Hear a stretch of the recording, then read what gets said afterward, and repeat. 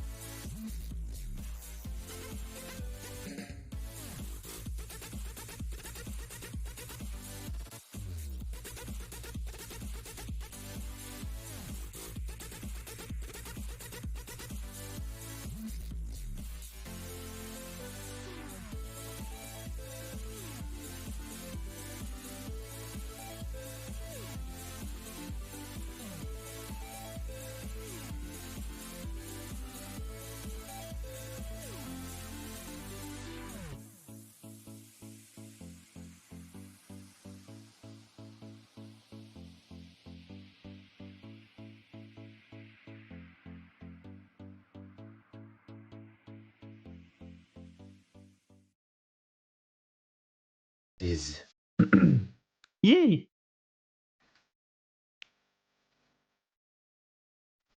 And oh, I see. Now here we are. Kakyoin. Welcome to the stream. I'm gonna have to abruptly end the song.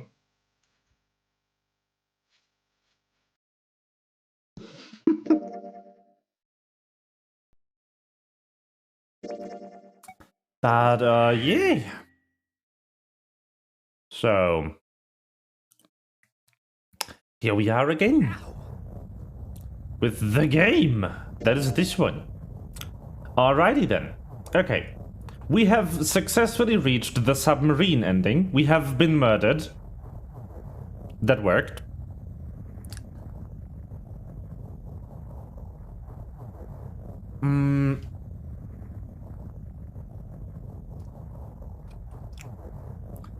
But yeah, so far, we got murdered,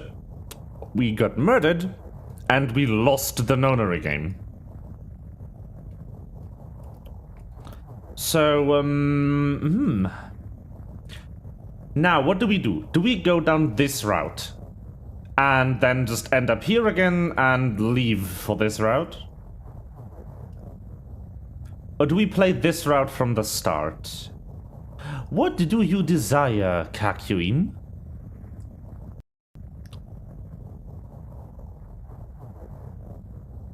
Which route will it be?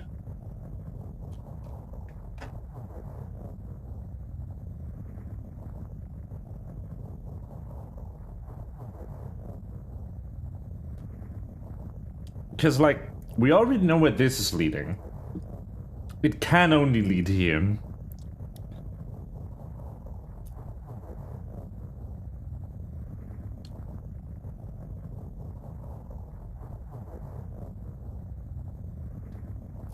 I'm pretty sure there is. Everything, the entire game, seems to be set up to let people survive. Ace even was the murderer of the 9th man. Zero hasn't killed anybody, like, directly. Zero only killed the 9th man by association because of the bomb.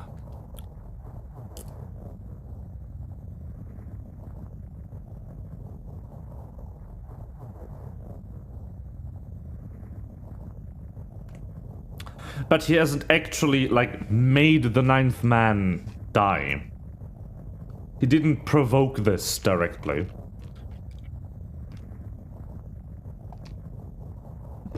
That's odd. It shouldn't be. I'll just move the application over to the other screen so it doesn't get fucky.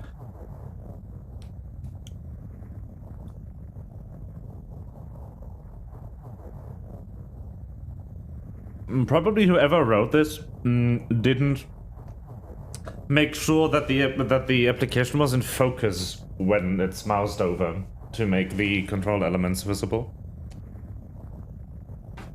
Because on my right screen, it was literally right here, behind the game window. So that might have fucked with it. I kind of wanna get this one first, you know?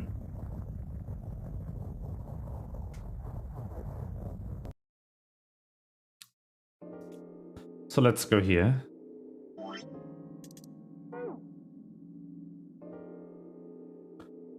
Let's go to the third choice, which is insisting on door 3. I want to go through door number 3. Nope, you can't. Huh? Why? Because it's impossible.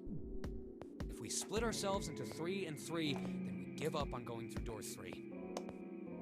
Why? The bracelet numbers for the 6 of us are 3, 4, 5, 6, 7, 8. There are 2 combinations that can go through door 3 with 3 people. 3, 4, 5, or 6, 7, 8. That's it. Of course, 2 teams can't go through the same door. I see. That means one team would get left behind. That's right. That doesn't happen if we go through door 7 or 8? No, they're fine. We've got 3 options. Option A, have 3, 5, and 8 go through door 7, and 4, 6, 7 go through door 8.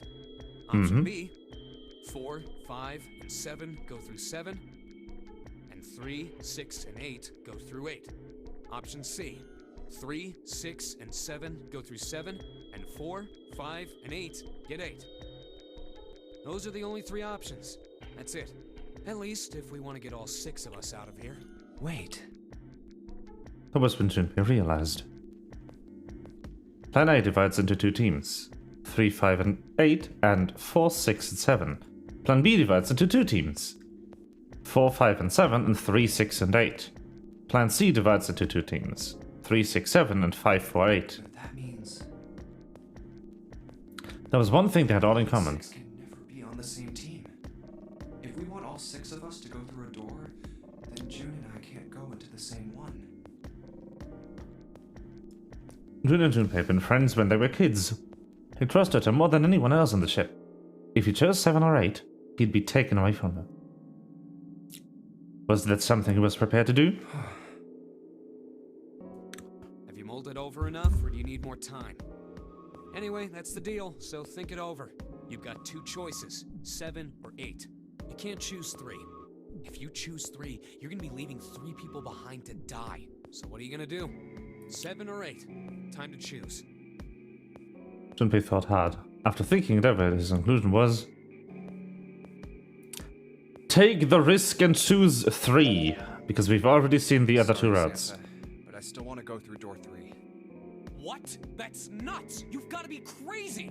Why the hell are you so obsessed with that door? I'm just Junpei paused. He swallowed the words he'd been about to say. curious about door 3. That's all. That doesn't explain shit! I've got a reason. I'd be happy to explain it to you if you'll just come with me. With that, he began walking toward the door. The curiosity likely getting the better of them, the others followed. A few of them looked suspicious, but Junpei told himself that wouldn't matter. Kept walking, kept silent. Eventually, they arrived at the door number 3. Junpei stopped. Curious about the red. 7, would you mind authenticating for me? Why? Please, just do it. He stared at Junpei for a moment, then grunted and laid his palm heavily in the scanner. Happy? Yeah, thanks. The number 7 has been entered into the red. Next is June. Jumpy, what are you trying to figure out? Yep. I think Junpei thought about his answer for a moment. I might have found another way out. What? Really? That got them excited, just as Junpei had intended. Please, June? Oh, okay. 7 plus 6. 4.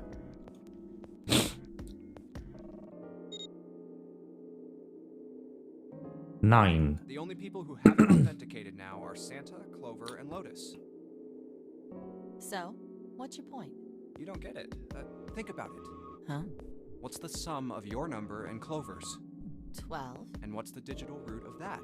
3. Which is Santa's number.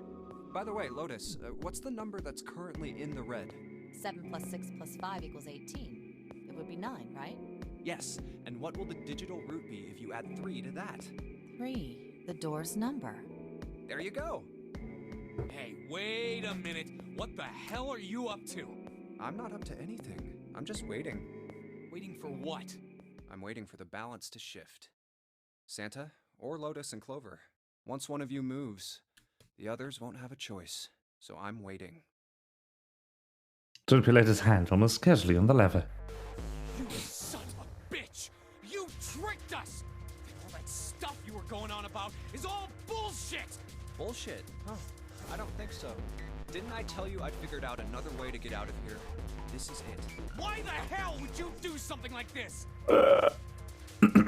Junpei bad. Junpei evil. Jumpy. You did this just so you could go through the same door as June. That's it? Santa was furious. His face was red and flecks of spit flew from his lips as he spoke. Junpei closed his eyes calmly and then opened them again. So, who's it going to be? Santa? Or Lotus and Clover? Shit! Let's go, Clover.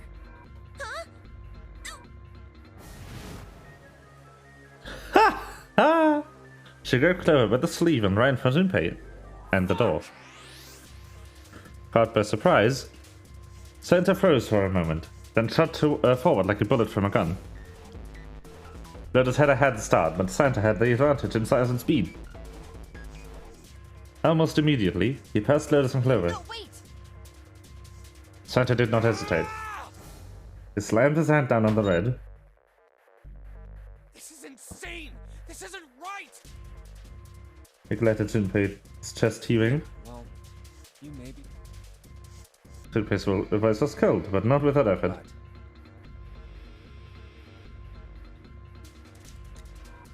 He turned to the red and pulled the lever.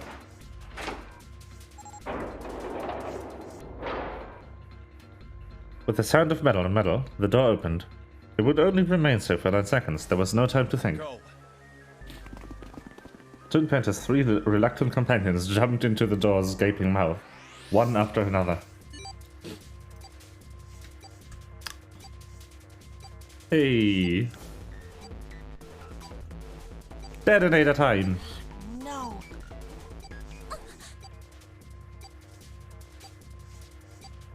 They stood still, stopped where they had been when Santa reached the red.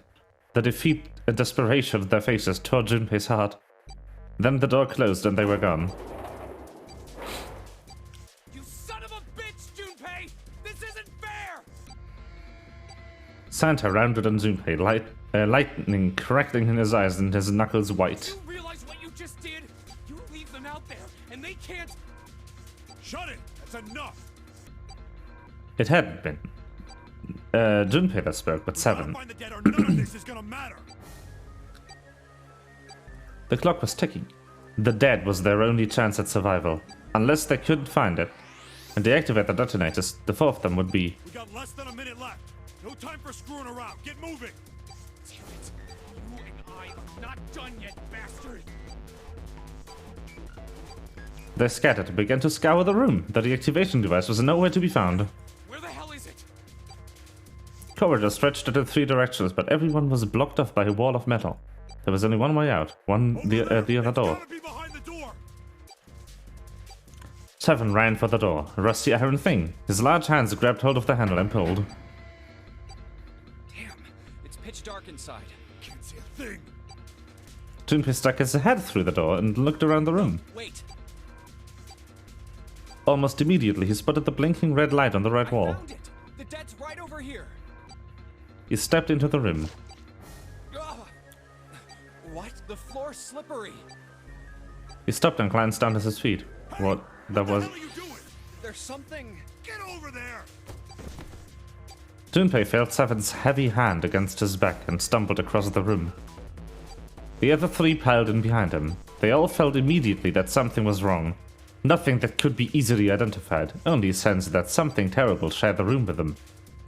But there was no time to say so. Quick! Get to the dead! They all started running. In the dark, it was hard to tell where the wall was. All they could see was the tiny red light blinking at them over and over and over.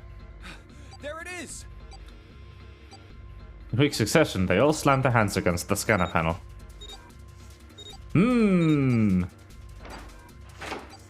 Yummy!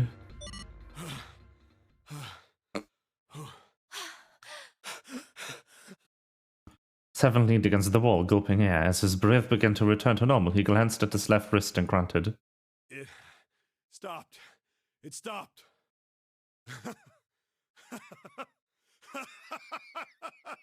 Well, this isn't Snake's corpse. It isn't Snake's. This is some other person who just was here and died. Junpei could hear nothing in the dark, but could barely make out the larger man's face. I don't think I'll ever get used to doing this. What the... The sound of retching came from Santa's direction. What the hell is this smell? This is vile. I'm gonna puke. Yeah, but you said snakes, not corpse. This isn't snakes.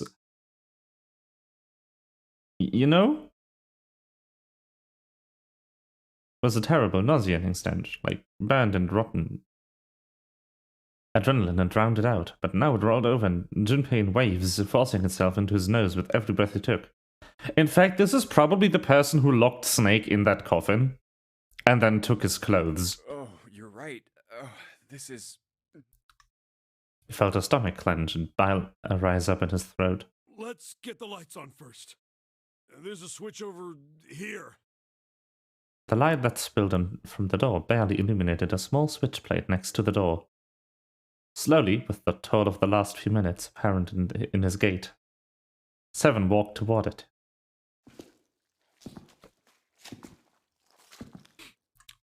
He stopped as he got close and extended his fingers toward the switch. Okay, guys, I'm flipping it on. There was a soft click as the lights came on. Just as the lights turned on, June took in a short breath and... Yes, a scream echoes through the room. Junpei's breath stopped in his throat. His heart ceased to beat. Time froze. His mind scrambled to make sense of what he saw before him. What? Hey. Oh, this is... What was left of the body sat in a sea of blood. Chunks of flesh torn from the body sat in the blood like tiny islands in a great red sea. A vast ragged hole had been torn in the torso, and what remained of his intestines spilled out of it like fresh spaghetti. Smaller chunks of meat had splattered against the wall and become stuck there as they dried.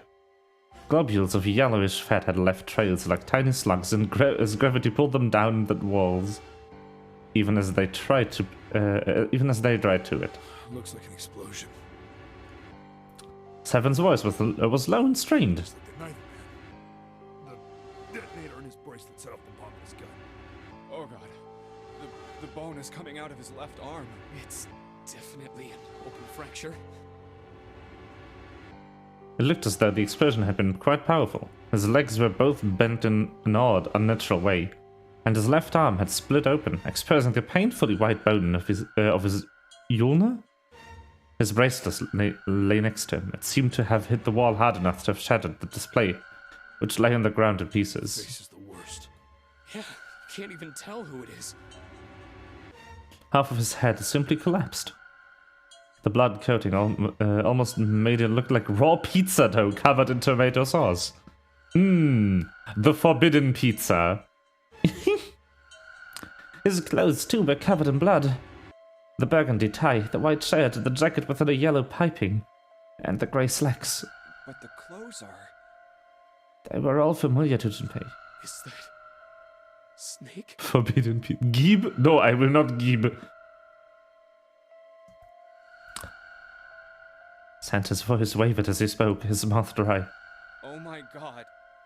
Finally, Junpei spoke. Why did this happen? Suddenly, June was screaming, her voice broken. It was an eerie scream, full of insanity and not entirely human. No!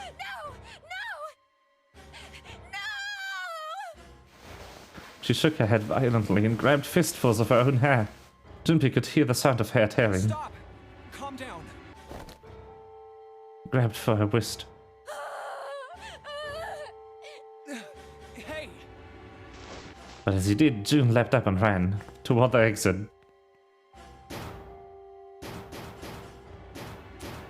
Please! Get me out of here! You have to let me out of here! She screamed at the door, her fist slammed against it with a hollow sound. Junpei could see drops of blood on her knuckles. Why are you doing these horrible things to us? What did we do to deserve this? June. She screamed again, a desperate, mindless cry, her fists flailed against the door. Get me out of here! Please! Please! Just let me out! June. Junpei couldn't watch anymore. He ran to June and wrapped his arm around her, pulling the screaming girl away from the door. Calm down. I actually really wonder who murdered everyone in the submarine ending. Get off of me! Let me go! Let me go! Please, calm down. Like, that's the one I can least figure out right now. She scrambled for a moment, her legs skittering across the floor, but her resistance didn't last long. Because if this also leads to the same submarine ending, you know, which it does according to Flowgraph Senpai, if this is forced to lead to the submarine ending, that means that the 10th person in here is already dead at this point.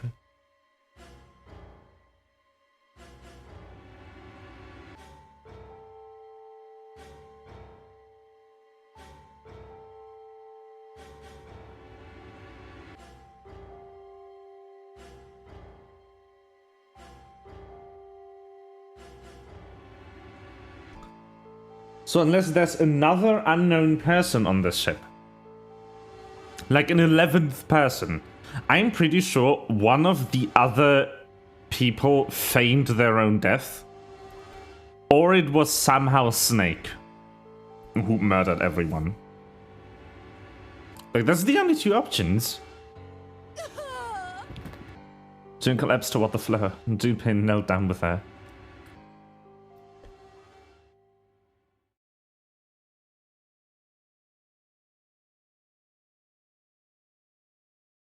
She felt drops of something warm and wet. Was she crying?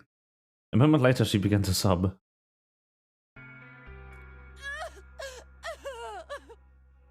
Her shoulders shook and great hot tears rolled down her face like rain. We're gonna be fine. It's gonna be alright, June. It's going to be okay, Connie. Her name was a wisp. I'll be here with you, okay? She nodded once. Thank you. Thank you so much, Jumpy. A trembling voice pulled at Junpei's heart. He stroked her hair gently. His face was so close to her. The scent of her hair was nostalgic. Do you feel better? Yes, but I'd like to stay here. For a little while, at least. Jumpy's body is so warm. Huggies! Several minutes passed before June's tears had dried. Junpei stood up. He bent down, put his arms under June, and helped her to her feet. They didn't speak. Neither did Seven or Santa. A person was dead. They had died in that room, a terrible way. Junpei knew there was no way he could make himself forget that. There was no way any of them could forget it, but mourning would do no good. They spread out to search the room, but each felt as if their heart was made of lead. We better get to it.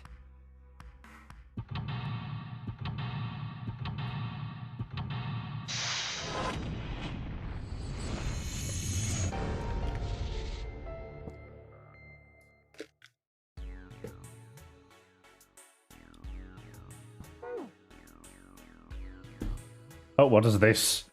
Woo! I never pressed WASD in this. Nothing usual there. A thermometer.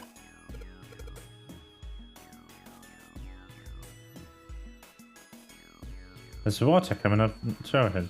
See, shit, it's hot. Really hot. Man, the water must be about boiling. There's a piece of paper tied to the pipe with a wire. Drainage valve operation. Please do not flush the water in these pipes. Doing so may cause the drain to overflow. That's how we came in. I guess it's not locked, but there ain't really any point. All that's out there is the number door. You can't go back through the number door, even if you wanted to. This letter's written in blood. LLR. Do you think that might be some sort of dying message from Snake? No, that's impossible. You saw the body. You aren't doing anything after something like that happens to you. And this... The way the blood dried tells you it's real old. Whoever's blood this is, it ain't Snake's. And you're saying this blood was pretty a long time ago? Yeah. Interesting.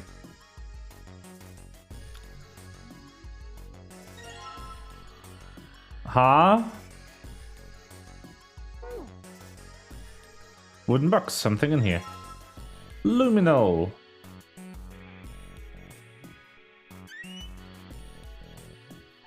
Bucket! Junpei reached for the broom, and as he grabbed it, he heard a soft voice from behind him. It was June. Rabbit Hutch. Huh? He turned around. June still looked sadly pale, but there was a smile on her face. You just reminded me of it. The rabbit hutch. How did I remind you of something like that? Jumpy and the broom. You're always playing around with the broom in front of the rabbit hutch. I was. Don't you remember? Junpei stared at the broom in his You hand. mean you don't remember that summer either? She looked very, very sad. Ah. He shook his head. Of course I remember. How could I forget something like that? It was terrible. Backstory! You know, I'm still trying to, like, piece together what everyone here is doing here. Like, okay, so we know why Ace is here. We know why Seven and Lotus are here. We have no idea why the ninth man is here, but if Ace knew him, he probably was involved with the pharmaceutical company as well. We know that Snake is here because he was a participant in the original Nonary game. But we have no idea what Santa, Clover, June, and ourselves are doing here. There's 4 unknowns so far. I think that Junpei being here has something to do with June, though. Like, the reason that he is here is the same reason that she is here. Because the only connection to, like, her that we have is that June and Junpei used to be childhood friends. And there's, like, nothing else.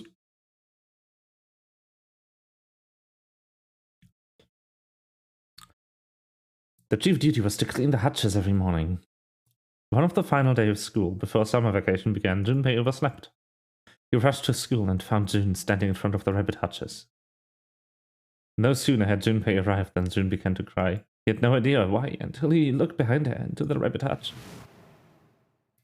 The first thing he saw was blood. The hut was filled with dead bodies of the rabbits. No, the bunnies!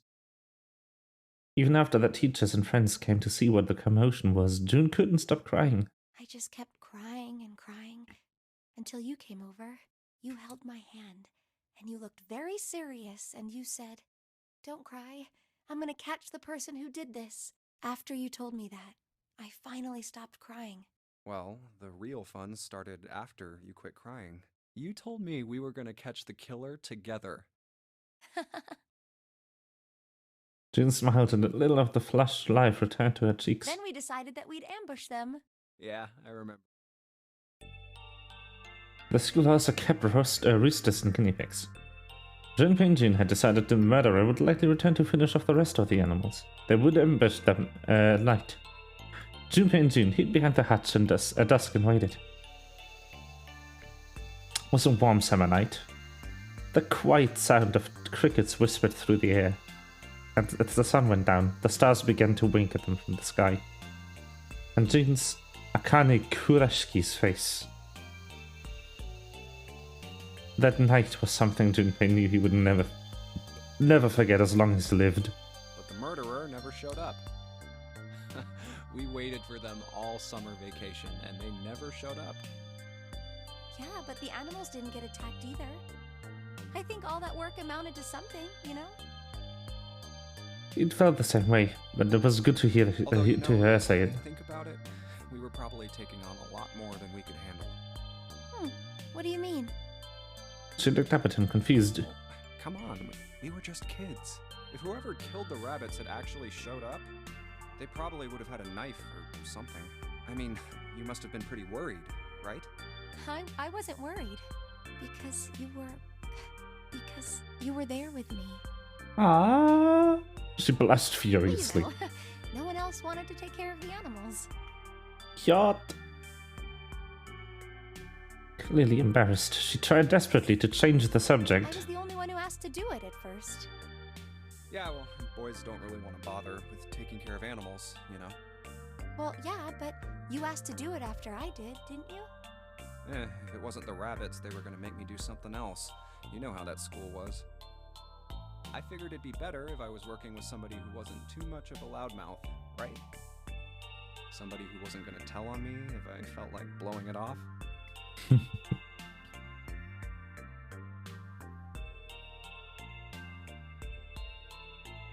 Really? That's why you volunteered?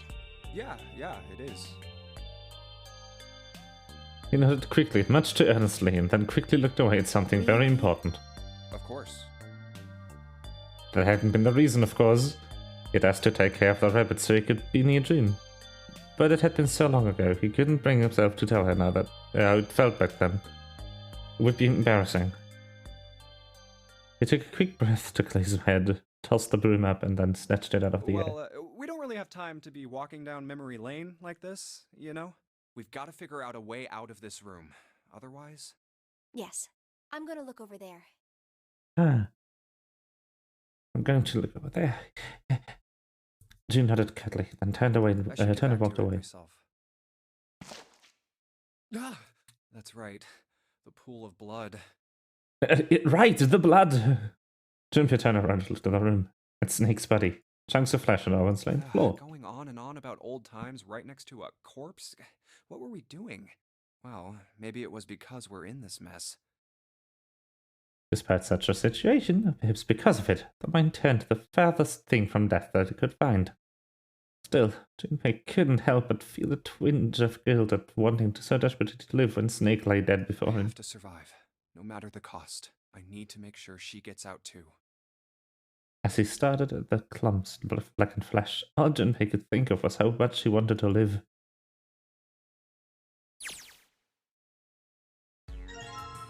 Broom! Toilet! What do you think this is? Looks like tar. Kinda sticky. Don't think we can just wipe it off. Without just pouring some water on it's gonna help much either. Hot water? If it's some really hot water, like boiling hot, then maybe that would wash it off. Wow, how lucky that I have a source of boiling hot water right here.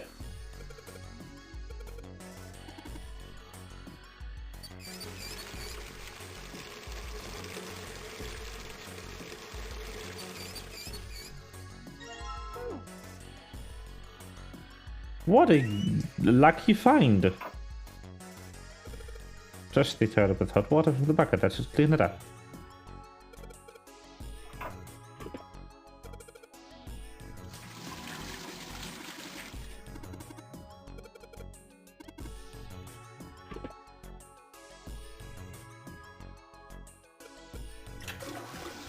Oh, there it goes, just like a toilet should work. Anyway, a screwdriver. The toilet screwdriver. 185 equals 5. You got me to numbers. Nothing in the toilet. That would be gross.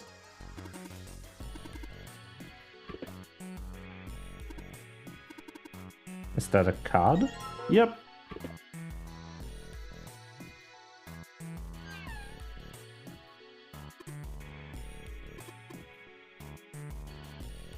Yeah.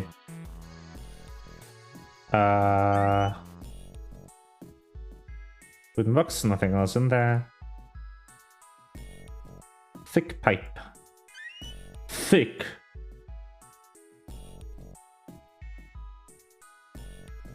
Toilet paper on the shelf. Yay.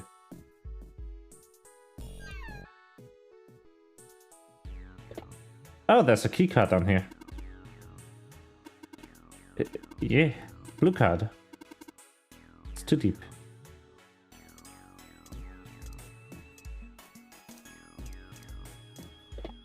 Oh yeah. Yeah. Okay.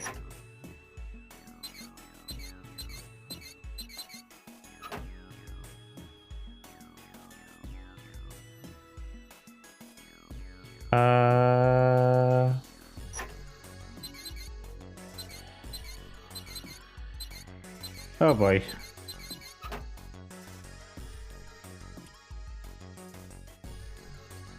Okay, so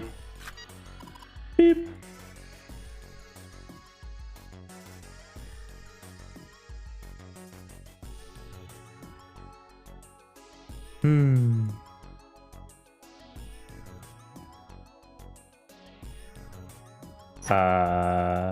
Left, left, right. Left, left, right. No?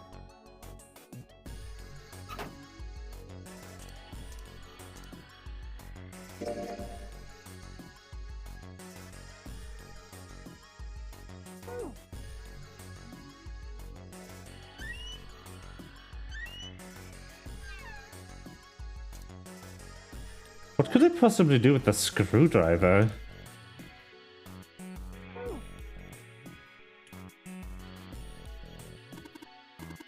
Don't really think we're supposed to use the luminol here. Yeah.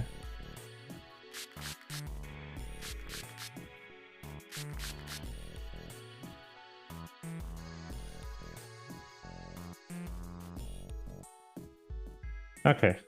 And then... not bucket. Broom. I can broom.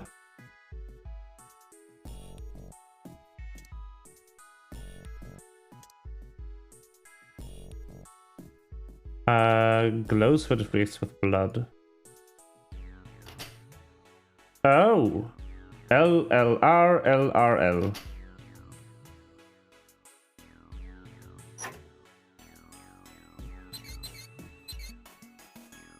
I did put a person in the wall. I wonder if it actually did anything.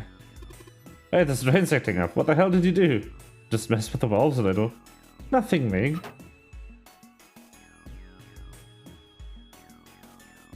The valves. Woo. Let's put him right off the drain. Blue card. Key card. And then the toilet paper is probably, like, the hint.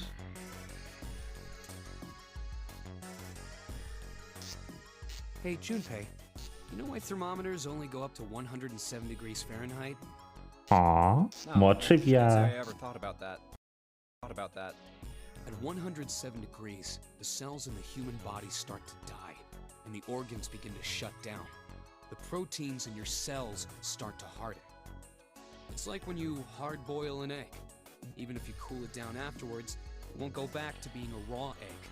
In other words, it's dead. That's why thermometers don't go past 107. There's no point. Oh yeah? But it's pretty rare for a fever to get that high.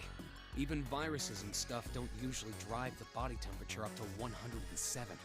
Of course, there are other external things that could. Aww. Like what? Well, let's see. Something like getting locked in a sauna. Or getting thrown into an incinerator and burnt to death. Yeah, I guess that would get a little hotter than 107 degrees Fahrenheit. All right, I got it. Woo! Huh? What's up? Nothing. Forget about it. What was that all about? The incinerator was probably about his sister.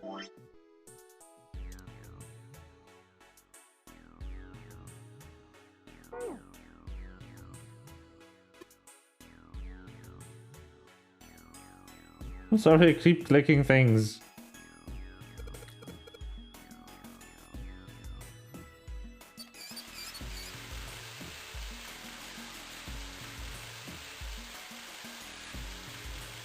Yep, looks like that's doing the trick. There goes the guards. Gauge. Gagi. Gagi. Look, it opened. What's this? Looks like there's a piece of paper in here. 457 plus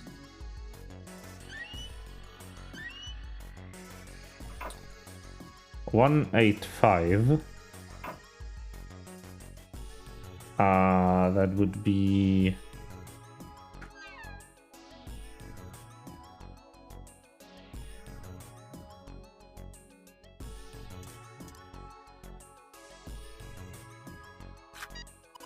okay.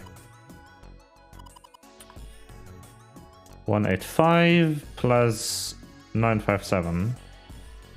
Cool. So demons sometimes use this. Yeah. Yeah. 1, 1.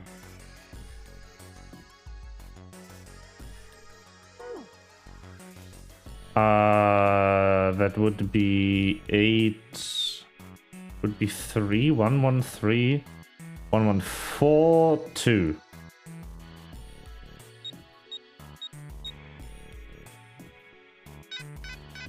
No.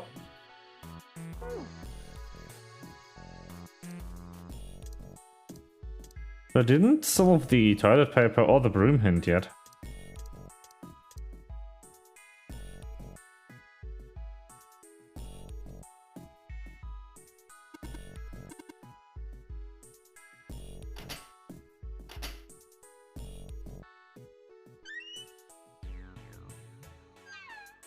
I don't have a broom. What does the broom do?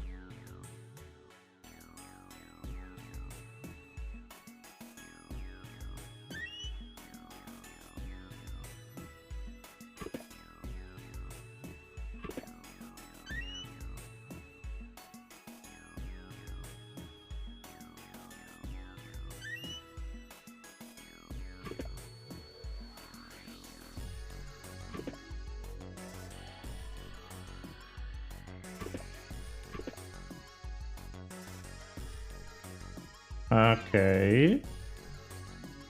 I'm a little confused, I'll admit.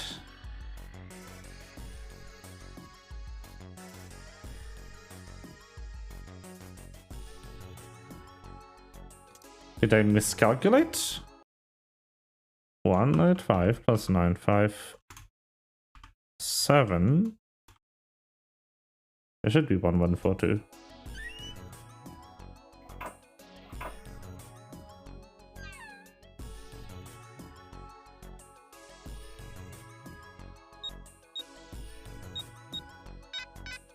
But it is not the solution.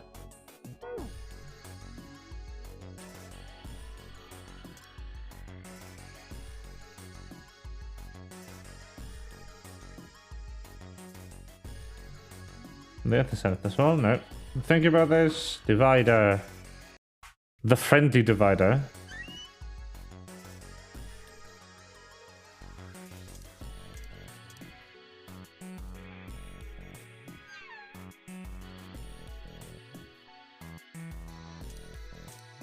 What is the toilet paper for?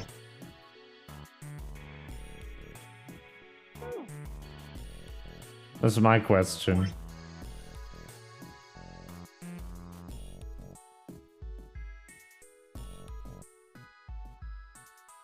X... like...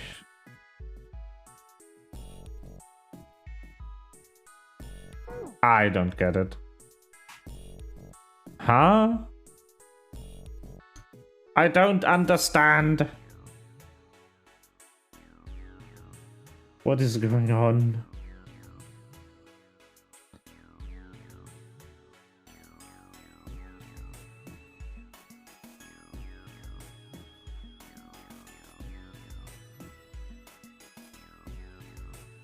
Don't understand. The shower room. Can I look at the ceiling or something?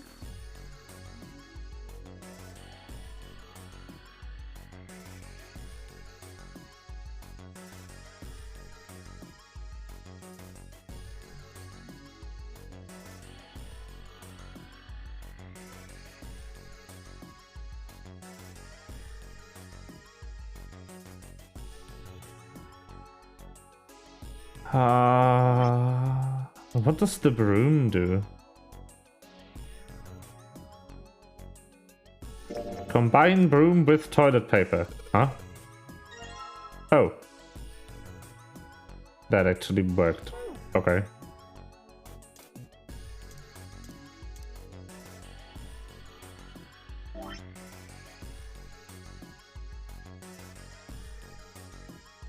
Oh, there's more numbers here. Looks like the symbols line up perfectly. It says 6, 3, 4. Alright then.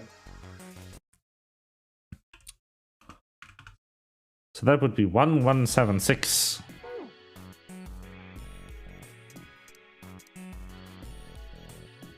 Uh, 1776. Aha! Okay, wrap toilet paper around a room was actually the solution. I did not expect that. But okay. Okay then. You found it. Woo! There's a large iron door at the end.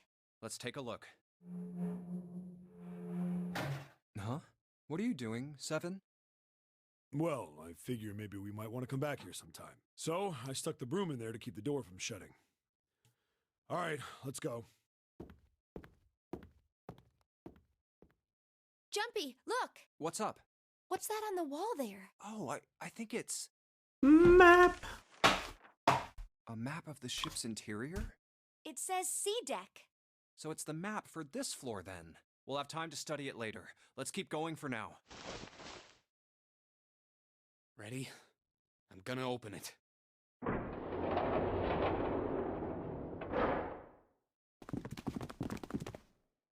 What the? You're shitting me. We're back. Yep. We are. Yay. Clover! Lotus! And Ace! I'm glad you're all okay. Lotus? What are you... How could you do this to us? Knock it off. We got bigger shit to worry about right now. What? Go have a look. I stuck the screwdriver in the door. That door over there, the one without a number. So long as the screwdriver's there, it can't shut, so you can get in there. There's a shower room past there. I stuck a broom at the door there too. Anyway, go take a look. Then you're saying we can go in there without passing through the numbered door? Yeah, Yes. that's about the size of it. Wait, what the hell is in there? You'll know when you see it. You will know. Fine, let's go. My goodness. I know I said I was sure you'd come back for me. I didn't think it would happen so soon, though. Should I go as well? Yeah. Very well. Yes, look at your murder victim. Go ahead, Ace. Go ahead.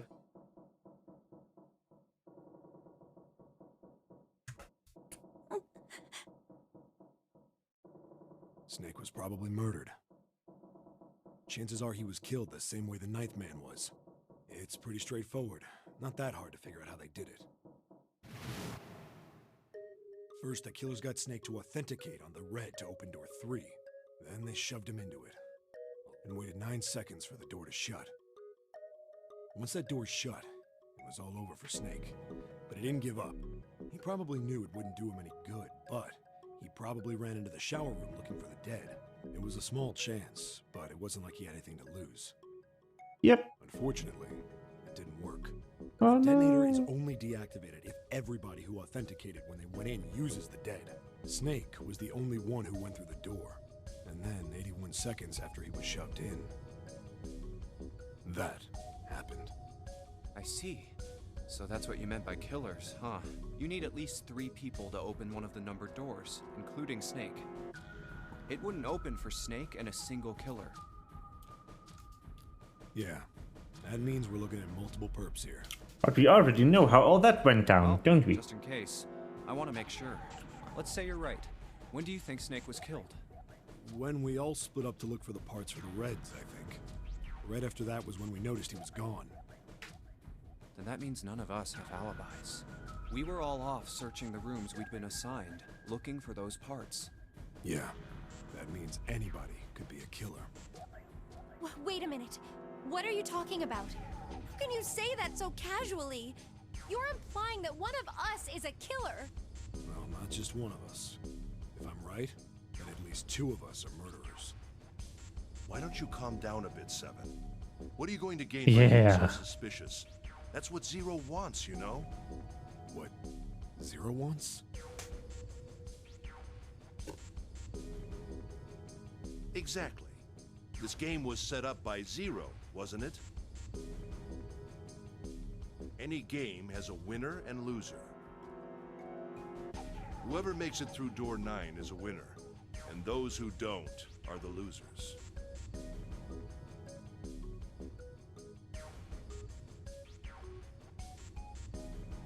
Zero is trying to make us fight against one another for that victory.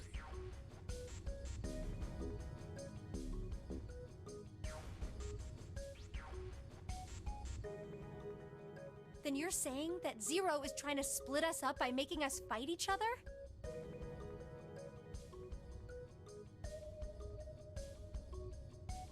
Yes. That is why we can't let ourselves fall prey to suspicion. We have to trust one another and form a strong bond of friendship. Otherwise, we'll end up ensnared by Zero's manipulations. Then does that mean that the person who killed Snake... Yes. Almost certainly Zero himself.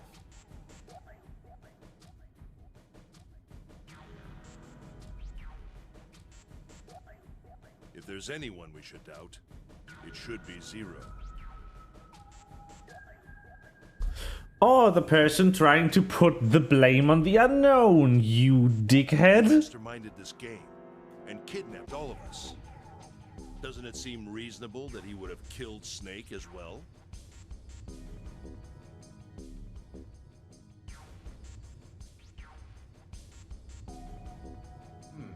Good question.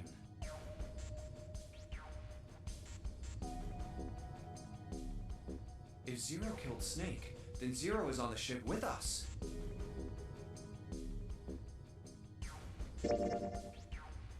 Something's still strange. Hmm? What was that? Well, I'm just wondering about one thing. And what's that? How can you be so sure that Zero's on this ship? Really, Junpei? I confess I'm a little disappointed. Isn't it obvious? Wait, it is? It is? This ship. Huh?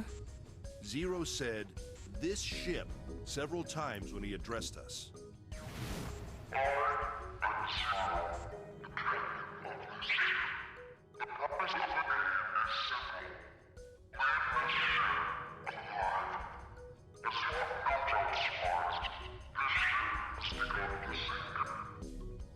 If he weren't here, he wouldn't say this ship, would he? This ship. He's saying something like, that ship, or the ship.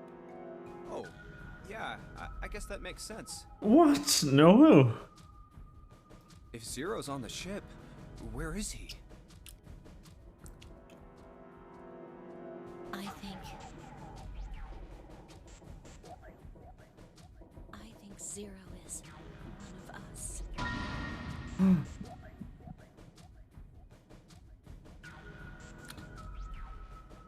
Oh my god. But yeah, we are now in this stretch right here. That's possible. Huh? Like Clover said, Zero might be one of us. What are you saying, Jumpy? Didn't you hear what Ace said? Exactly. I said we shouldn't suspect one another for no reason. No reason. I've got a great reason. And what's that? The bracelets. Why are the bombs in our bodies connected to the bracelets? You're all thinking Zero's hiding somewhere watching us, right? If he's doing that, then he could just detonate the bombs by remote control if someone did something they weren't supposed to.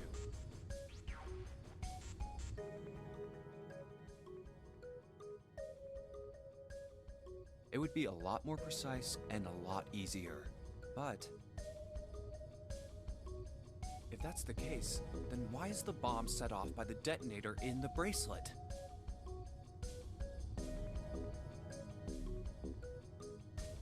Huh. You got a point.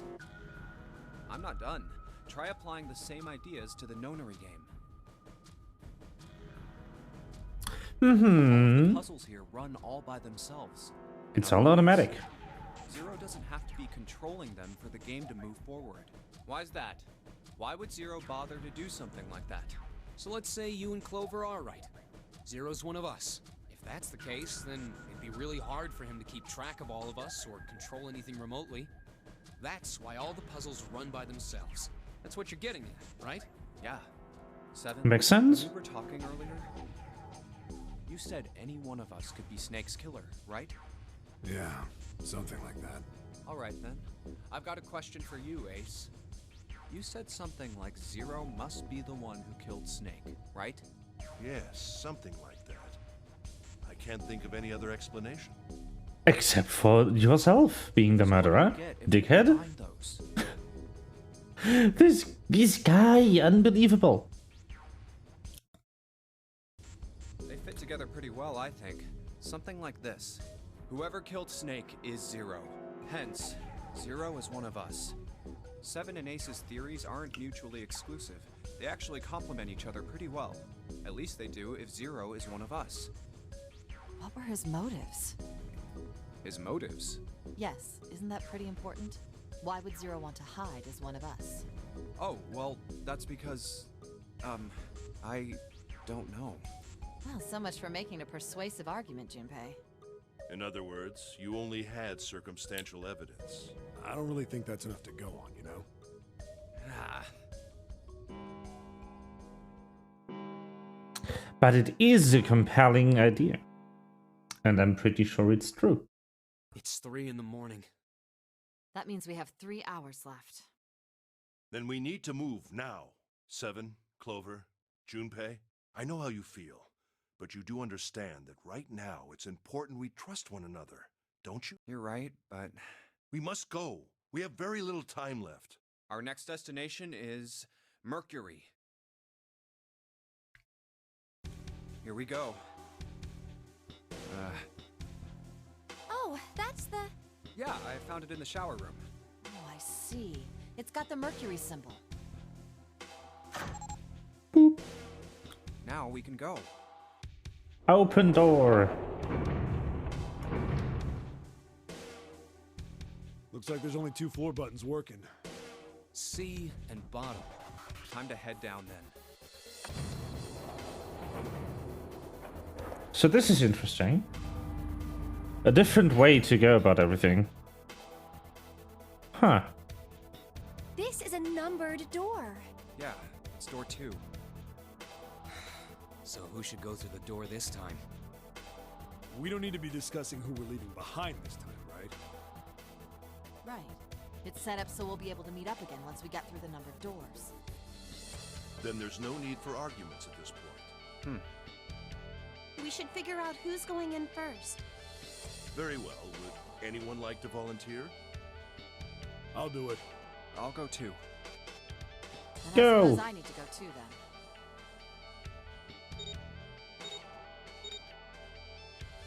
All right, we're taking off. Okay, please be careful.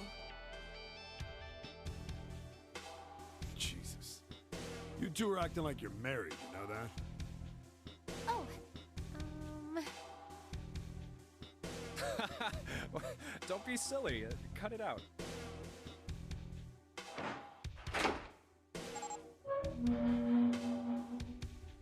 All right, let's go. Yeah. Let's do this. Go.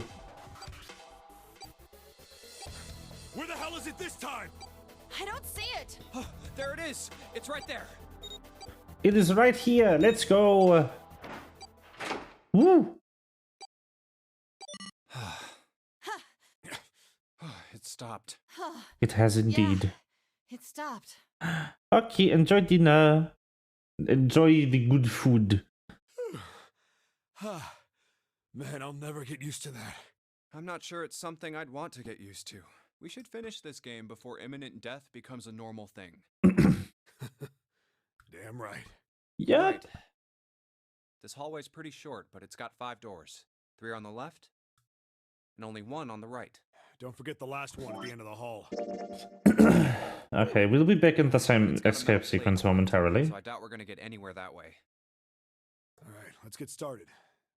I think we'd probably better split up. You two okay with that? Yes, no problem. Sure thing. Then I'll take this first one. I'll try the one next to it. Well, I guess I... Okay.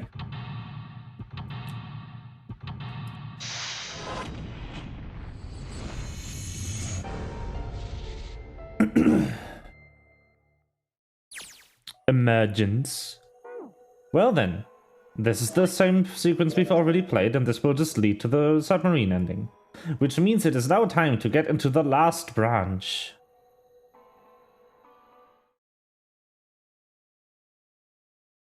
One, two, three, four. All right, 7 pieces.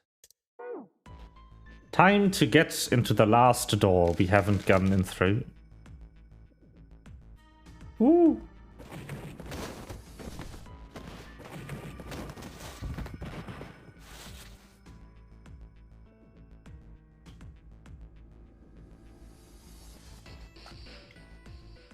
Okay.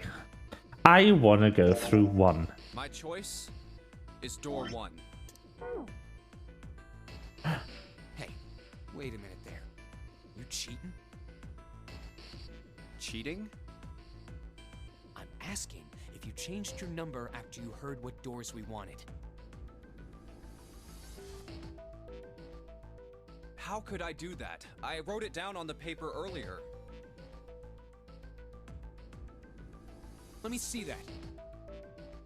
Sure, here. I had 3 pieces of paper ready. And I put the one with door 6 on it into the pot. Mm-hmm. Sneaky. Make sure I drew last. After I saw everyone else's result, I just chose whatever door I wanted. If the number I'd already put in matched, then I didn't have to switch the paper out. Well, what does it say? You got lucky. Very well. We've decided who will go through door 1. It will be Clover, Junpei, and myself. Our only problem is the 2 remaining teams. June and I want door 6. Lotus and I want door 2. That's not good. We can't open either of those doors with only 2 people. Aw. Fine. 7, we'll go through door 6. Sure thing. I didn't really want to go through door 2 anyway. Besides, if we've got a younger girl with us, it'll lower the average age. Right, June? Well, I Pig. You just wait and see. Calling me old. This is why men are such a pain in the ass. They're about as subtle as a brick. And they're at it again.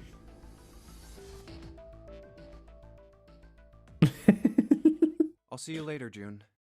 Jumpy. Don't make that face. It'll be like what 7 said. We aren't going to be split up permanently till we find door 9. By the way, what route are we on for this? We're on the left route, okay? Interesting.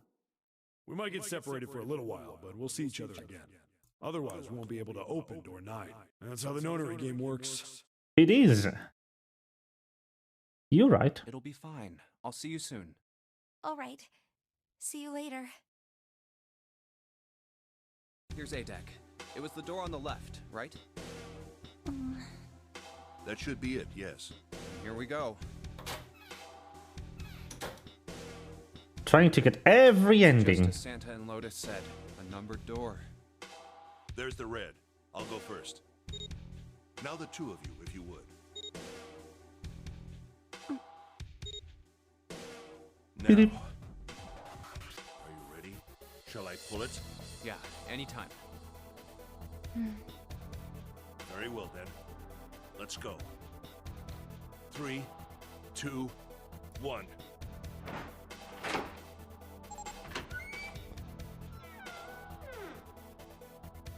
And it's open! Move it! Move! Go, go, go! Where is it? There. It is! Over there!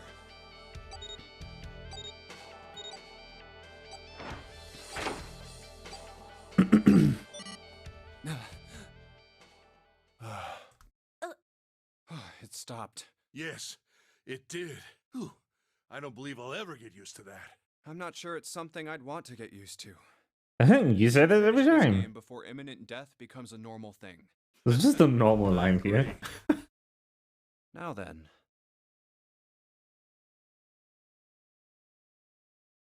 There's another door. I like that though, that it's just like this constant in the game. That they always come back to this line. Let's try opening it. So, this is the wheelhouse? It appears to be. Ace, you investigate the wheelhouse next door. Very well. Clover, you're in charge of this room. Say something. Okay, I will. All right then, let's get started. Let's go. Poor Clover.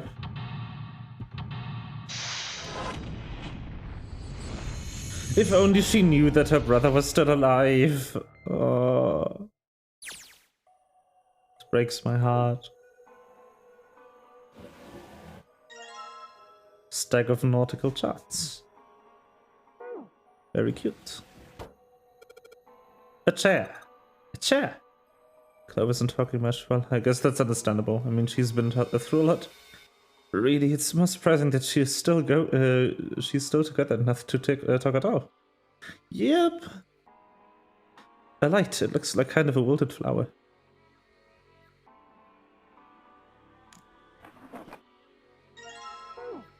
Pocket watch. Oh, pocket watch. Might I take a look at it? Hey, man. What are you doing over in this room? Oh, I just thought I'd come check up on the two of you. Is there a problem? Not a problem, but... Well, not a problem, but...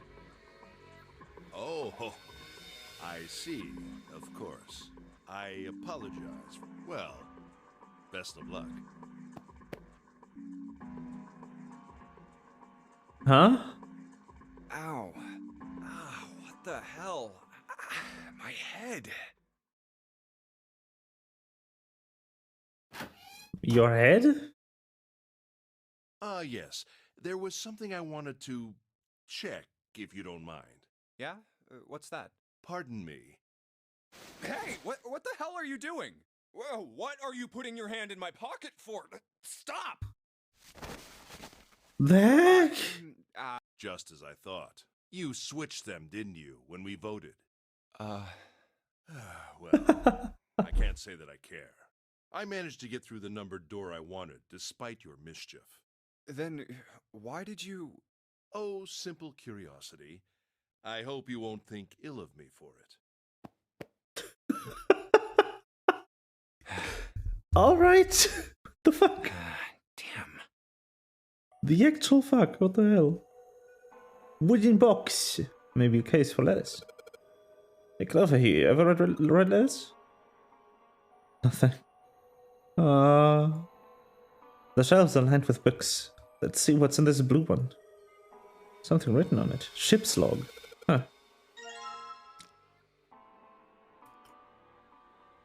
Right drawer? Nothing. Left drawer? Nothing. Center drawer? Nothing. A map. It's got the Atlantic Ocean in the middle. Agent P, what do you think of these red things are? Hey, they look like pins.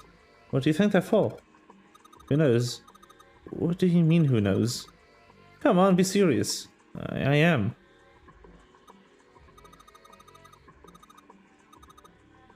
You shouldn't have, like, hints or clues or something? Yeah.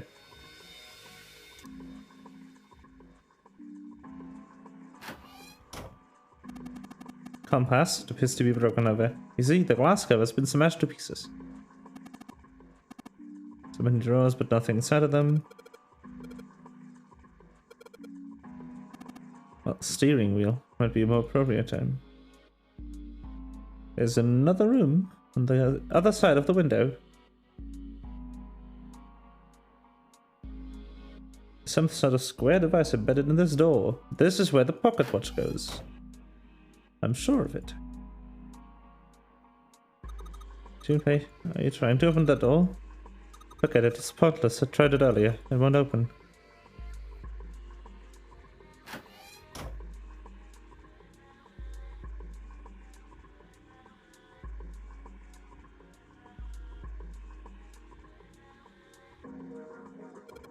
Compass.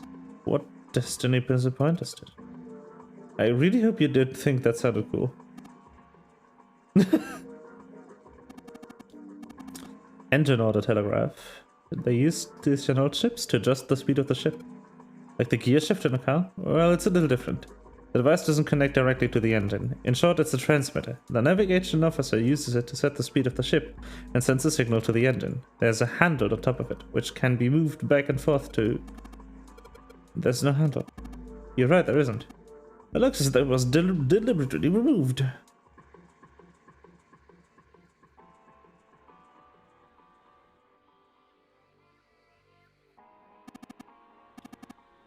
I often used to subdue large men like 7.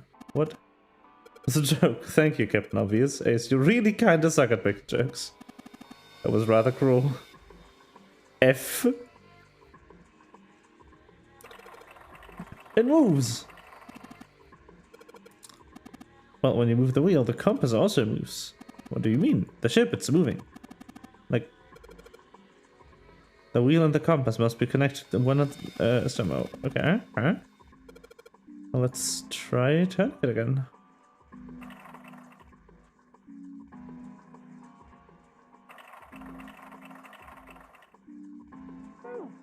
Huh.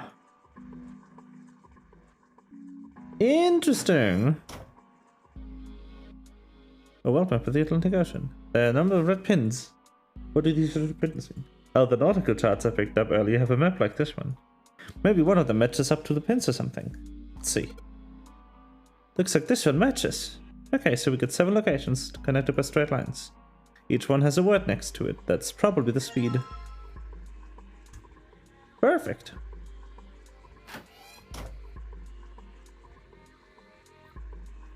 Nice. I need to check something real quick. I just remembered that I haven't exported my VODs to YouTube for a hot, like, month. I hope I didn't, like, lose any. Ah!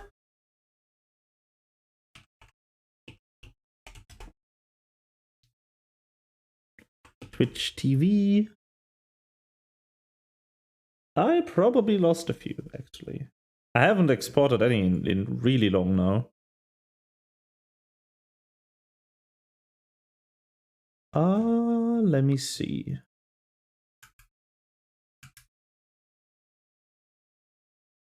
So, the latest recording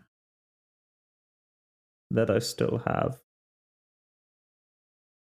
of a past broadcast. Oh no, they're still good, actually. The latest upload I have was a Legends Arceus stream from the 23rd of February. So...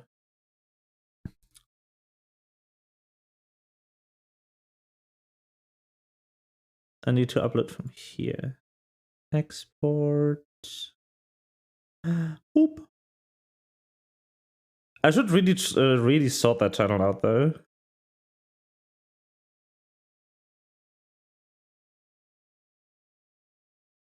I'm just randomly exporting them now.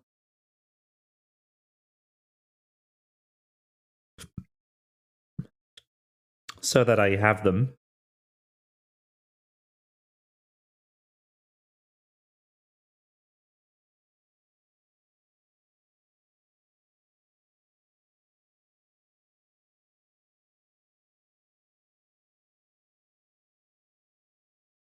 Doors game.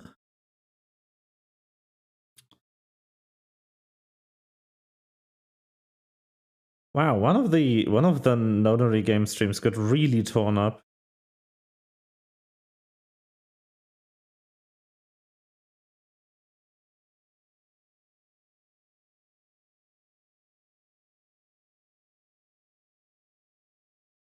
muted audio on those. That is strange. Why? And where?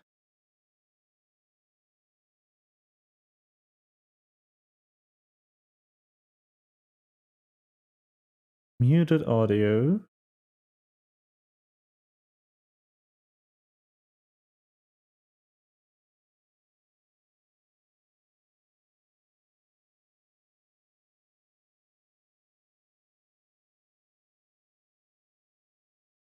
Oh, it's from the music I use. That is weird.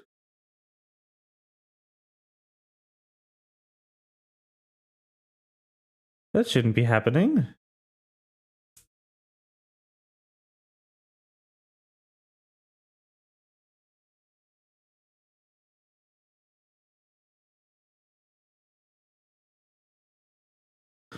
I need to figure that out later. Anyway, back to game.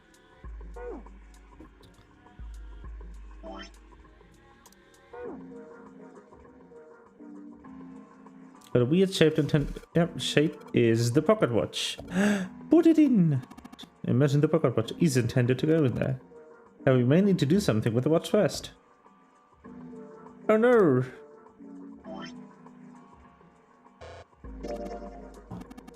Does appear to be working. The hands have stopped at 5 minutes, 39 seconds past 10 o'clock.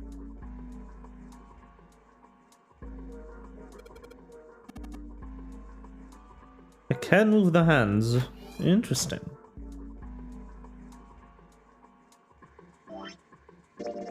Okay, so we have the ship's log.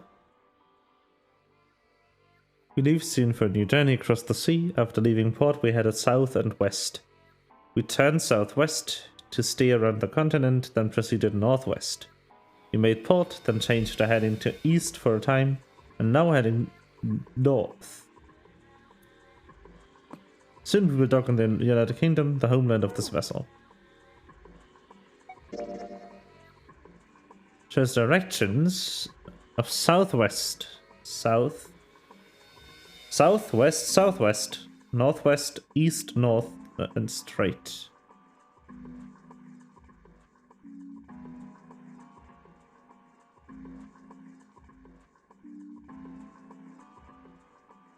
Yeah.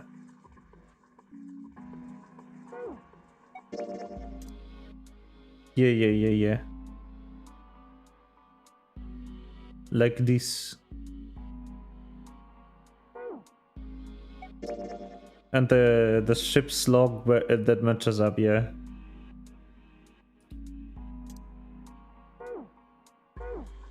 Okay.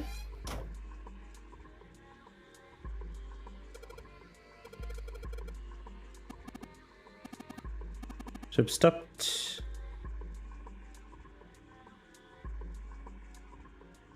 Oh, what's up here? Electronic scoreboard. Imagine it was added recently.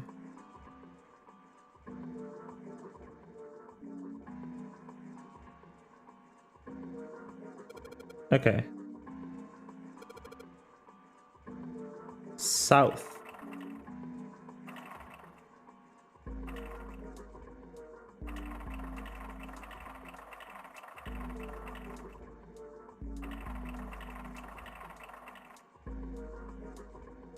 South it is. Nothing's happening. Must be a clue somewhere, yep.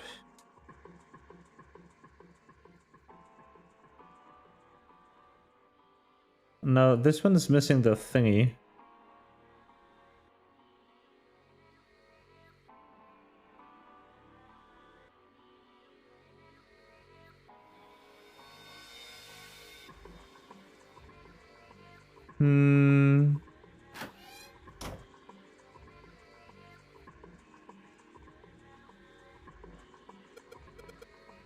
None of these look useful. It's a light.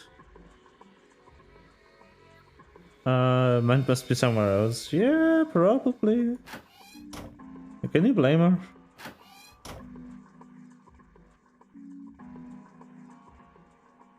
The dead.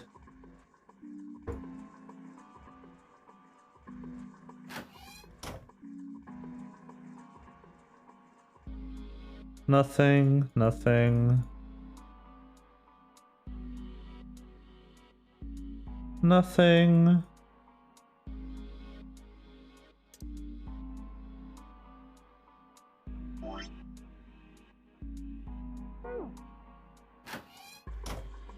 Isn't time anywhere? I'm definitely missing an item. Somewhere in here. Little plates, yeah.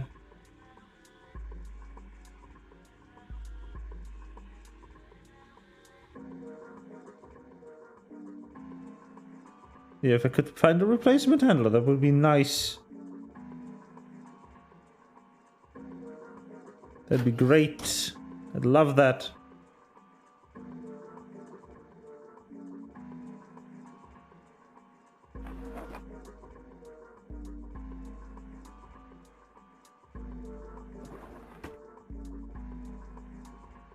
A chair. Nothing left in here.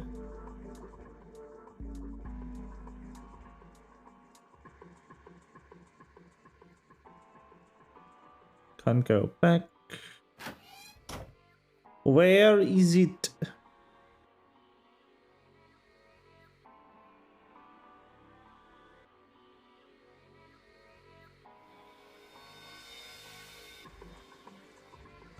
Okay, yeah, the watch has to go here, but it has to be set first. Ah!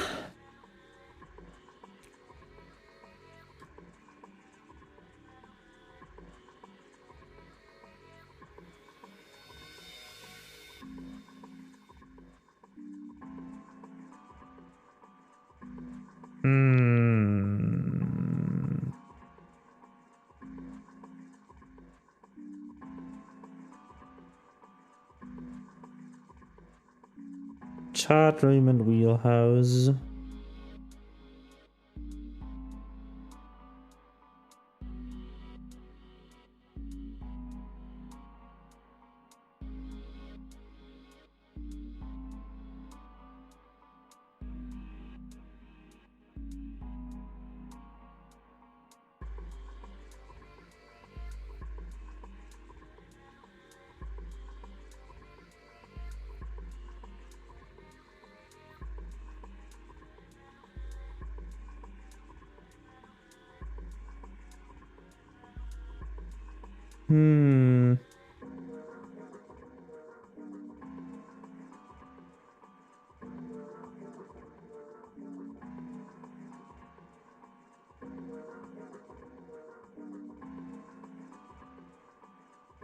Okay, so it's... Maybe... I don't know what to do.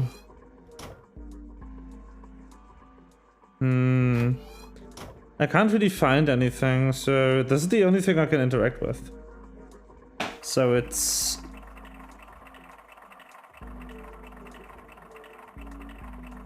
It's south... west... southwest... northwest...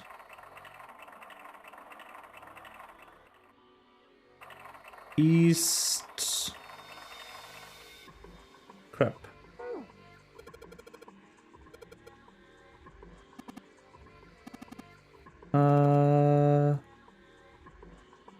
It is what it means. Then maybe it would show the order that I'm supposed to enter this stuff in.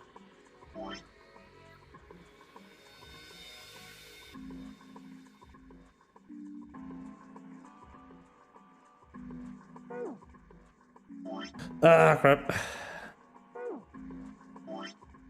But am I dead on? Like... Southwest, southwest, northwest, east, north, and straight. South.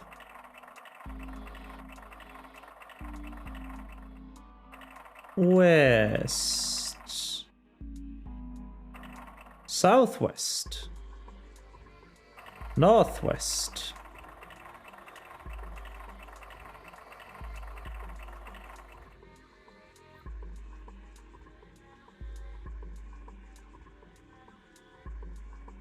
That is northeast. I'm stupid.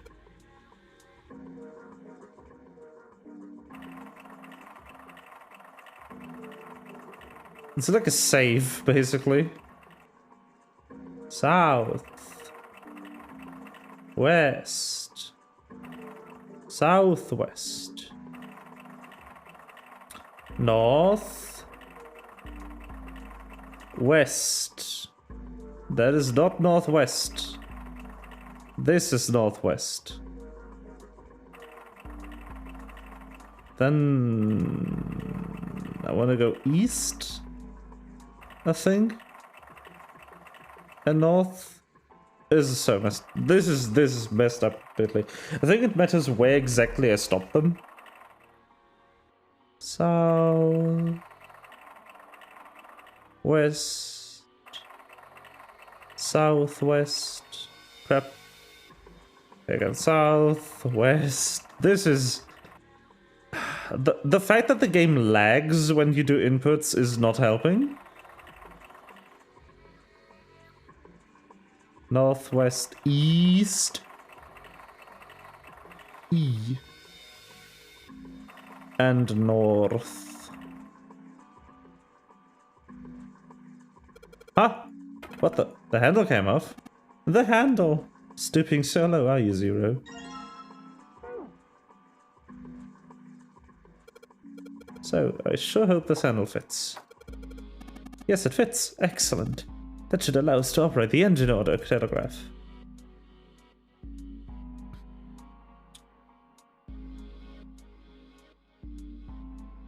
Okay. I want to look at the hint. File. Ship's log. Full, half, slow, full, half, dead, stop. Full, half, slow, full, half, dead, stop.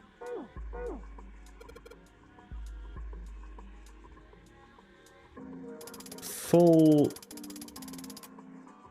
half, slow, full.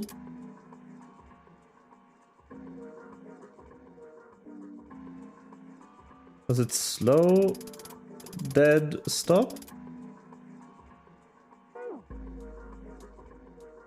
No?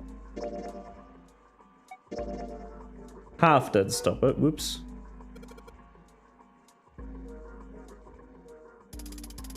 Full, half, slow, full, half, dead, stop. Haha! That's weird. Thought I put in the right speed. Did I mess up? No, I don't think so. Look, something's happened on the back wall of this wheelhouse. Yeah, you're right. Let's check it out.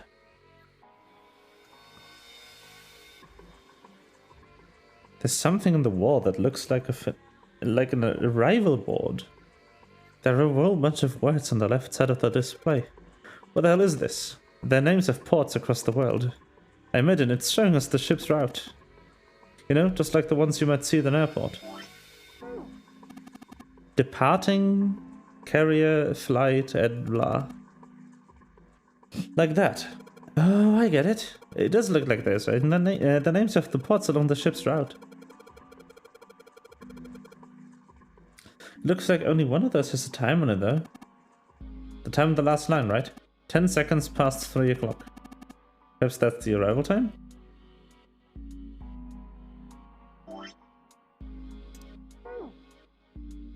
A digital stroke on the left. Last line says 10 seconds past 3 o'clock. That must be the estimated time of arrival at the final port. Oh, perhaps. Oh, what's he doing? Excuse me, Junpei. Hey, he just took my pocket watch. What the hell are you doing? Just trust me.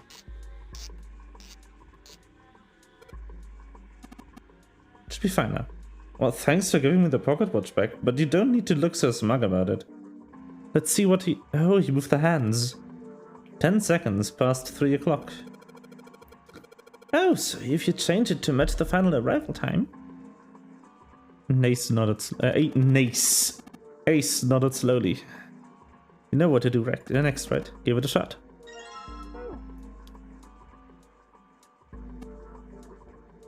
Boop, beep, Looks like this is some sort of lock. It's got a weird shaped indentation in it. Actually, it's shaped just like the pocket watch I've got. Let's try putting this in here. Yes, it says open now. Good work. It seems like you were successful. Well done, Junpei. Hey, Clover. What? Look, we unlocked the door. And we can get out of this room. Oh. Well, let's go then, Clover. Poor Clover. No. The poor bean. I feel like I'm gonna die at the end of this again. You know?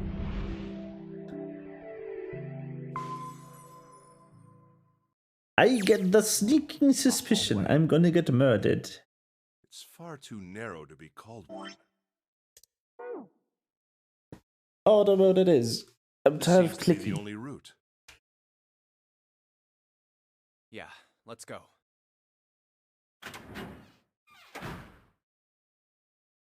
Wow. Well, these machines are weird. I've never seen any of them before. Huh? Wait, this one is... Ah, yes. A telegraph key. These were used to transmit Morse code a long time ago. This must be the communication office. And that door? Captain's quarters. Huh. That's what it says. Then, do you think...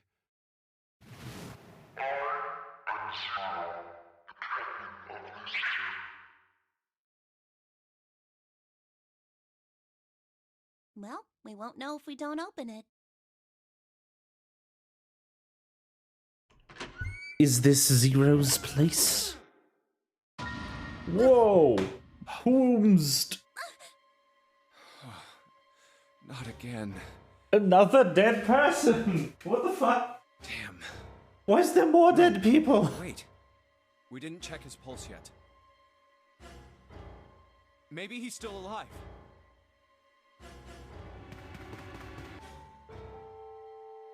No pulse.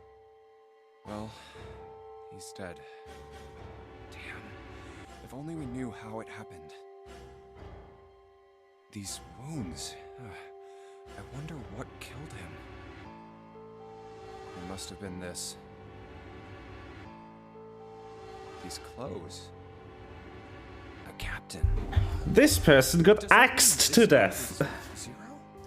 Nah, he has a bracelet. Bracelet zero. No, this... Junpei. May be wise to find a way out of here first. Yeah, you're right. But who killed him?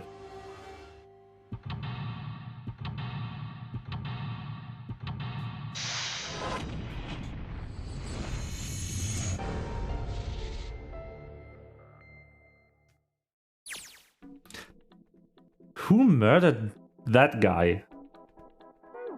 With a zero bracelet. There's blood on the chair. Do you think it was the dead guy? Probably. Who was that? Why is there more people? It's a lamp, but it doesn't turn on. I don't think there's anything special about it.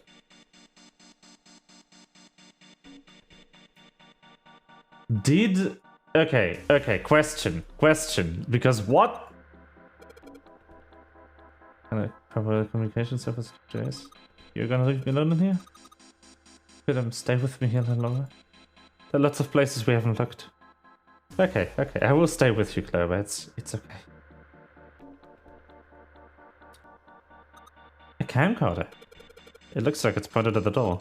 Oh, the power's on. How would someone videotape a door?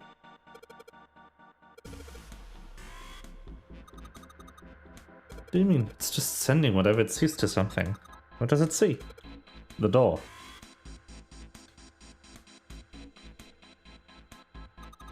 A bed. Nothing on it. You could sleep. They look like batteries. There's a cable running from them to the monitor. The chair. What's the deal with this? It's some kind of code. The 4 rows of numbers and letters. They all start with a 0 and end with an 8, F, N, or V, respectively. Maybe this has something to do with a number basis? That's it. The drawer. Nothing inside. There's a bunch of weird buttons on here. They probably switch what you see in the screens. You know how to work this thing?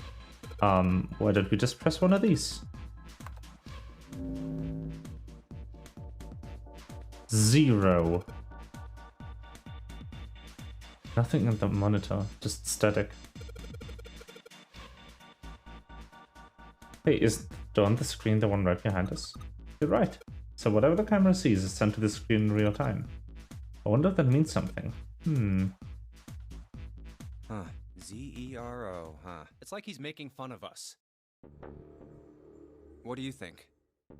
Nothing. What about him? Do you think that's really 0? I don't think so. There's no way that's him. Didn't I tell you already? 0 is one of us. Yeah, right. But who's that then? I know it's important to figure out who this guy is, but don't you think we should figure out how to get out of here first? But... Please, I don't want to waste any more time. All right, sure thing.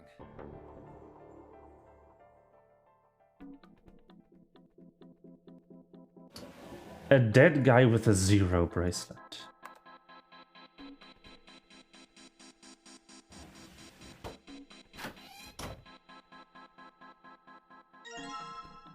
Screwdrivers. So I have the sneaking suspicion I'm gonna get murdered by Ace again. Old telegraph machine, nothing suspicious here.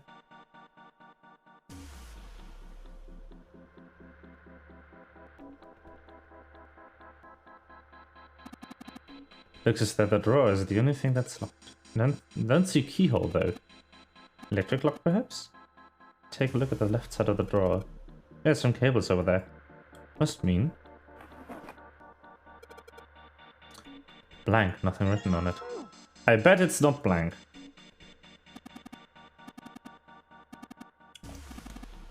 Imagine it's broken. I don't think it's broken.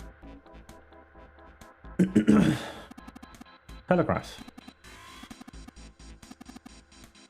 Zero would have never made it that easy. So you think it's broken? No, it works. I'm just not sure if it actually transmits anything outside of the ship. It's a monkey with glasses. How on earth did you arrive at that conclusion? It is! Look, it's a model of a steam train. What on earth? Pair of headphones.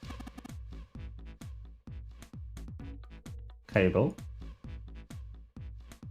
Lamp. Clock. Hands aren't moving. They're surprised that the time is wrong then, I suppose. And there's nothing in the back. Look, a hook. And a man.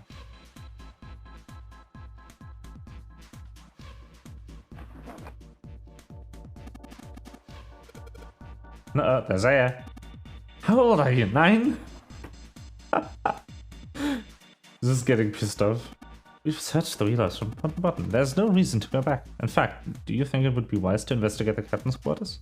I think we ought to check the rooms, don't you? True.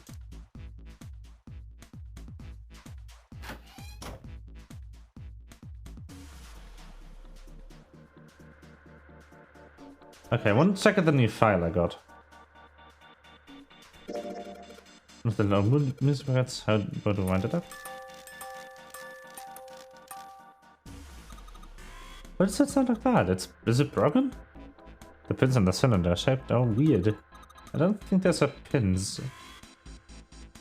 Looks like someone put something else on top of it. I think we're gonna have to take it apart to figure out what it's doing. Well, alright, the screwdriver ought to make short work of this music box.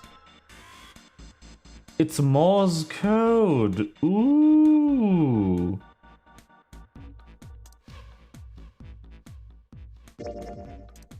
Combine these. And then combine that with the paper. Yeah.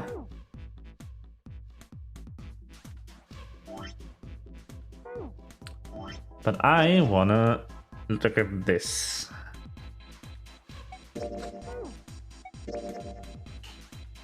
A number system chart found in the captain's quarter.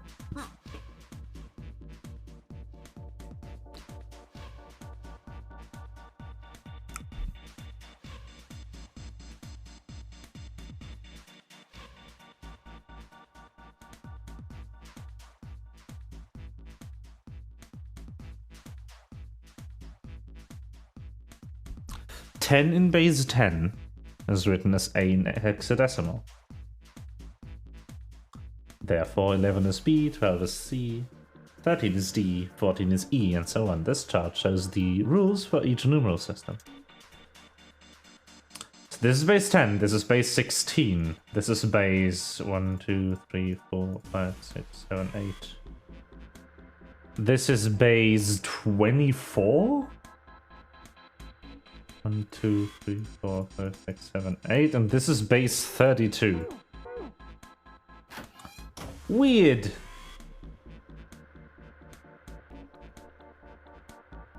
Alright, I've got the Morse code I'm supposed to enter. If I do this right, something will happen, I hope. Alright, let's give it a shot.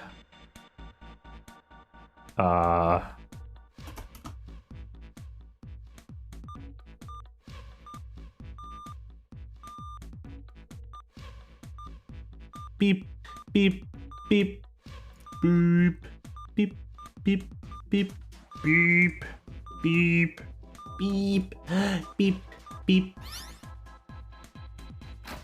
Woo! That's the last one, and yes! Excellent Fraction, good job. You seem you figured it out. You've unlocked the drawer. I have indeed.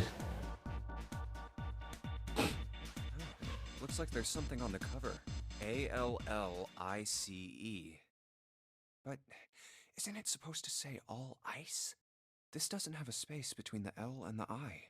Are they saying that ALLICE is... What the hell Whoa, is this? what is that? They are hieroglyphs, a form of writing used in ancient Egypt. Ancient Egypt? That's a lot of words and proper nouns. That's right. Can you read them? Of course. I can't. What would make you think I could? What the hell? So one thing I know about hieroglyphs is that these the ones that are in this stem, this bubble with the thing on the left, those are names or proper nouns. This is how they differentiate it between just text and a name. Whoa, the whole thing's like that. Huh? What's this? Oh, a key card. Uranus. That's the Uranus symbol. Uranus. Something's written on the bottom. Bottom deck library. This must be the key to the library, then. Is the bottom deck a library? Anyway, whatever. It's gonna have to wait. I can't do anything right now. It's gonna have to wait. True. Unique key. That is a weird key.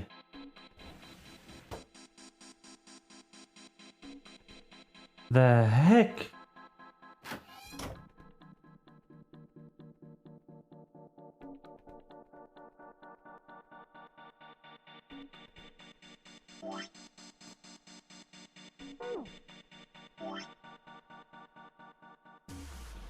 Okay.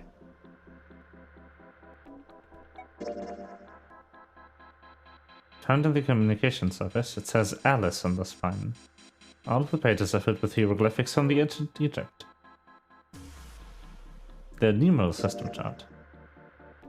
What if I translated? So that would be 10, 11, 12, 13, 14, 15, 16, 17, 18, 19, 20, 21. 10, 21, 21, 18, 12, 14. It doesn't make a lot of sense. I'm being honest. Door panel for the electronic lock. Looks like it's got a keyhole at the bottom right. Maybe the key I got earlier. Yep. Ah. Ah, yes. Okay. That makes sense. Yeah, 0 is what I want to enter here. So it's...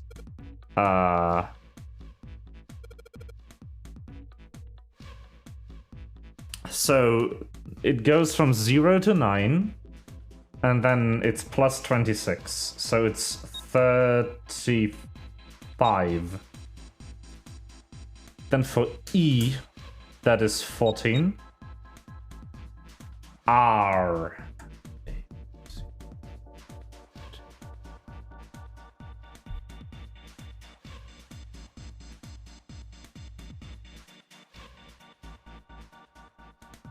That's the 17th letter of the alphabet. So 26 and O.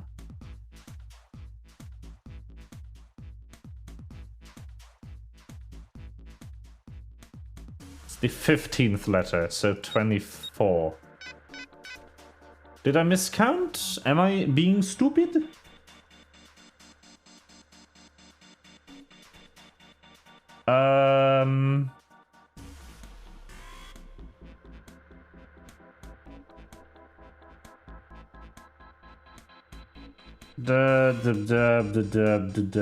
Dub.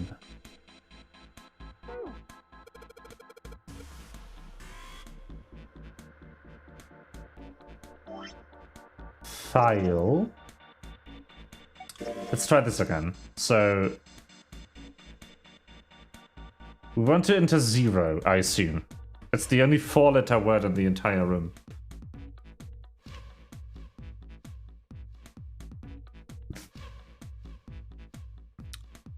But Z isn't even on this. That's interesting.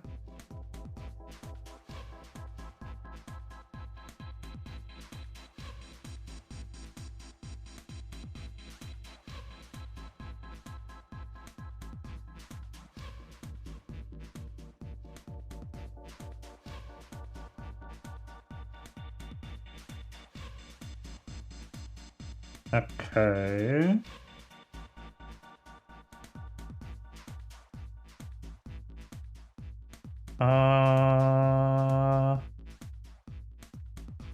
Did I miscount?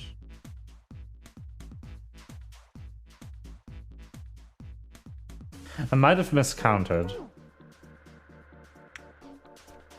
I'm just gonna try it again. So it has to be 35 for 0. For Z. Then E should be 14 because it's base 16.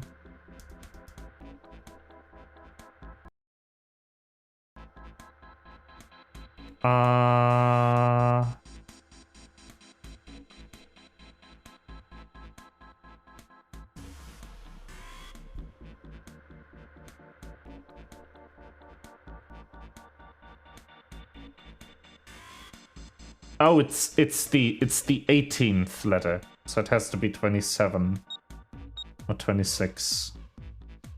But then 20, 24. This one. Yes! Woo! It's open! Good job, Junpei. Excellent, you seem to have unlocked it. All right, Junpei. Alright, let's go. Let's get out of here.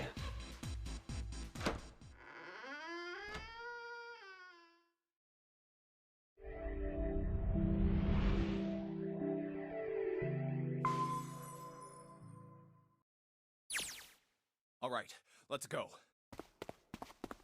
That's the next door. Okay, we're going to get to an ending now. A piece of paper. This is... Map of the ship's interior for A-Deck. What's wrong? I found a map for this floor. I see.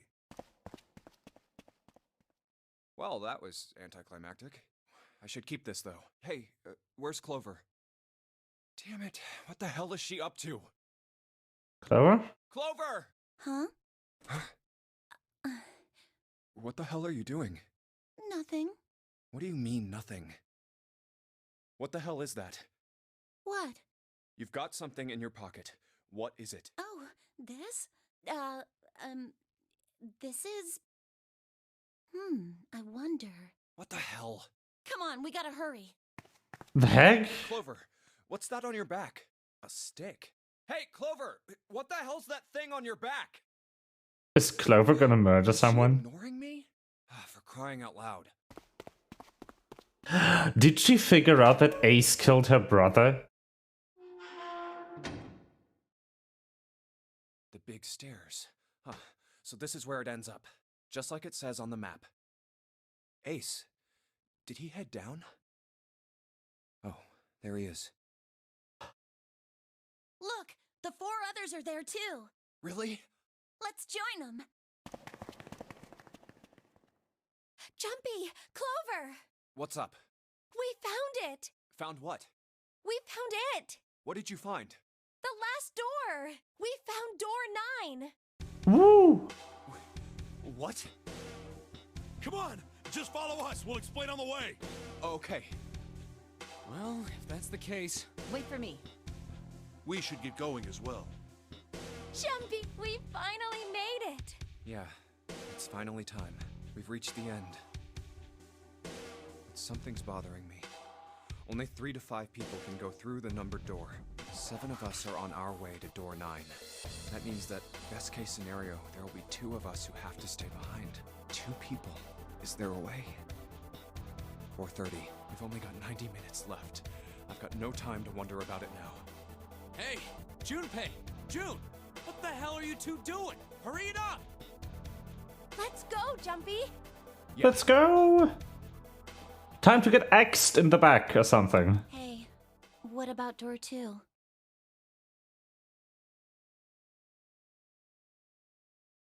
What about door 2?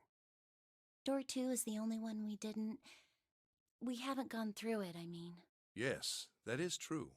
Are you guys okay with that? Not investigating it, I mean? Oh, it's the right path. Interesting. So what? We found door 9. We don't need any of the other doors. What's the point? Huh? What's the point in going to door 9? Hmm.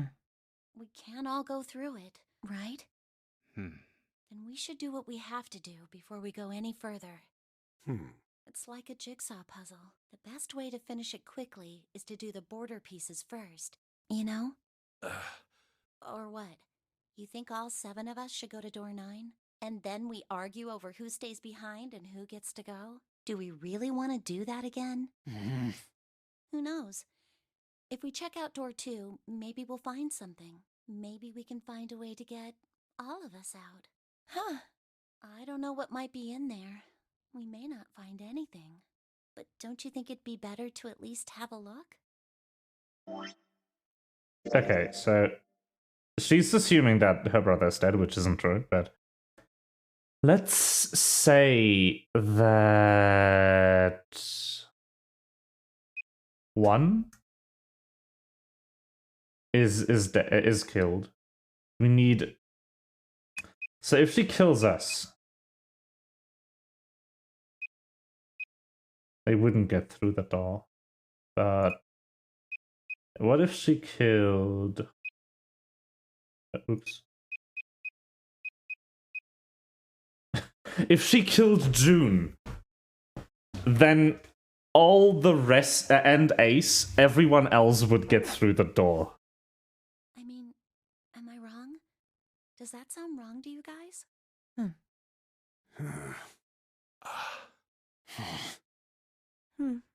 Yeah, you do have a point.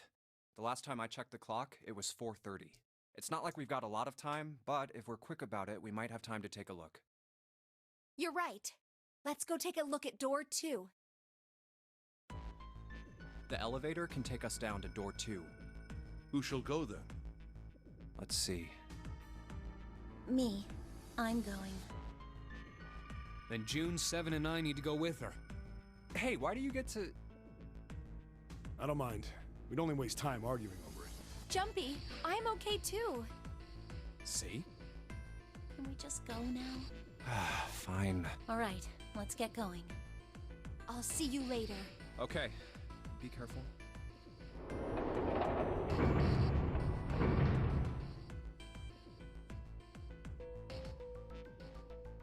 Lotus, would you be so kind as to go with me?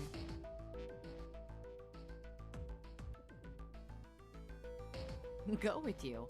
Well, I didn't think people still talked that way outside of the 1950s. Well, I'm a mother. Would that be a problem for you? That wasn't what I meant to... I was hoping you would come with me. Seriously, though. I was kidding. Oh, wow. Oh, wow. Amazing. So, where was it you wanted to take me? There's something I wanted to show you. Hey man, what the hell? I'm not important enough? Well, it's not like that. Once I've shown Lotus, I'll show you. Really? Of course. Fine. Do whatever you want. Thanks, Junpei. Are you coming, Lotus? Fine. Doesn't look like they're going to be back anytime soon.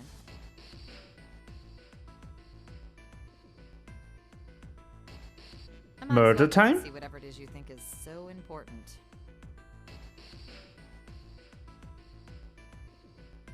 Thank you. Well then, shall we go?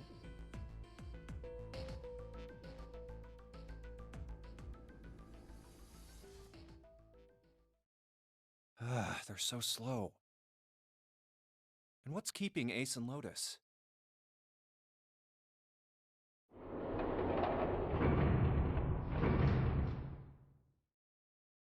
Clover, I guess you're the first one back.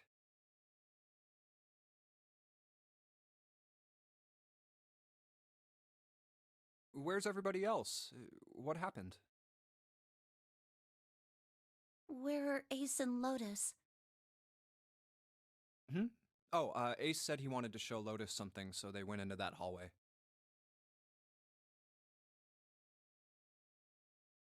Oh, then they went over there? Yeah, I think so. So where are June, Santa, and Seven? Why aren't they with you? You really want to know? Yeah. Okay, sure. Here, let me show you. Huh? Bracelets. Oh no, she X'd all of them. Oh, holy shit. What the fuck? No way, no way. This has got to be some kind of joke. This can't be real. 3, 7, 6. Lastly, let us discuss how to remove the bracelets. There are only 2 ways to do so. Yeah, she took the 0 bracelet and the axe. And she killed everyone else. And she wants to kill Lotus and Ace too. But Ace has the 9 bracelet. And he sniffed out her plan. So he's going to leave with Lotus. And then Clover is going to go after them with, trying to go after them with Junpei. Or just take his bracelet for that matter. But why? Revenge for my brother. He was forced into door 3 and murdered. You need at least 3 people to open a door. Who were the 2 that opened that door with him? It could only have been Santa and Seven. That's why I killed them. Why?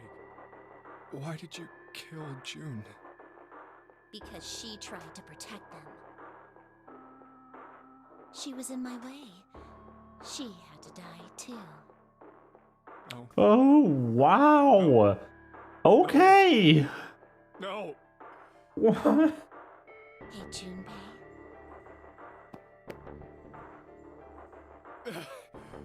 Yup. Let's go. Let's get out of here. Let's leave this ship. Nope. What Shit. the hell are you talking about? To open a numbered door, you... Yes, I know. You need at least 3 people. But as long as we have this, That's... the Zero bracelet. Oh, but it's Got not gonna something in your work. pocket. What is it? It's not the 0 bracelet, though. It's the 6 bracelet. this is... See? You get it now? If we have the 0 bracelet, we can leave. You and I can open door 9 with just the 2 of It us. doesn't actually make 0, though. See? Because he wasn't 0. Wait, was he 6? Come on, hurry up. If the dead guy in the captain's quarters, Junpei. assuming he was murdered, like... Clover. Yeah?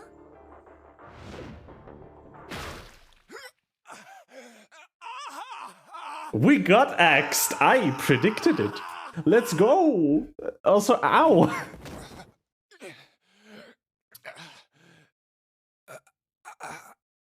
If the guy in the captain's quarters Junpei. I'm just gonna borrow this. is 6,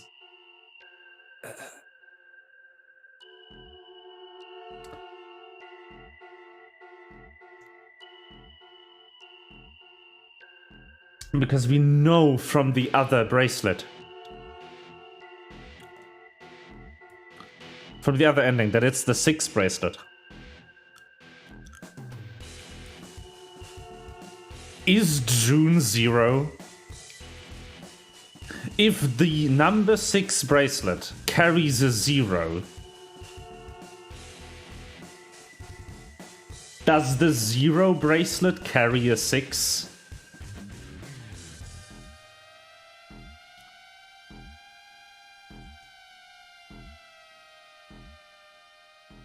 Let me ask you a question. Oh my gosh. No way they called it that. No shot. Axe ending. That's... What is that?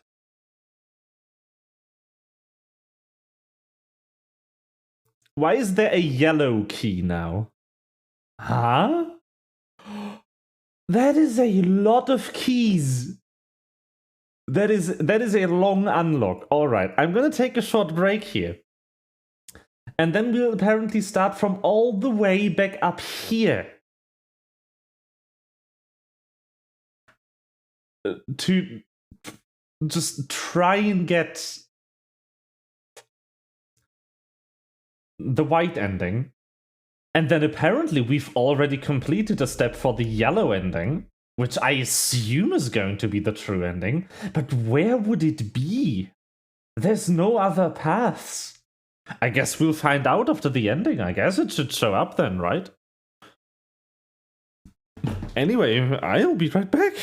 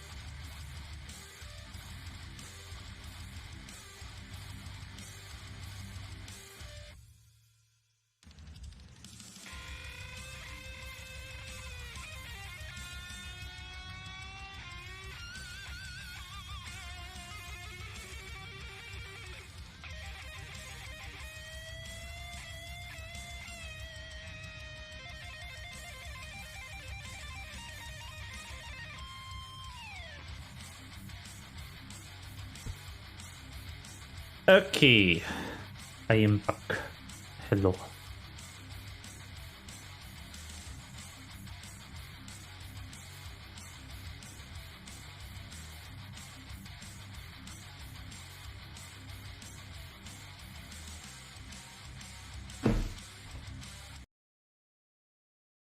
Well then, all the way back up here.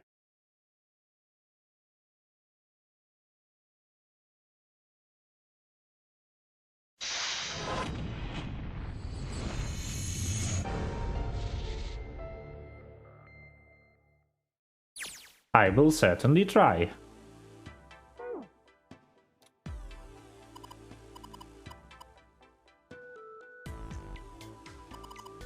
Buzz.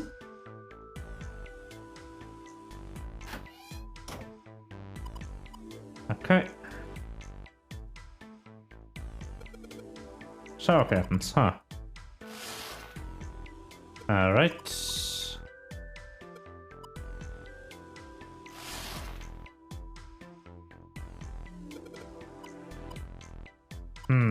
Water, blah blah blah, okay.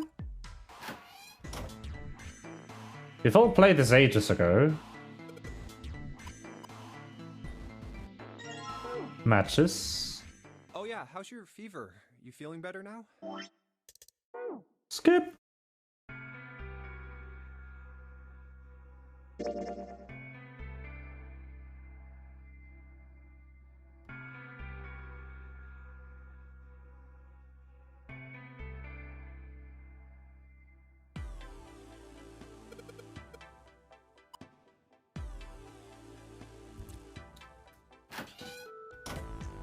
Okay. Bed.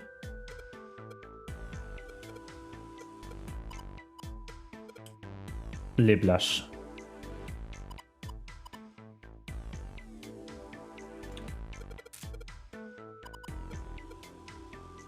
Wrap up the ship's interior. This ship is bigger than I thought.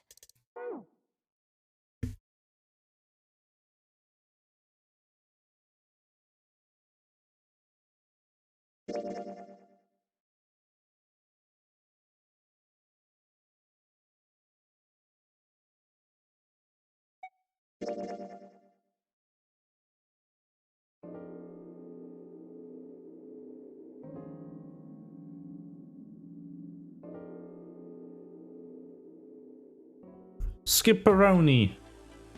Okay. Water.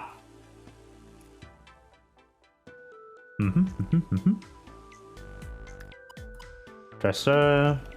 Key.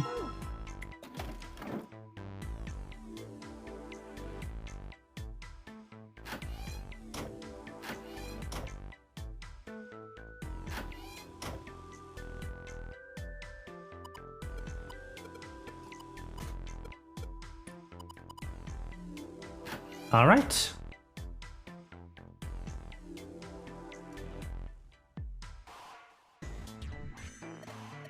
Round table, wood, candle, nice.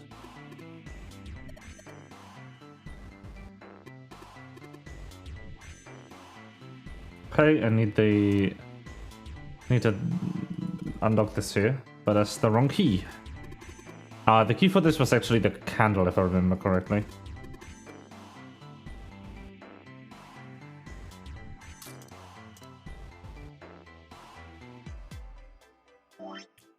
Okay. Item. Combine candle with matches.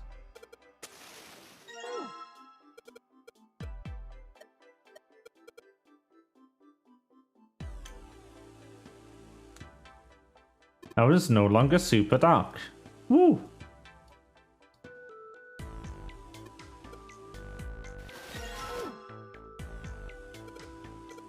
And it's dark again. Well.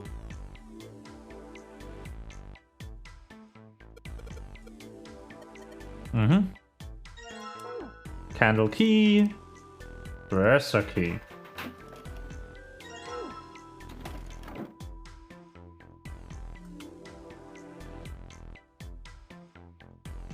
Leave here. Take the key.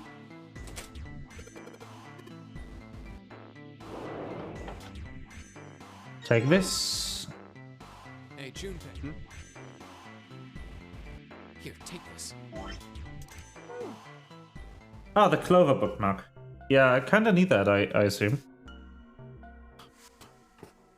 I haven't done anything with it yet.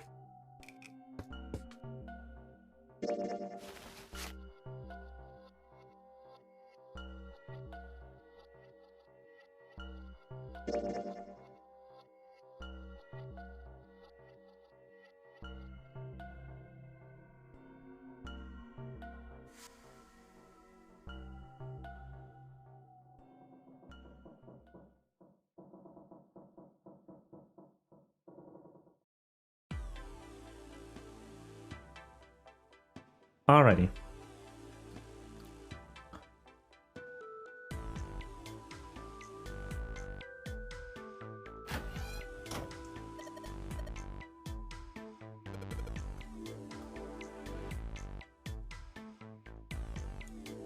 Okay, I would like to hang the shower curtain up here.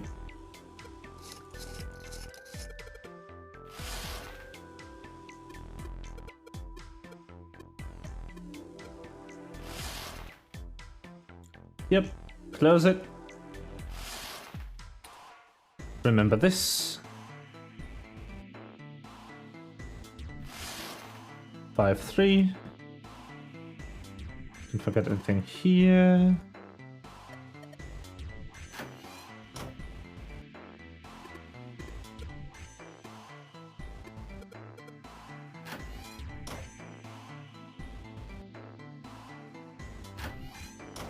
And then... Up. Okay.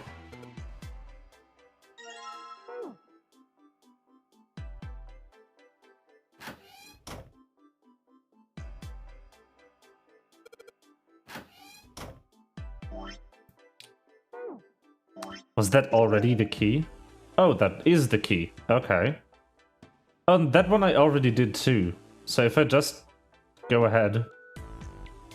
I just want to solve this again really quick.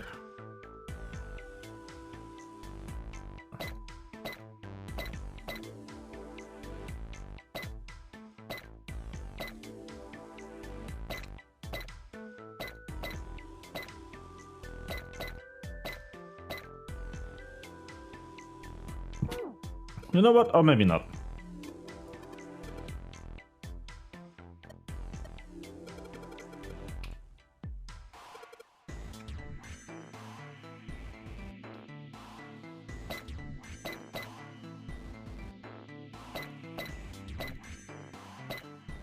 Maybe it is that way. Yep, that is.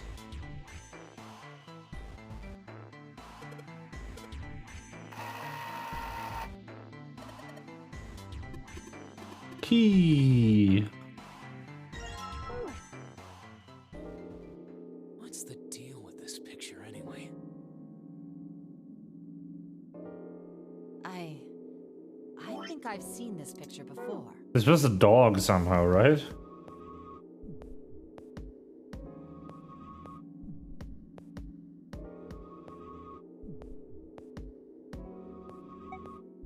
Maybe, no, see.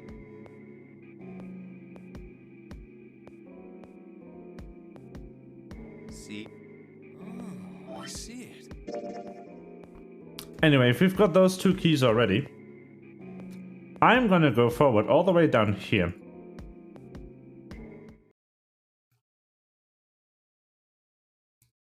You guys ready? I'm just gonna make sure that the keys are still there. Yep. Perfect. Alright. Skip forward.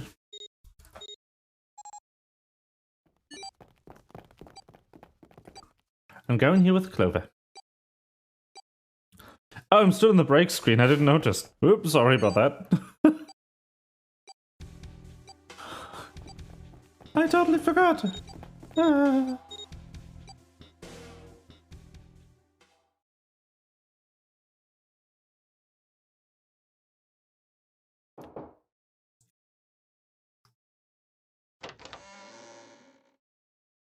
Ah, it's this room. Yeah, I remember.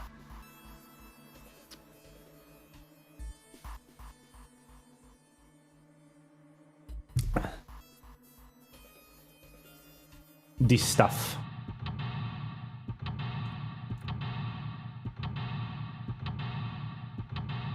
Okay.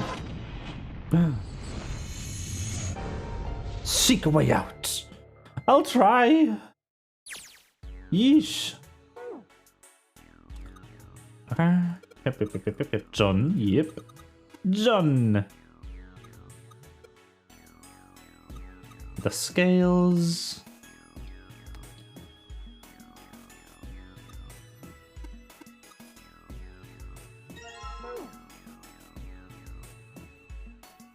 Get this.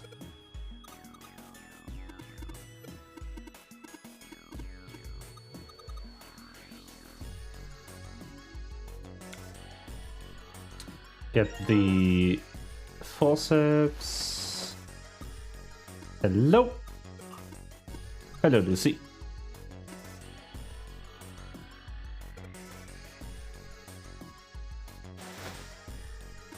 What's this thing? Peter, nothing in it. That's the sterilization device.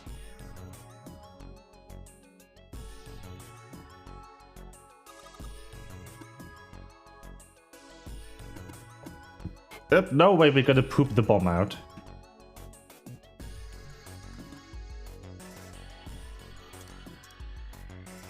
Get this.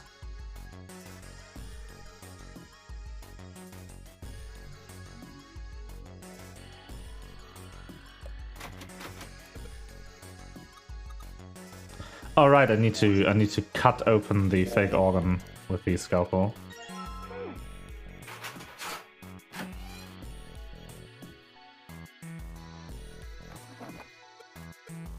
Medical note.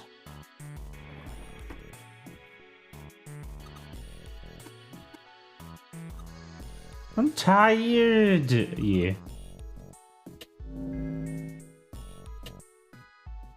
That's that puzzle. Nothing suspicious here. Alright. Back out we go.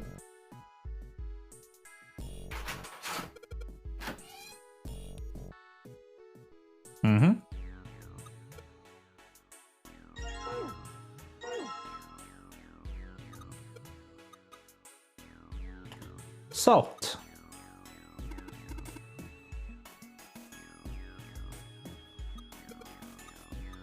Iron. Ammonia.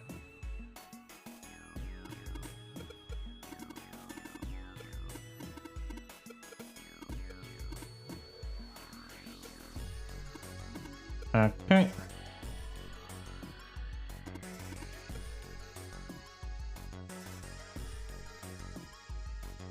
For CO2, NH3, and ethanol. There's 9, I think. So...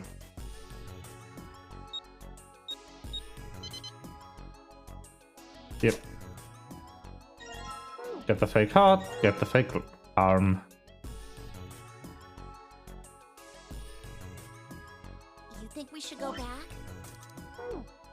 Skip.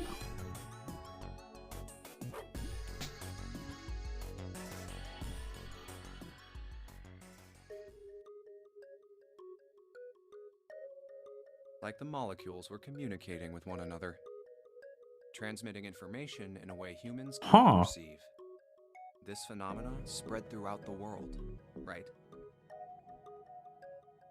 Yeah, that's it exactly. But how did you know? I heard another story, kind of like that one. When? In the freezer? What? The freezer? Yeah, June told me. Ice that doesn't melt at room temperature, huh? That sounds familiar? Yeah, hold up. I feel like I can remember something. It's right there. Do you?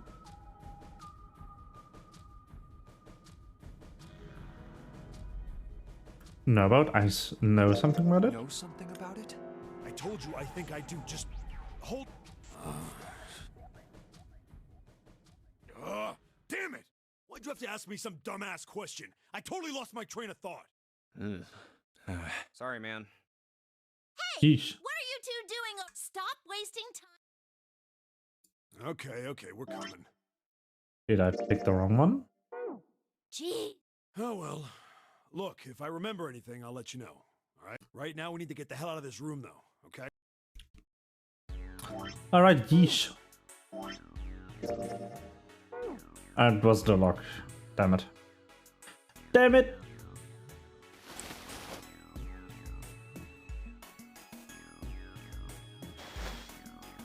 We need to find other bodyguards. Maybe I asked the wrong question.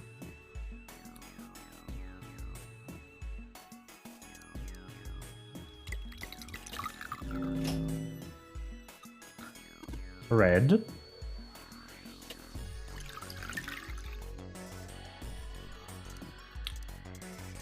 Blue.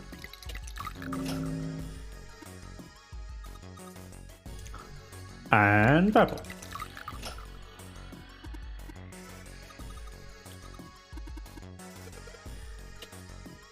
All right, let's go. Leg. Leg. And stomach.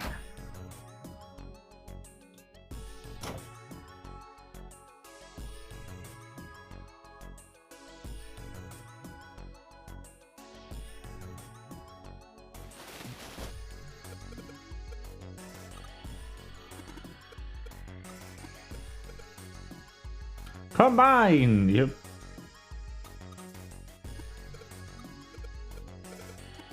Yep. Wait, puzzle, let's go. Operating instruction, blah. Yeah. We need to solve everything but the heart.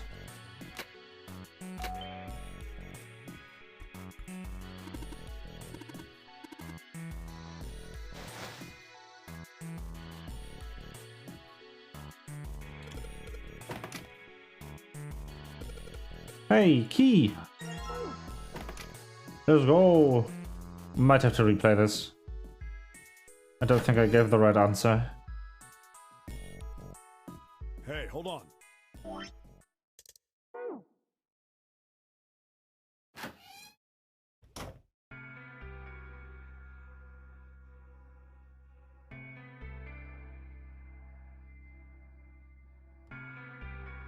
We could give her this? Oh yeah, it's in my pocket somewhere. Here it is. Bookmark! Four-leaf clover. Hey, did you know? Each leaf means something. Hope, faith, love, and luck. That's what a four-leaf clover stands for. Take it. Use it as a good luck charm. Listen to me, Clover. No matter what happens, you can never lose hope. You have to remember what's most important, and that's to have faith and to have love. If you can remember all of those, that'll bring you good luck. Snake, your brother, he's not dead. He's alive, somewhere. I'm sure of it. You've just gotta believe in that. Thank you. Oh, that's so sweet. Now come on. Seven's waiting for us at the exit. Wait, before we go, there's one thing I want to ask you. What's that?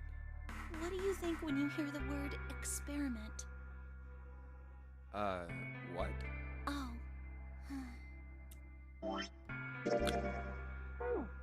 I guess it was just a coincidence then. I mean, that you knew about the four-leaf clover. Look, I'm sorry. I don't want to be a jerk, but you are making less than no sense right now. Oh, no. It's nothing. Just forget about it. Oh, don't give me that. You really think I could just drop this? What is this experiment you were talking about? You promise you won't tell anyone? Cross my heart. Really? Really? I can trust you, right? Of course you can. Okay then, I'll tell you. I'll tell you what happened on this ship 9 years ago. Wait. On this ship? Yeah, this ship. It was an experiment to test some sort of psychic thing. Communicating through these fields that you can't see. Fields that you can't see? Like, think about this. This is John, right? But is he really John? Huh? Isn't this like Locke's socks? Or the ship of Theseus? It is. It is Ship of You Theseus. don't know? You haven't heard of those paradoxes? Well, Junpei's an idiot, but I have. No? Really?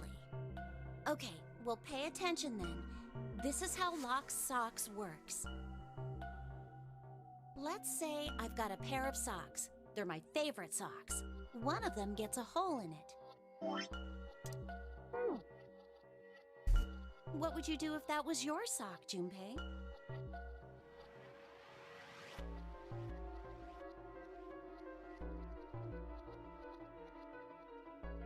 Well, I guess I'd patch it up. Get some cloth and close up the hole. But what if another hole opens? I'd add another patch, I suppose. What if another hole opened after that? Another patch, I guess? Well, let's say you just keep adding new patches. Until eventually, the original cloth of the sock is totally gone.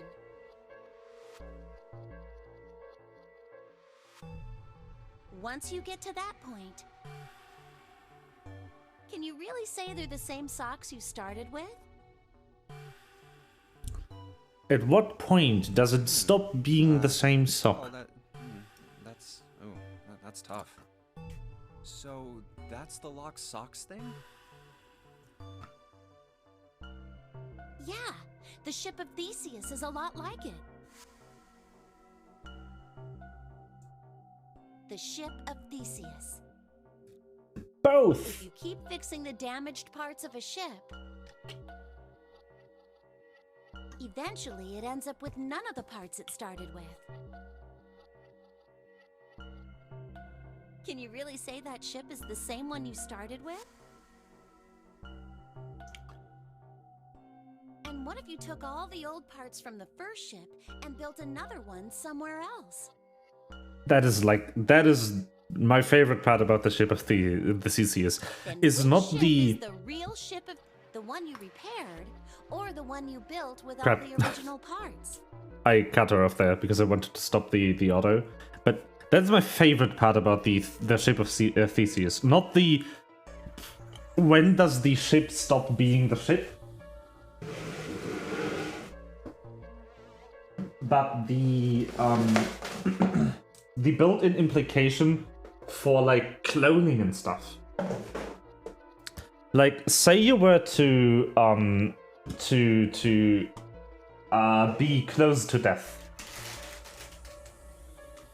and you clone yourself, and you transfer your consciousness to the clone. And you decide for yourself that metaphysically, like, your shape plus your consciousness make you. So the clone is your shape, and the consciousness was seamlessly transmitted without any loss. So that means that this new body is you. But then, a whole lot later, scientists figure out how to revive your original body, and they revive you with the old set of like your consciousness still intact, still in there. You get resurrected at the time of your death. Then who is you? The resurrected body, or the clone? Or at that point, are you then two different people? Are neither you? Like, that's my favorite part about the Ship of Theseus. Hey, do you think it's the same? What's the same? These guys. Is this John, or is it Lucy now? Yep, it's the same. John's head and heart are both his. But apart from those, and a single arm, the rest of his body was once Lucy's. We're just like these mannequins. Think about it. I was actually thinking the words shape of Theseus when I was doing this puzzle. The cells in our body change every day. Like, old ones die and new ones are born. this is also true. So there's this idea of like stem cells and stuff being like these proto cells, and you have a limited amount of them, but stem cells die all the same as regular cells. And on average, every single atom in your body is replaced or recycled about every 7 years. So, 7 years after you're born, you no longer have a single atom in your body, statistically, that you had in your body when you were born. And then when you're 14, you have a completely new set of cells again. And then when you turn 21, you have a completely new set of particles in your body again. And this keeps going on and on and on and on until you die. Which also kind of implies that the entire idea of you being somehow tied to like the exact physical makeup of your body, like the exact particle, is like kind of out of the window, right? You're still you. You're not the exact same you were 7 years ago, but you're definitely the same person.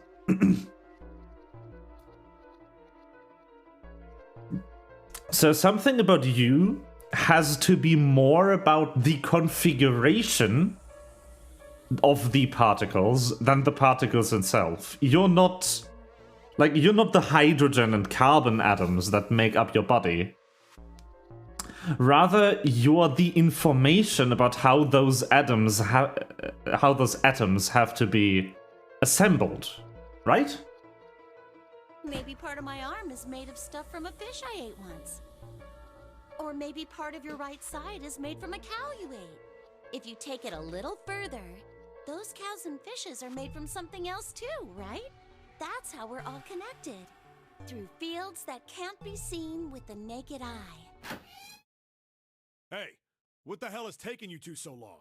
How long are you gonna make me wait? We don't have time to screw around. Oh? What were you two doing? Was this some sort of secret meeting? No, it wasn't. We were just playing with the mannequins. Let's go, Junpei. Playing with mannequins, huh? Didn't know you were into that kind of thing, Junpei. I didn't know either. You're a dick. Alright, I'm gonna open it now. Nice save, Clover. Nice save. You don't need to keep asking, just do it, alright? Oh my god. Okay, Kakyun, I need to run you back a bit, because, so we got axed in the back about, like, half an hour ago. So what happened is we played, if you remember, the route we took to get there, the game forced us to go down here, because that is how we got to the boat ending. We went down there, and then around here, but we skipped then back to here, which made us go around, I think, this path. And then we went down here. We did some stuff. We did a puzzle in the ship's in the wheelhouse where the steering wheel is, and like stuff like that. And then we went into a new room. And inside that room, we found an 11th person on this ship, who was an old man in captain's clothing, wearing the Zero bracelet. But he was dead. He was killed with an axe. When we got out of that room, Clover took the axe and the Zero bracelet. Then Clover went with Santa and Seven and June to the 2-door. And because she doesn't know what we know from the other playthrough, that Ace used the 9th man's bracelet to kill the person who has disguised himself as Snake. In this timeline, she doesn't know any of that. She assumed the only way that 2 people could murder her brother was if they had the combined number of 10, which is 7 and Santa being the only people who could make that happen without involving herself, obviously. Like, she and June could have done it too, but that's kind of out of the question for her here. So she took those 3 people, she killed 7, she killed Santa, she killed June because she tried to stop Clover, then she told Junpei he had a breakdown, and then she killed Junpei and made off with his bracelet, possibly to get to the door, to the other 9th door, because Ace took off with Lotus before that happened. And Ace had the 9th man bracelet in his pocket, which means Ace and Lotus are through the 9th door. They are out of here. They are in that playthrough they live. But Clover took the 0 bracelet, which we also know isn't actually a 0 bracelet, it's actually a 6 bracelet. But that doesn't matter because Clover has a shitload of different bracelets, and she can probably at that point make 9 anyway, somehow. But she probably then either confronted Ace in the incinerator room or died because Ace and Lotus left. I'm actually not sure about that one. But we just die here. We get axed to death in this ending. But I actually have to play this room again because I fucked one of the unlocks up. When we finished all of this, the white keys appeared and the yellow key appeared down here. Getting the save ending appears to be a prerequisite for getting the final ending of the game, which is color-coded in yellow. But the yellow lock doesn't exist yet. I have no idea where the true ending is going to be. But I have to actually run this back.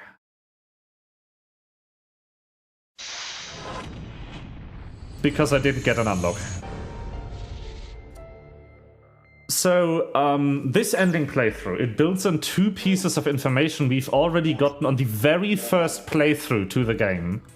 Where you get here the information about this psychic field with the... You remember the tile puzzle that was somehow a dog?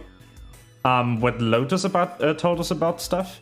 And then here's the freezer room, where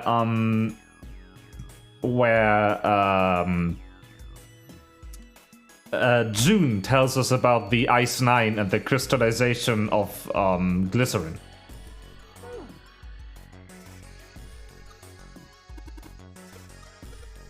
So those are the first 2 keys. I know they are the first 2 keys because they already got referenced in the keys in this room, but I fucked one of them up because I took the wrong answer.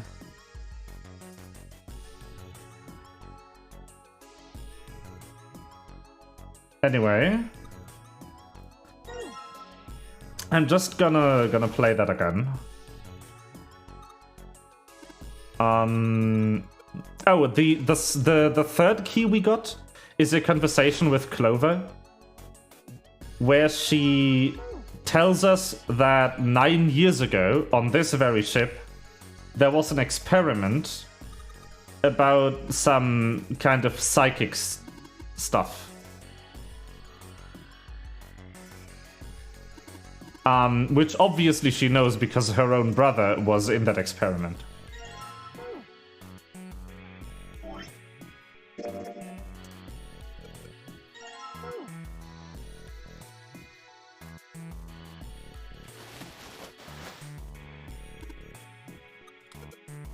And then we also get talking about how this entire setup right here like this entire room, with the puzzle solution being swapping almost every body part except for the hearts of the two mannequins, is very, very similar to a famous paradox called the Shape of Theseus.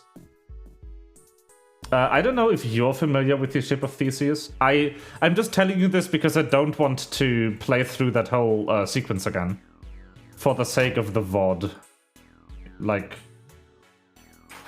Also for the sake of getting to an ending, because it's kind of long. But yeah. So I could probably speedrun this, couldn't I? So if I just type in the correct solution, which is, nope. 349.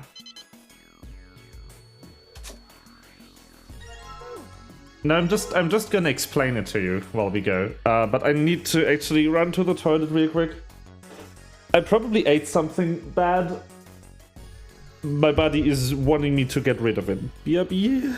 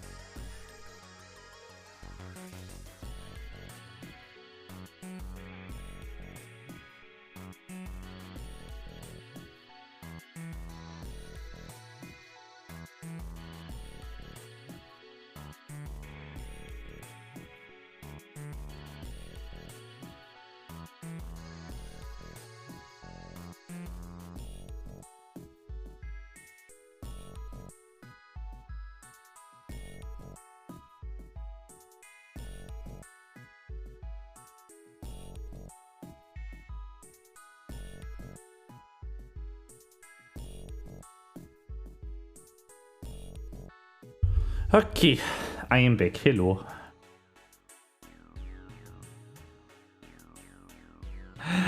Let's continue here. You think we should go back? Yeah, I think that. Okay. So, I'll explain the shape of Theseus after this, because this is the section that's new to me too. Hey, Seven, what's up?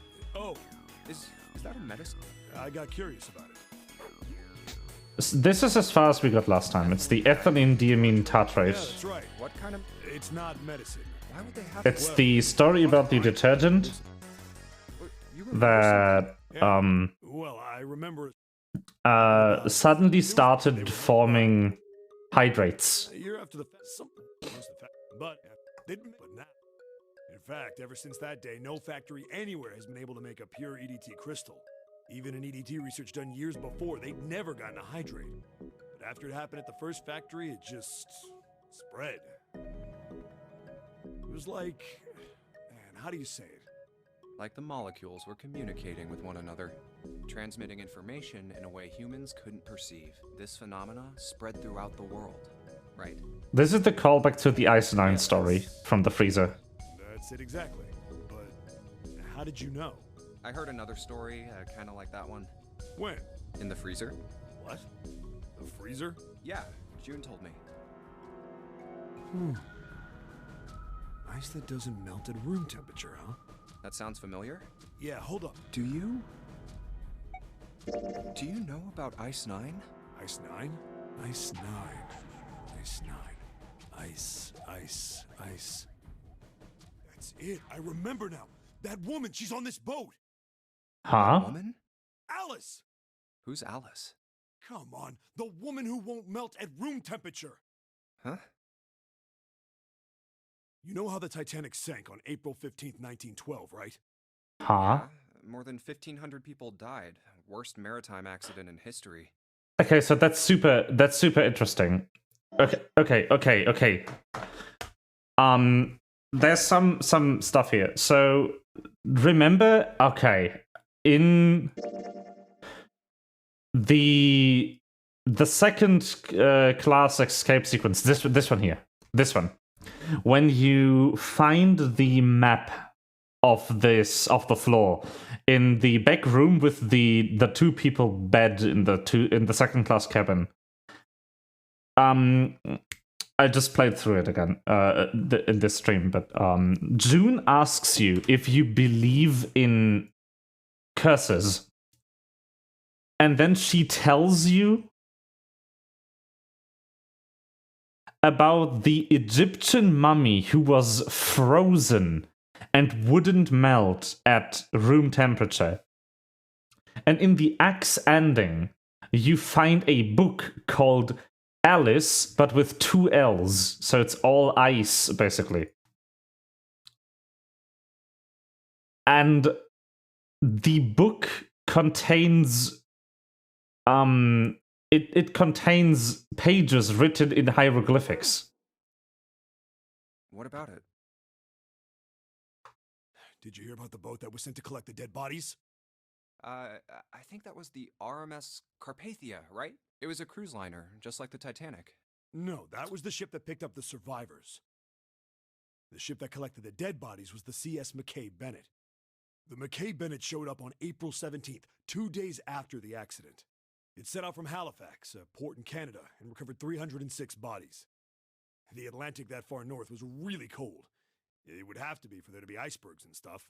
Anyway, the bodies they pulled out of the water were frozen solid. This isn't a very nice story. So, what happened next? Well, they say the McKay Bennett recovered something more than just dead bodies. There were various bits of stuff floating around in the water. Huh? One of the things they found was a coffin. A coffin? Yeah, a wooden one.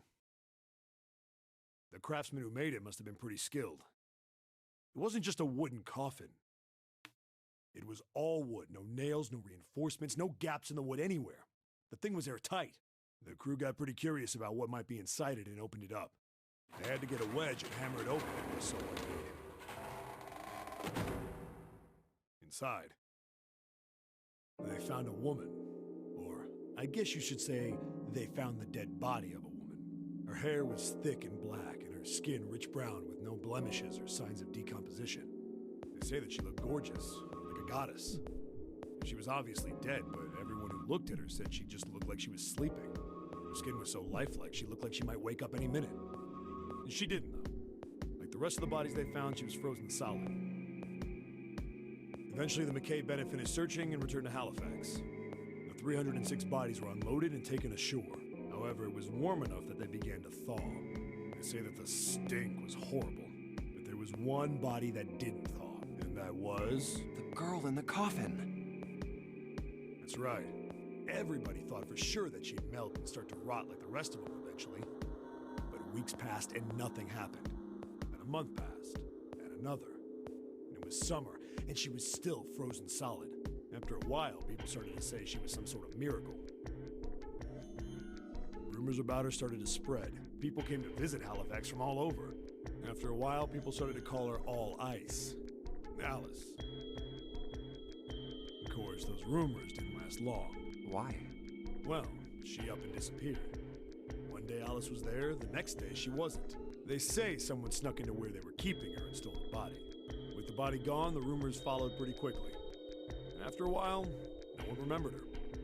You might be able to find something about her if you could find a newspaper from back then, but that's about it. Wait, you just said that she was on this boat. Yeah, I did. Alice has got to be somewhere on this ship. Now why the hell would you say something like that? Because I know. And just what is it you know? What happened to Alice after she was stolen? Alright, tell me. What happened to Alice? Well, around that time, the word was that there was a special black market in New York. All millionaires from all over the world. I've heard that Alice went up for auction. The person who won the auction was Lord Dashiell Gordain. You've heard that name before, right? Yep, we have heard that name before. When we are all together in the big hospital room on C deck, he tells us about the fact that that very person is the one who bought the Gigantic, a cruise ship, and an exact clone of the Titanic that was built around the same time, that was repurposed as a medical warship. Lord Gordain. Oh, isn't he the guy who bought the Gigantic? The Titanic's sister ship. Yeah, that's him. Although I guess he hadn't done that yet. What do you mean? Gordain bought Alice in 1912. 4 years later, in 1916, he bought the Gigantic. And he hid Alice somewhere on the Gigantic. But nobody knows where. He died in 1931. And apparently he died without ever telling anyone where Alice was hidden. However, what? Well, he did have one close friend who asked him, "Where is Alice?" And he said, "Alice sleeps in a small chamber past the Forest of Knowledge beneath the navel of the Gigantic." What the hell is that? Is it some kind of riddle? Your guess is as good as mine. The library. In the ship's wheelhouse, you find a completely useless keycard for that playthrough that has the Uranus symbol on it, and it has the bottom deck library written on it. So that's it. Whatever you think, I believe it. She's hidden somewhere on the Gigantic. In other words, she's hidden somewhere on this ship. Hey! What are you two doing over there? Stop wasting... Okay, we're coming. Gee. Yeah, so anyway, that's the story. It might be useful someday. Don't forget it. I won't. That mummy wasn't just a normal mummy. They say that she was frozen. The story says that from the time of its discovery all the way through, even though it was carried through the desert, her body never melted. Then was that Egyptian priestess Alice? Did the water in her body become Ice 9? No, that's nuts. There's no way somebody like that could exist.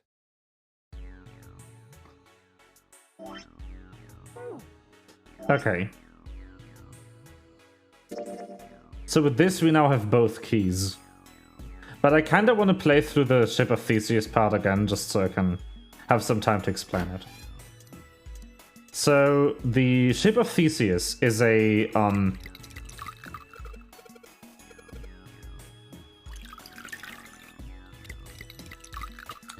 Oh, interesting. The Ship of Theseus is a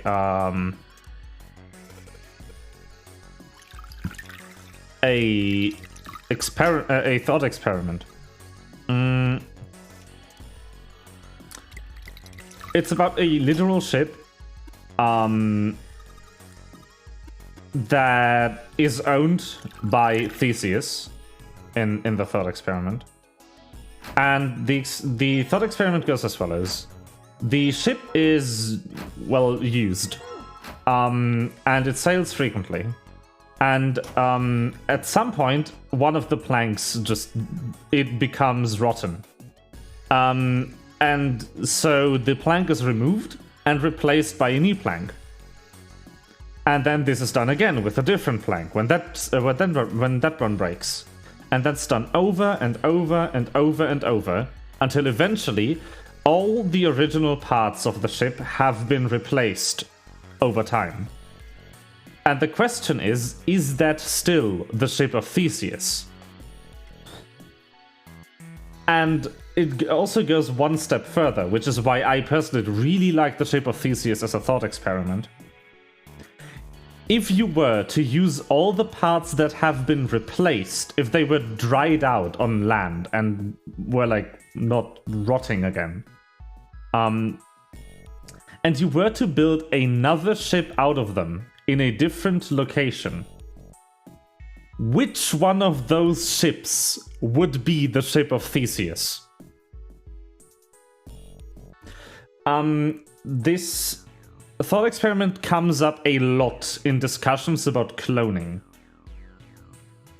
If you were to clone yourself because you were close to death, and you were to transfer your consciousness into the clone, and then a while later, your original body is resurrected with all of the memories you had up until the point of transferring into the clone, which one of those would be you?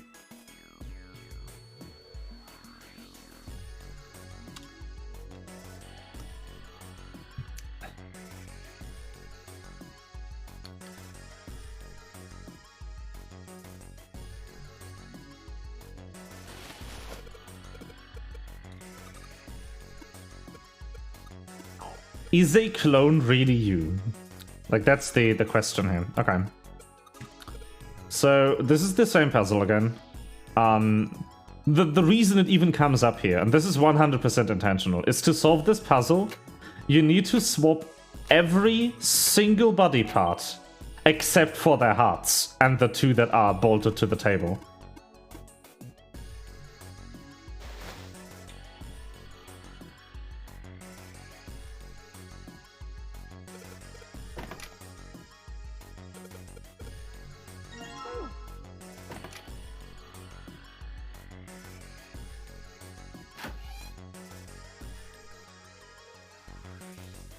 Hey, hold on.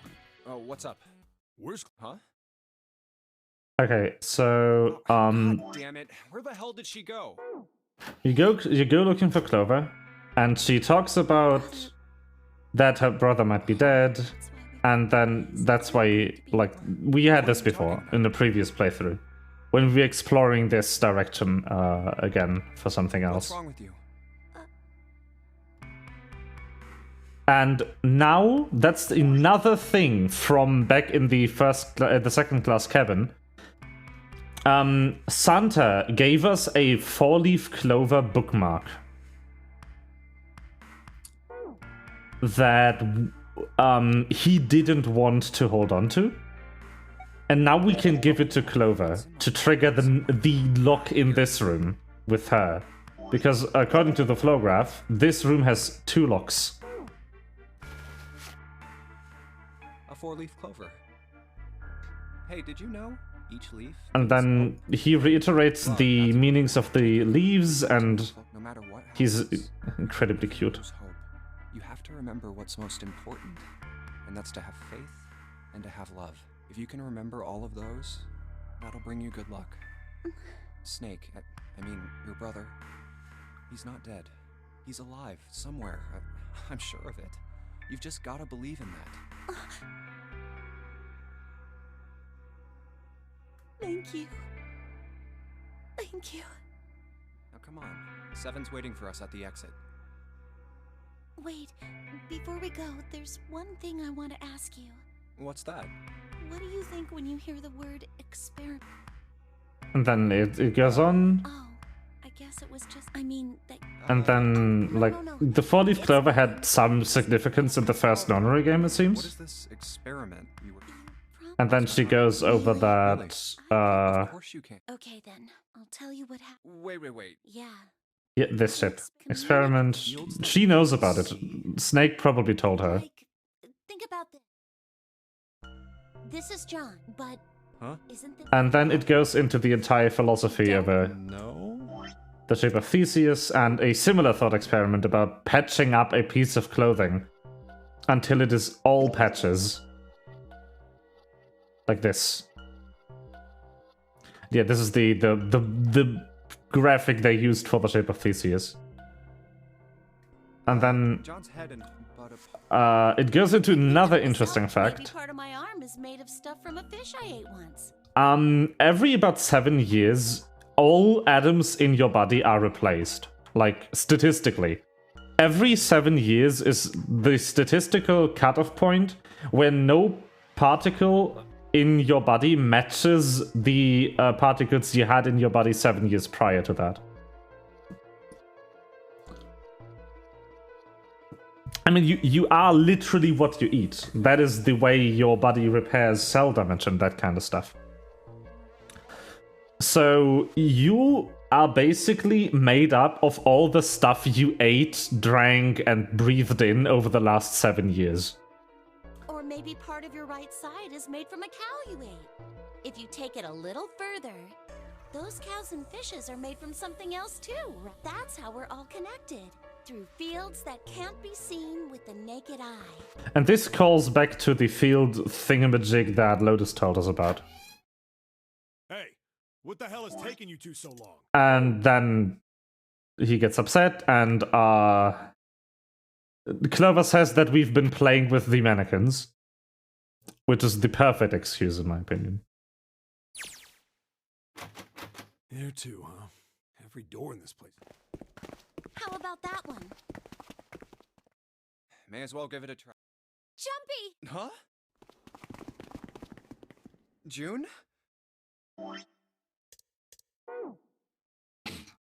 And then we cycle back, Look on the wall here. and this is all like... None of this is new information, right? I'm pretty sure we can skip to the next log, but I just... Oh, almost forgot. We should keep this. Yeah, we should be able to. So the next log is in this escape sequence. Everything up to until here will play out the same, I think. All along with also Clover thinking that her brother died and all that kind of stuff. So let's go back to the chart room then, shall we?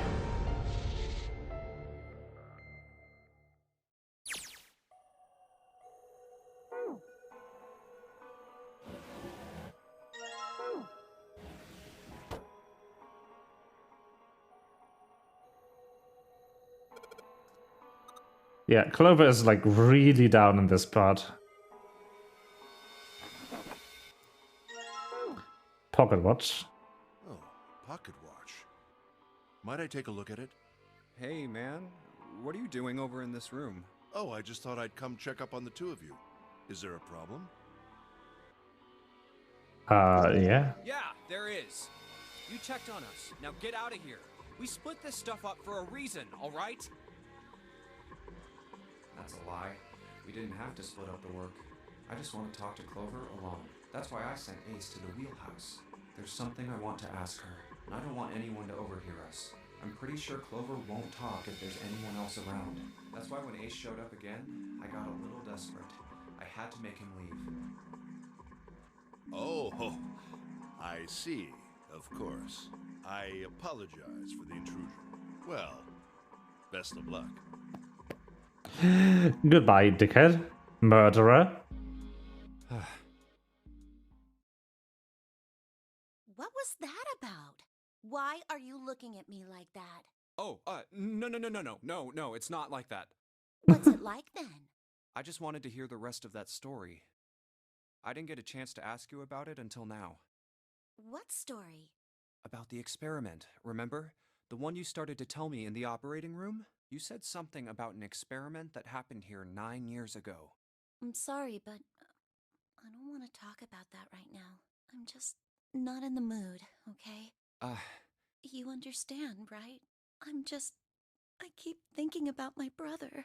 I can't stop. I mean, who would do something like that to my brother? I can't forgive them. I'm not gonna let them get away with it. They're gonna pay for it. I promise. So there's a problem with this timeline. I'm not 100% sure how it's gonna play out, but we went for this to exist into this room with Clover. Not into the one where she tells us that her brother has a prosthetic arm. Which is the information that we kind of need to give her so that she doesn't murder everyone in this ending. Junpei, who do you think did it? I know who did it. Well, if what Seven said was right, then there would have to be at least 2 of them. You need at least 3 people to open the numbered doors, and if you subtract Snake, that means there were at least 2 other people. You're right. So, what does that mean? Well, if we just look at the bracelet numbers, we should be able to figure it out. Who could have opened door 3 with Snake?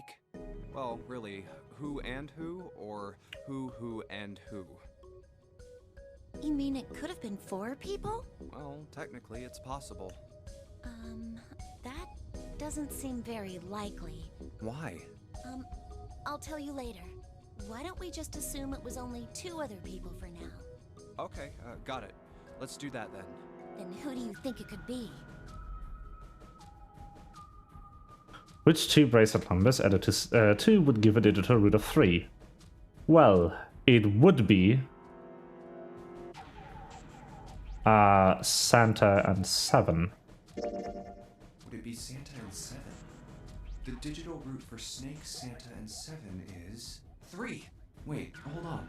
Are Santa and 7 the killers? What's wrong? Well, I thought about it. That's what I thought. Santa and 7. If it was 2 people, then that's the only combination that works. Hey, wait a minute there. Don't you think it's a little too early to be jumping to conclusions? Well, all I said is that those 2 would have been able to open door 3 with your brother. There might be other possibilities. Well, what other possibilities? Are you saying you think that it was 3 or 4 people? I really don't think that's likely. Why not? Can I borrow your pen and paper? Yeah, here. Okay.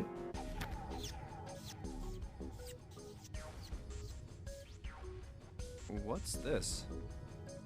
These are the combinations for 3 or 4 people. These 8 combinations are the only possible ones. And I see... like... Oh, I see. Junpei, Yeah? I can trust you, right? Of course. Why would you need to ask that? Really? Yeah. Hold on. Is this a single lock? This is a single lock, So okay. then I should get rid of B, D, G, and H, right?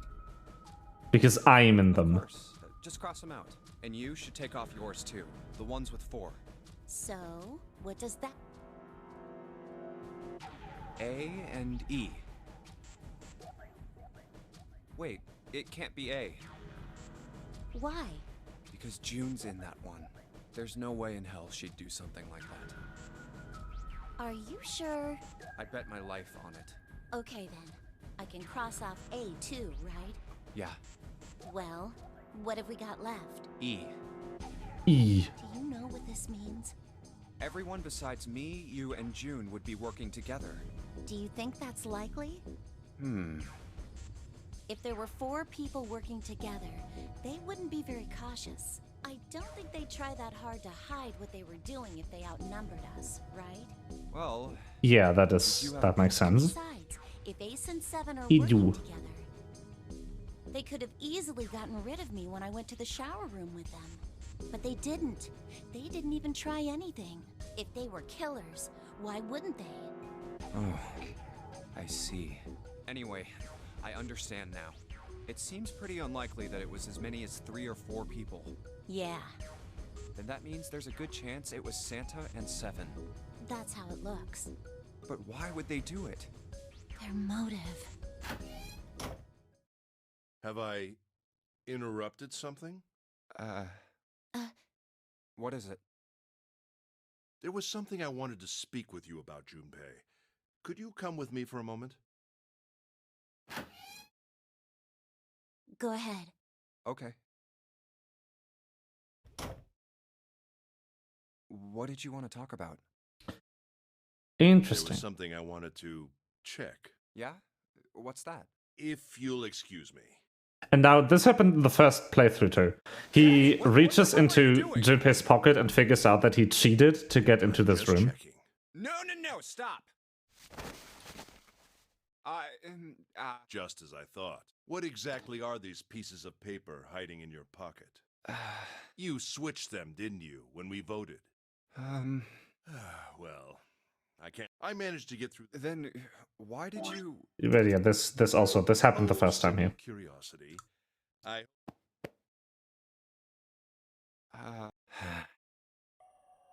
Okay.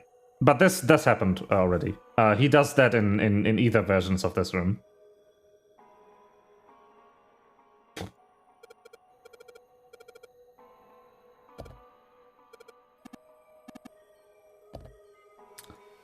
So one thing that is very curious is that the pocket watch is back now.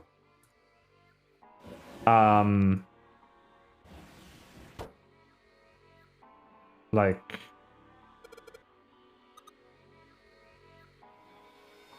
didn't Ace take it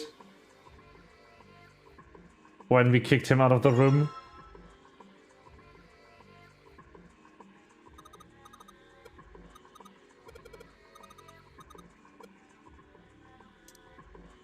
Okay, so this is the same puzzle again. You match the nautical maps with this to find the one that matches the harbors.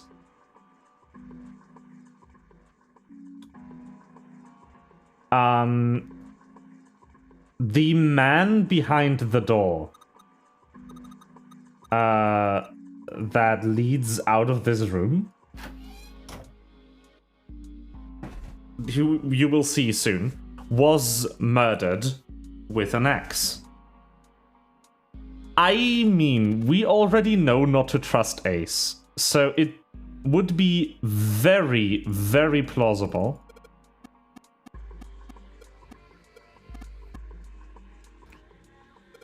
to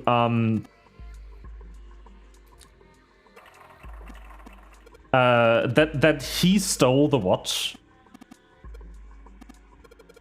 somehow figured out how to open the captain's quarters, and then murdered the guy in there, because the guy in there has a zero bracelet. And since we know from the other timeline that Ace has prosopagnosia, he probably just assumed it was zero based on the bracelet.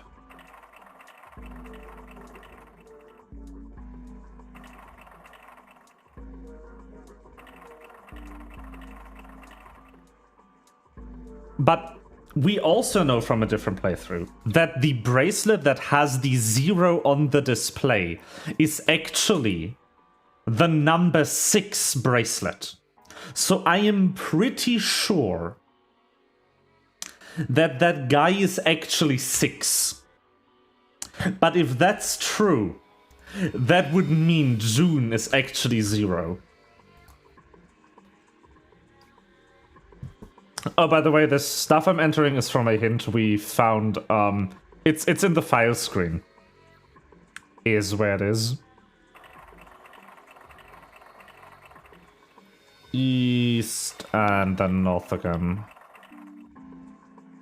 Oh, I fucked it up. It isn't north the first time. It's directly to the east. It's south, west, southwest, northwest, east,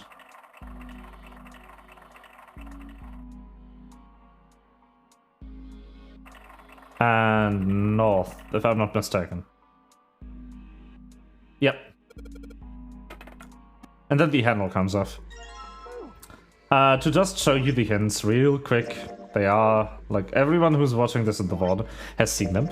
By the way, hello VOD watching people, how are you today?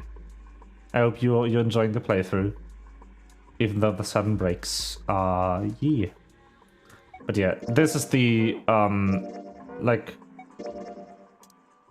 this is the hint, basically. You get a second version of the same hint here.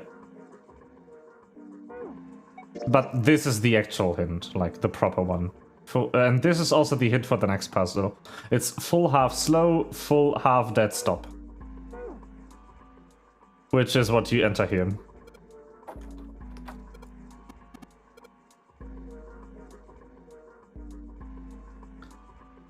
Okay. Full, half slow, full, half dead stop.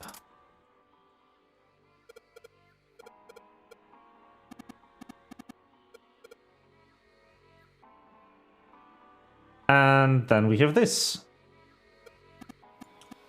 which is the final part of the puzzle. You take the pocket watch, you enter this information into the pocket watch.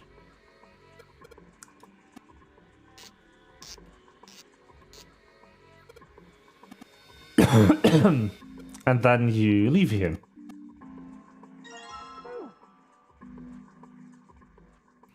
And if I just go ahead and recheck the flow screen, all the way from the top, we have every white key unlocked, except for the 2 in the next room.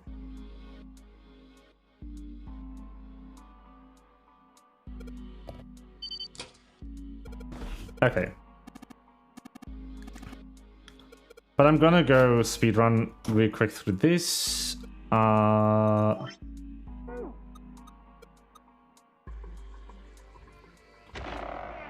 So this is the end of the escape room, and now we get into a short novel section where we discover the next room. Oh, a hallway.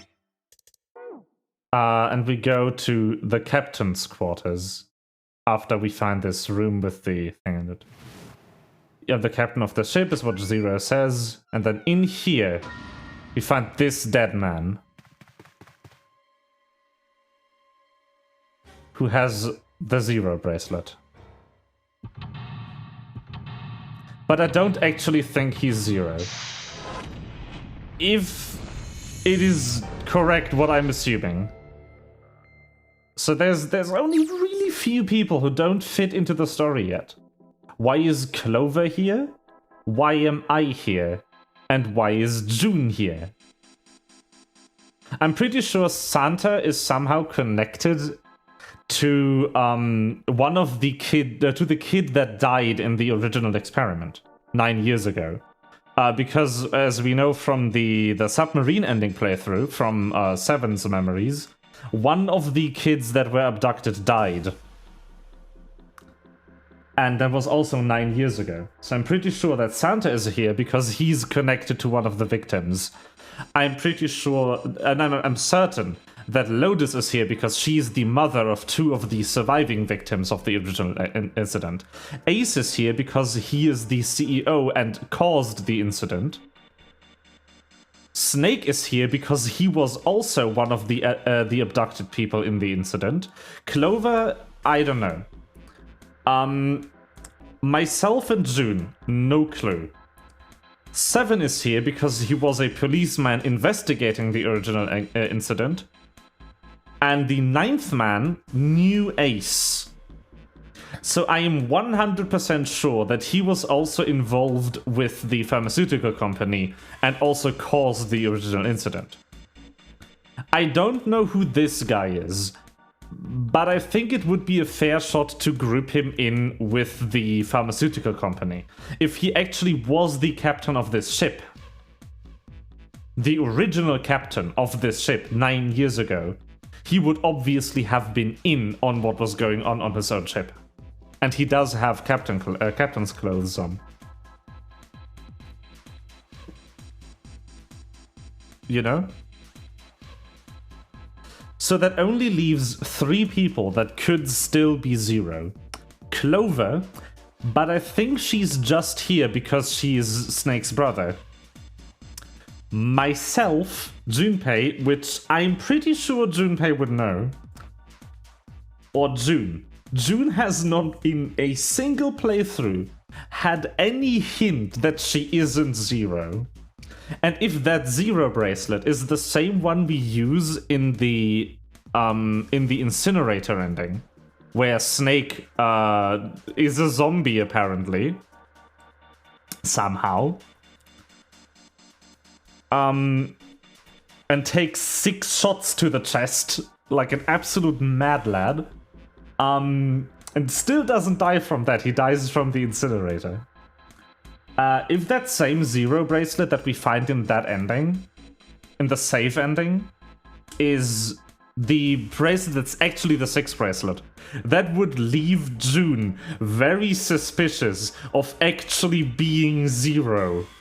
Which would also then explain why the fuck I am here. Because unlike everyone else, Junpei does have no direct connection to this incident of 9 years ago. The only connection has is that June is is into him. Like, that is pretty wild. Music box.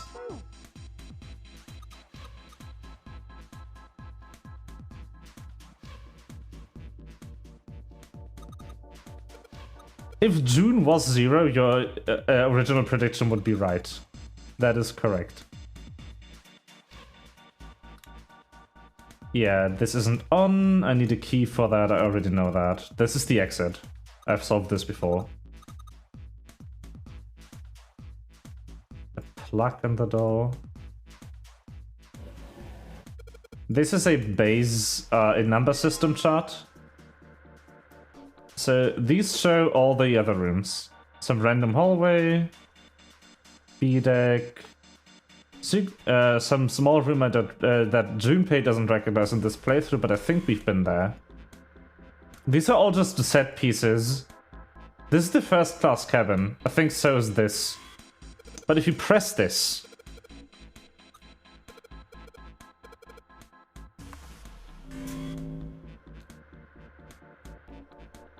Zero.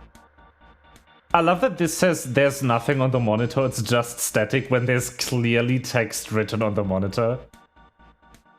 Huh. Z-E-R-O. It's like he's making fun of us. He is. I don't think this guy is Even Zero. if he wasn't one of us, there's no way that man could be Zero. Oh? Huh? Don't you get it?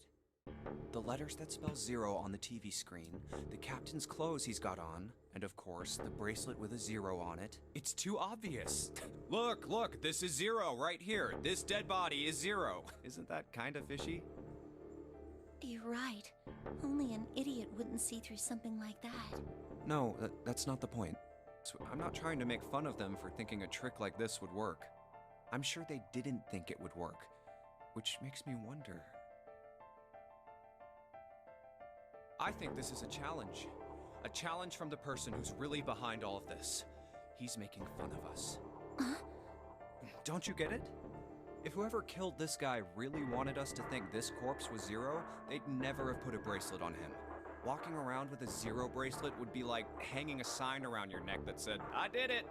Anyone with a brain would be able to see that this guy is supposed to look like everything Zero is supposed to be. Just like we did. The killer must have known we wouldn't think he was Zero and put the bracelet on him anyway. Do you know why? Why? Like I said, he's mocking us. Too bad, suckers, this isn't Zero. Where's the real me then? See if you can catch me. It's the same bad joke a lot of criminals like to play. They'll just sit back and watch people run in circles. Mielo. That's really... He's terrorist. But it almost seems kind of childish. Yeah, you're right. It's really childish. It's like it's just a game to whoever this person is.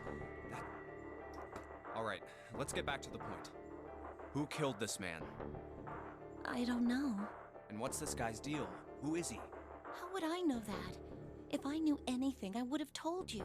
You have no idea who he is. Why would I? We should check and see if he's got anything on him that might tell us who he is. Give me a hand here, Clover. Huh? We gotta flip him over. How else are we gonna search his pockets? Okay, fine. Guess I'll do it. More dead people. Yeah, I was very surprised to see an 11th person. Here we go. I was already very taken aback at 10. But like, this guy was definitely a participant and there's no way he got out of here if he wasn't murdered from the beginning. Like, this guy was locked in here firmly for some reason. But he might be the murderer in the submarine ending, I guess? He definitely isn't Fake Snake, who is canon to this ending. Fake Snake is in this one. That means there's 11 people total on this ship. Us 9. Snake's like abductor, who's dead in the shower room, killed by Ace, and this guy, presumably also killed by Ace, because I think Ace had the stopwatch to unlock this door for a brief moment. Hey, it's the... Lastly, let us discuss how to remove the bracelets. There are only 2 ways to do so. 1. You escape from this ship. 2. More hardly, which is Zero. In other words... Oh god, this man... He's dead, isn't he? Huh? No, it's just... I guess I didn't really think about it until right now. If his bracelet's off, that means he's dead. Well, it's pretty obvious that he's dead. You don't really need to look at his bracelet to figure out that He he's got dead. axed in the back, Junpei. Yeah. I guess you're right. It is pretty obvious. Well, he looks a lot better than the other bodies we've seen, though. You know? I mean, if there wasn't all this blood, he'd almost look like he was still alive. I mean, I know it's kind of a messed up thing to say, but he kinda has it better, you know? Dying from a bomb going off inside of you? I mean, that's just... Some of Snake's bones went right through his skin. I think the explosion must have thrown him against a wall or something. There was a broken bone just sticking out of his left arm. Yes! Yes! And... What did you just say? Yes, Clover knows it's not Snake. Let's fucking go. I am so sorry. I shouldn't have said that. I really don't know what I was thinking. I mean... No, that's not what I'm talking about. What did you say about his arm? Arm? Yes, his left arm. You said it, didn't you? Well, yeah, I did, but... I mean, didn't you see it too? Of course not. I could barely look at him. There's no way I was gonna see the details. Are you sure it was his left arm? Yeah, I'm pretty sure it was. Yes, can't you see all the left armness of the body that is definitely here? And he had a broken bone, right? What the hell are you getting at here? which cannot be because his left arm is a prosthetic, which we know from the safe ending. Just shut up and answer me! Yeah, he did. It was pretty bad, too. The bone was sticking out of the arm. Clover? What's wrong? Look, I'm sorry if I said anything. Thank you. Huh? What are you... Thank you so much, Junpei. Let's go! Huggies! Hey, what's going on with you? I'm sorry, it's just... I'm so happy. Why? The body in the shower room, it isn't his. It isn't my brother. Let's go! It's not Snake. Why on earth would you think that? Because his left arm is... I'm sorry. I really shouldn't be talking about this. But he's still alive. I'm so happy. I'm just figuring something out. I'm mulling over the details from the submarine ending that were told to us. One of the 3 names that Seven gives us is the one daughter of Lotus.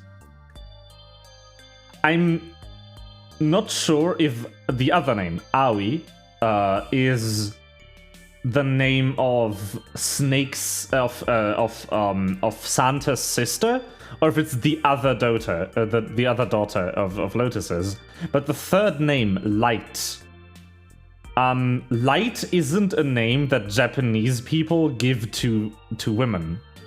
And we know that Snake was in that experiment.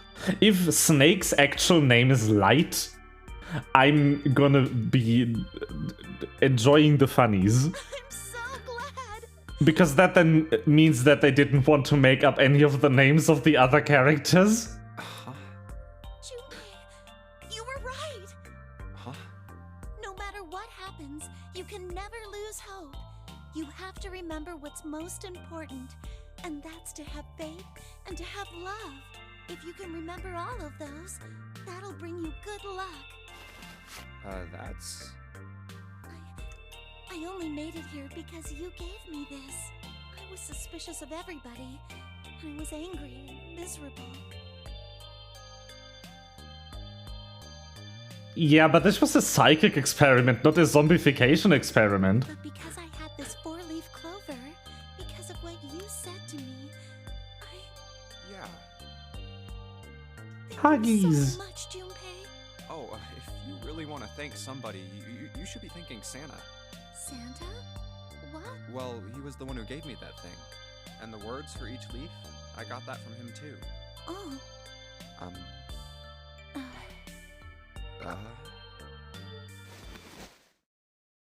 Huh?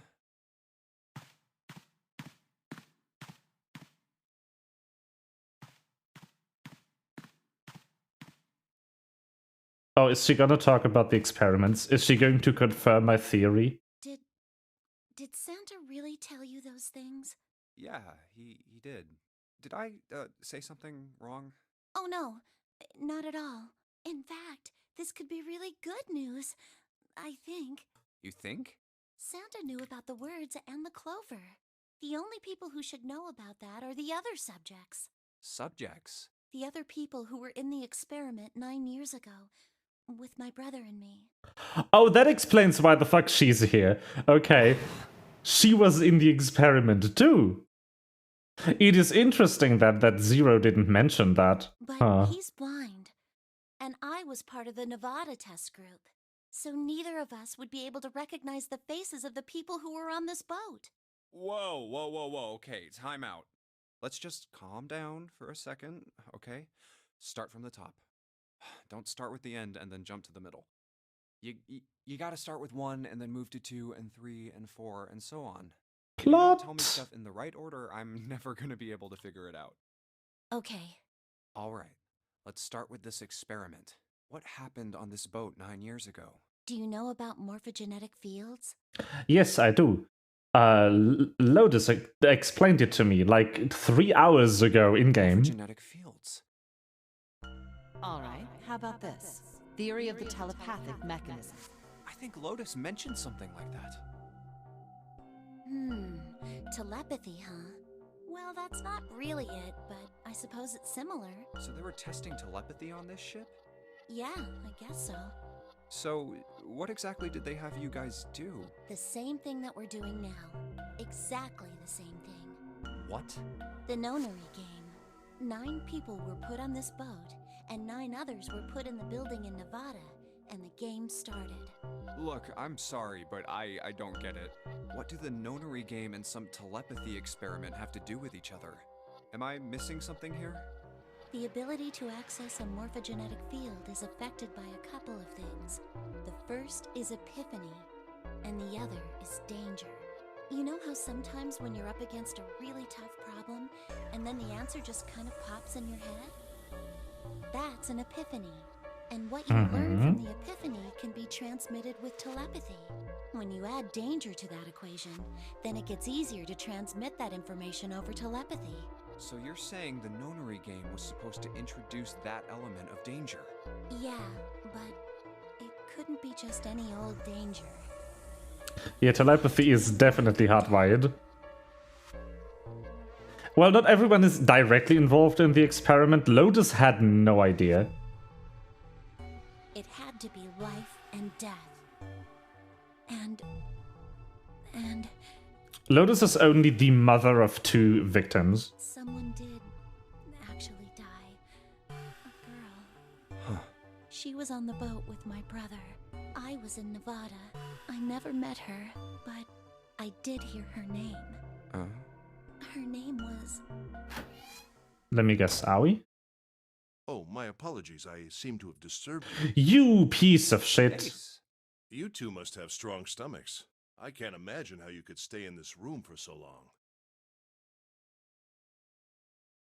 At any rate, Junpei, would you be so kind as to come and help me with something?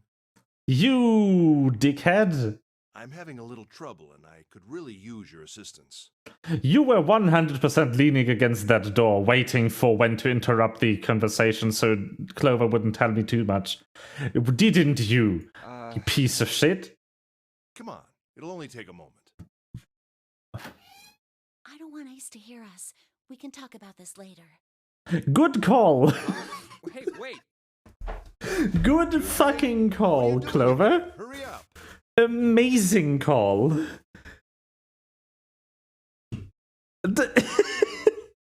Aight.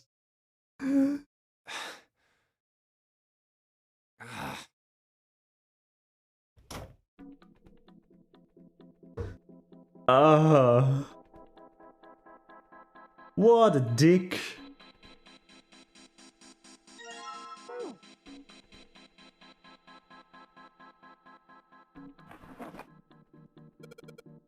Paper. Okay, where's the ink?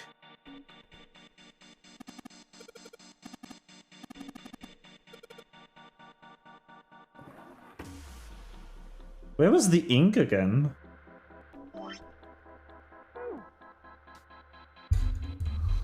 It's funny to do the ace bed ending so early, yes. You're in here like, you bitch. I mean, I kind of like, I kind of stumbled into it. I happened to do the knife ending first, and then it just went down the red lock road. I could have easily went into this ending the first time, or into the submarine ending. I just happened to take the straight path. Weird. Why is the first lock missing? What is the first lock in here? Yes, obviously I got the X ending. That conversation actually can't happen without the X ending. The alternate endings only like appear when you do the prerequisite ones.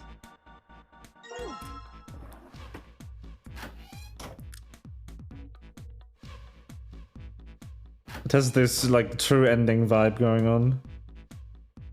Why is the other lock missing? What is the other lock? Okay, do this, do this, do that.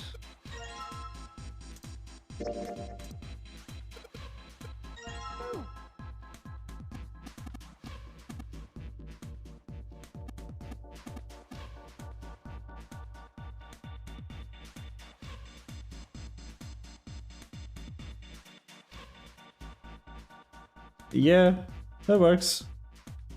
Okay, Moscow time.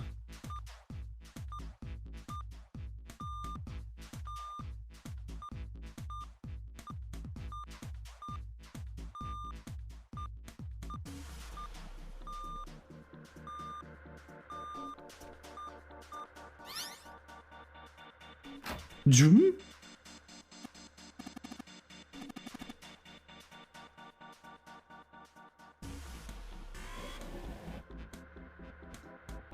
It is all ice time. ALLICE. This might be the other lock, All actually. Alice. Does this mean? What the hell is this? So, I said this earlier already, but that is a lot of names in this book. The way that hieroglyphic writing works, proper nouns and names are written in these staffs or stems or whatever. These are called, these bubbles with a line on the left side. Those are how they wrote proper nouns and names, and everything else is like just words. Just text. They are hieroglyphs, a form of writing used in ancient Egypt. Ancient Egypt? That's right. Skip. So it would seem. Bottom deck. Bottom deck library. This was super interesting too. I already know that probably something very important is gonna be done there. Oh. Seven said something like. Yeah. Alice sleeps in a small chamber past the Forest of Knowledge beneath the navel of the Gigantic. Exactly. Bottom deck library. Just like I said earlier when we got that hint. Beneath the navel mean the bottom deck? And the Forest of Knowledge is the library? By the way, like, this, I've always interpreted this wavy effect around the lines here as being like his inner mind or something. But honestly, that could actually be the morphogenetic field, and I'm currently like transmitting all the things I find out in this ending through, like, I don't know, through time to myself or some shit. Because I am having an epiphany right now, and I am in great danger. Then could Alice be in a room somewhere beyond the library? What's wrong? Something on your mind? Yeah. I just remembered something. Is that so? What about? Well, don't laugh, okay? The Egyptian priestess, an Ice 9. Interesting. And the woman who wouldn't melt, who was recovered from the Titanic disaster, they called her All Ice, which eventually turned into Alice. And she was purchased by an English millionaire who called himself Lord Gordain. According to Seven, this ship is where he hid Alice. And you think that he hid her in a small room, beyond the library on the bottom deck? Yeah. Well, I mean, it is just a theory. Junpei, have you ever heard of the term CAS? Computer-assisted design. Cass. It stands for Cells Alive System. It is an advanced technology for freezing and preserving organic matter. Put simply, it is a technique that allows one to freeze things without the formation of ice crystals. Normally, if you freeze something fresh, water within its cells expands as it crystallizes, damaging the cell membrane. CAS, however, works differently.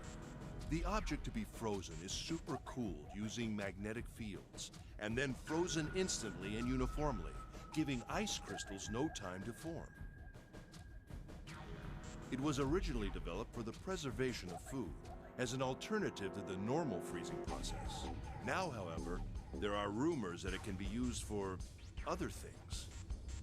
What do you mean? Like other cryogenics. Well, there are obvious medical uses, but perhaps also space travel. Space travel? Are you serious? The question is, how do you reverse it evenly? Surely you've heard of suspended animation. Cryogenic freezing? It's a fairly common idea in science fiction books and films. People are sometimes frozen for especially lengthy journeys through space. Whoa, wait a minute there. Are you saying that Alice was frozen using that cast thing? Well, I'm sure the possibility is quite low, but it is a possibility. But Alice is Special Egyptian, ice right? we call Ice 9 does indeed exist, and casts were used to freeze her into that sort of ice instantaneously. You think she could be alive? Well, I can't say for sure, of course. I'm only talking about possibilities. The melting point for Ice 9 is 96 degrees, right? If she were put somewhere where she could reach that temperature...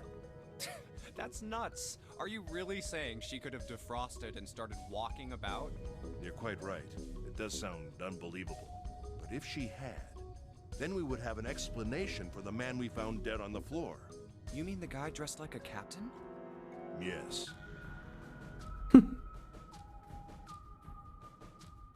The nice older guy with dad energy? Yeah, sure. He was dead when we found him. Clearly, he was murdered. But if he was murdered, then by whom? It couldn't have been one of us. That would be impossible. In order to enter the captain's quarters, one must first open door 1. That door that requires the Earth key prevented us from accessing door 1. Who was it that opened that door? Santa and Lotus. Right. Clearly, the two of them could not have opened door 1, or any other door for that matter. Who else then could have done so? Nobody. After Santa and Lotus used the Earth key, they turned back and met up with me and June. Then we returned to the large hospital room and found Ace, 7, and Clover. While we'd gone into the shower room, Ace, 7, and Clover had stayed behind. But it's impossible for those 3 to open door 1. But what about when June and I took the elevator to door 2? No, still won't work. We were only gone 5 minutes. No human being could have run to the captain's quarters, killed that guy in there, and run back that fast. It would be impossible for any of us to be the murderer. That being the case, who could have killed him? Wouldn't it make sense if his killer was someone who had been in the ship for some time? A person like that would know the ship well.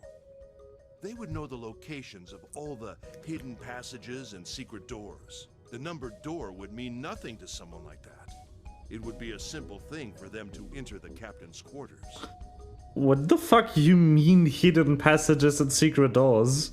Then you're saying the killer was Alice? Well, this is all only one possible theory. I'm pretty sure that Ace killed the captain because he thought that was Zero because of the Zero bracelet. Maybe this card will give me access to the Forest of Knowledge. And the big mystery. What could be there beyond the Forest of Knowledge? Anyway, whatever. It's gonna have to wait. I can't do anything right now. I'll come back to this later.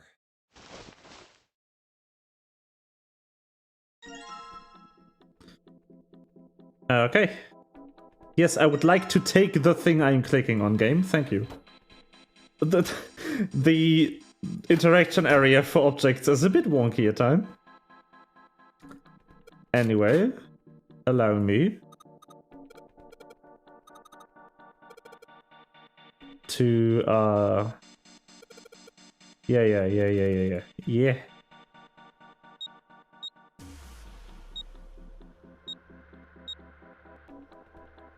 I think it should be this? No, I got one wrong. Oh crap. It's 35, 14. Was it 27? 25 was 24, crap. Ah! 27, 24. There we go. So if you extend base 0 Base 16. Hexadecimal. With the letters as numbers all the way to Z. And you decode 0 as numbers using that. That's how you get this key. That's how you get those. For those who missed it earlier.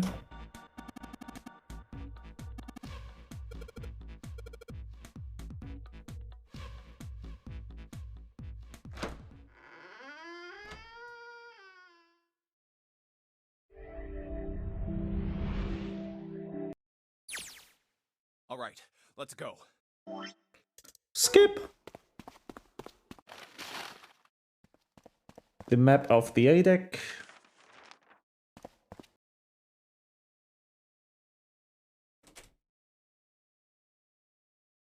A note. A note? Yeah, I found it in the pocket of the guy with the captain's clothes. It said something about the darkness of the sinister hand or something. Oh, that is how she got the save ending hint for the first time.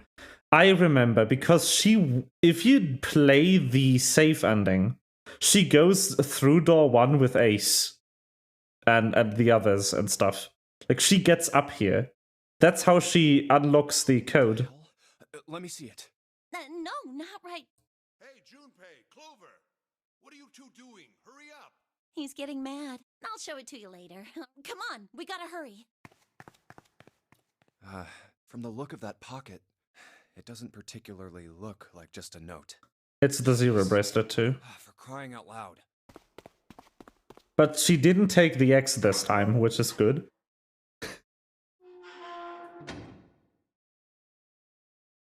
The big stairs. So this is where it ends up. Let's go, we get the other ending, Pog. Not dying this time, baby. Woo! Just like it says on the map. Or maybe we do, who knows? Ace, did he head down? Oh, there. Look, the 4 others are there too. Really? Let's join them. Pog. Jumpy! Clover! What's up? We found it! Found what? We found it! What did you find? The last door! Be more specific, June. We found door 9! Pog. What? Come on! Just follow us! We'll explain on the way! Okay. Extreme damage. Ha. Well, Yeah. if that's the case. Wait for me. We should get going as well. Jumpy! We finally made it! Yeah, it's finally time. We've reached the end. Something's bothering me. Only 3 to 5 people can go through the numbered door. 7 of us are on our way to door 9. That means that, best case scenario, there will be 2 of us who have to stay behind. 2 people.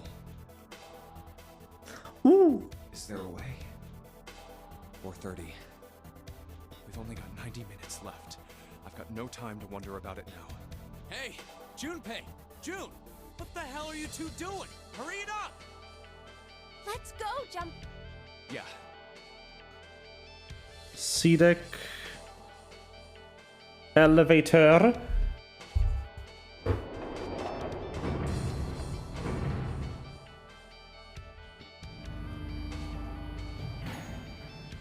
But there's an incinerator there. I know I told you I'd explain it earlier, but honestly, there ain't much to explain. After that,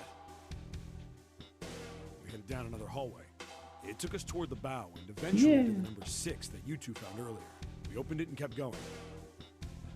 There was another locked. Okay. Once we were through that door, there was another hallway that went the other direction toward the stern. So, on your way, you found the elevator. That's right. So, in other words, you kinda did a lap, huh? You came from that side to this side. Yeah, So, where's the number 9 door? over here. Follow me. By the way, you know, it's because of Santa that we're all here right now. Huh? That all 7 of us are going to door 9. What? You don't get it? Santa, 7, and Lotus. What's their digital route? 9. It's 9.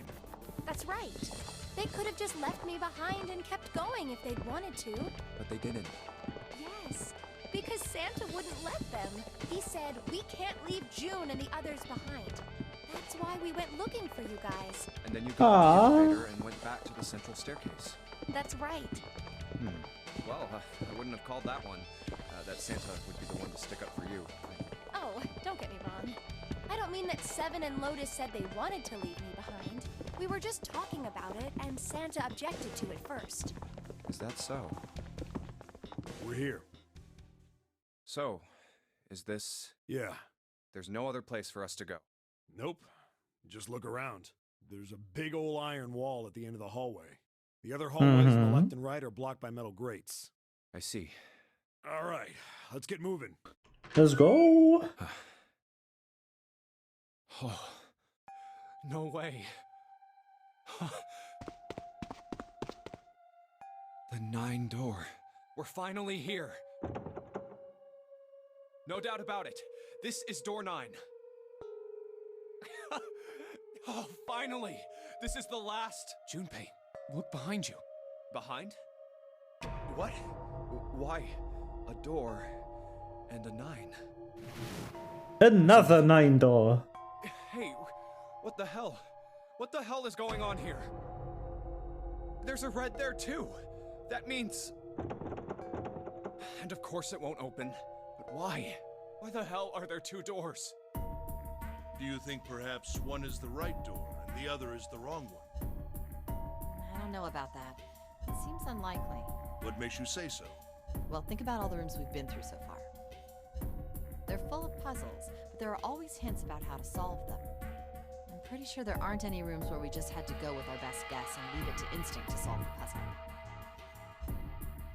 Do you really think that at the very end... Yeah. Then you're saying there's some sort of hint in this room. No, I don't think there's a hint anywhere in here. I searched it very well when I was in here before. I didn't find anything that might have been a hint, though. Well then, that means... Yeah, both of these are the right door. I mean, if you think about it, Zero never actually said there was only one door with a 9 on it. Yep. It is hidden, but an exit can be found. Seek a way out. Seek a door that carries a 9. So if there are 2 number 9 doors, if we split it up, right? That's not gonna work. You've got a notebook and a pen, right? Can I borrow them? Yeah, here. But Snake's right here. Look at this.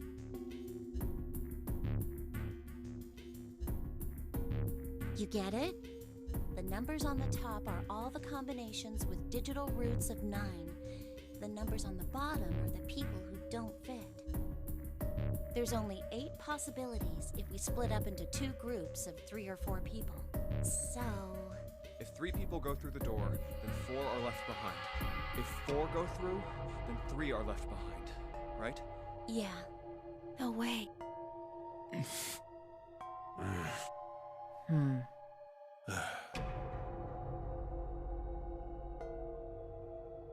Come to think of it.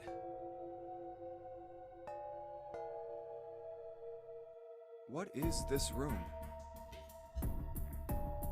It looks like it's set up for some kind of ceremony, but what kind?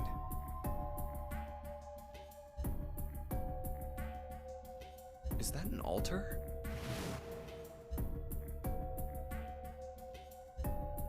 A coffin? No, it couldn't possibly be. Okay, I give up. I give up. I figured if we sat around here long enough, someone would volunteer. But I guess nobody's got the guts to do it. What are you talking about? What? You guys didn't figure it out yet? Fine, fine. Let me enlighten you. Clover was mostly right with her little explanation earlier, but she missed something. She wasn't really wrong. She just... screw it. Let me just write it out.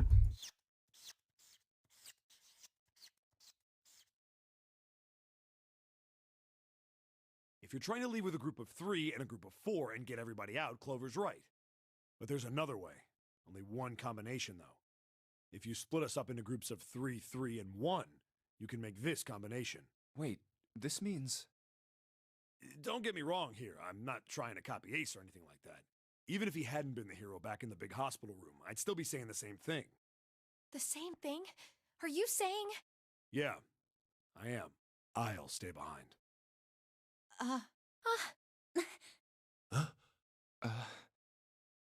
Why are you acting so heroic all of a sudden?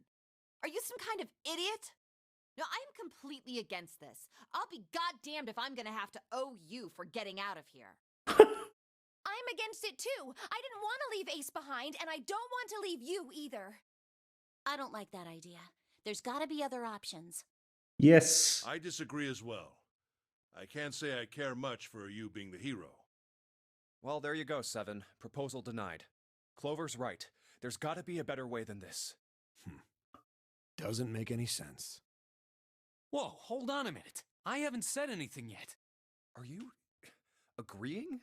You want to leave him here? Nah, I'm against it. I don't want to leave Seven here alone. Then I don't see how it matters. I said alone. Huh? I said I don't want to leave Seven alone. What the hell are you? What? You don't get it? I can't leave just one person. I need 2 more. 3 people, including Seven. I'll be leaving behind 3 people. That's my proposal. Those are my orders. What do you mean, orders? What the hell makes you think you can order us around? Who the hell's gonna listen to you? You all will. In 3 seconds, you won't have a choice. What? 3, 2, 1.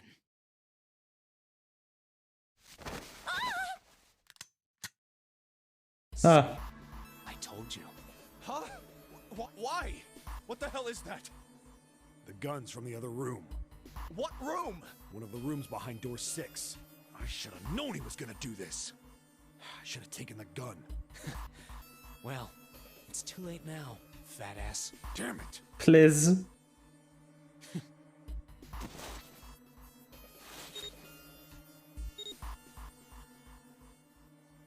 Now, time for you to start following my orders. Ace, Lotus, congratulations. I've chosen you to come with me. Put your hands in the red. Hey, you deaf?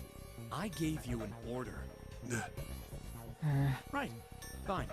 I didn't want to waste any bullets, but you guys just don't get it. Ha! He really shot it? But why? Santa, why are you... Santa, I thought you were one of us. I thought What? you knew about the leaf words and the 4-leaf clover. What the hell is that shit? I've got no idea. You're lying. Shut up. Just shut up, you stupid bitch. Please. Bullet in your fucking head? Santa. All right, assholes. What are you still standing there for? Get over here and scan those bracelets. I don't have all day. Oh, what's the matter? Your hearing's starting to go? Going senile, maybe? That's it. It's the only way. Please, go. Huh? No way. Jumpy, what are you saying? If you stay here, you're going to be stuck, Jumpy. Well. And so will Clover and Seven. I know, but you don't need to worry about us. We'll figure something out. Right, Seven? Right. You just leave it to us. It's gonna piss me off to hear what Santa says, but...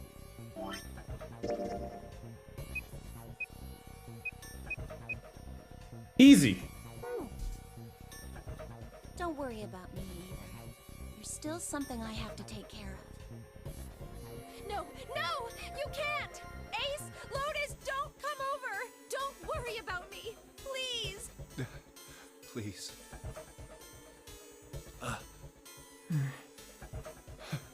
Go. all right. Fine. All right. Now let's get those hands in the scanner panel. What's the holdup? What? You think I'm fucking around here? I don't give a shit about this girl. The red doesn't need a person, you know? All I need is the bracelet. You get it? Good. Now put your fucking hands on the scanner. I'm not gonna say it again. Fine.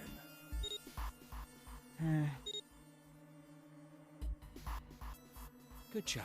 Now, Lotus, pull that lever. As soon as the door opens, you get your ass in there. Try anything stupid, and you know what happens, right? Damn it.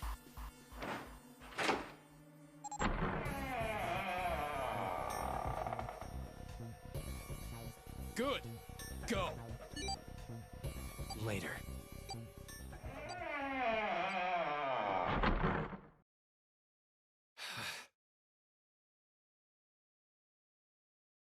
Hmm.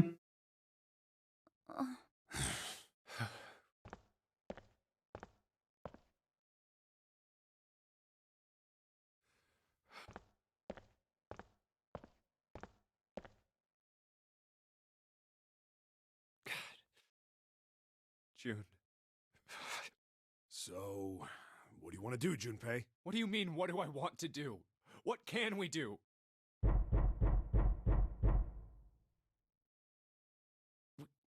What the hell is that? Shh, quiet. 'Tis the boy. Where is it coming from? 'Tis the best guy. The best boy, in fact. Could it be? Hey, I think it's coming from this coffin. You're right. Let's open it. But how? What are those muscles for? For show? You're telling me to force it open? Just shut up and try.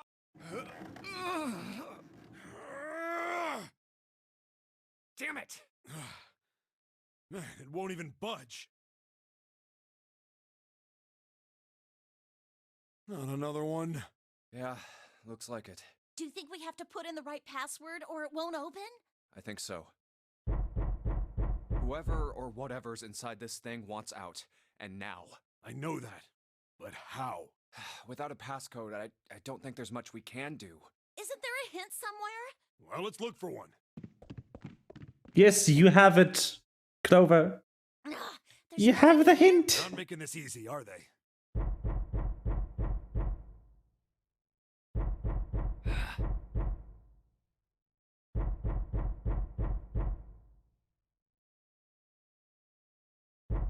What's the passcode? What am I supposed to do? How can we figure it out? I need something.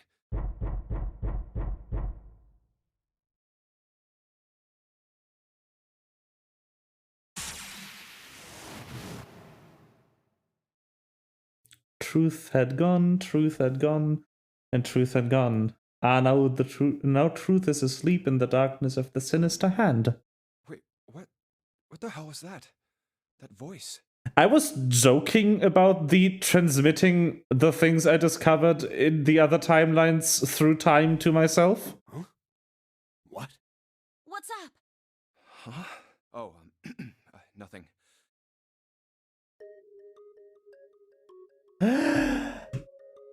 Truth was gone, truth was gone, truth was gone.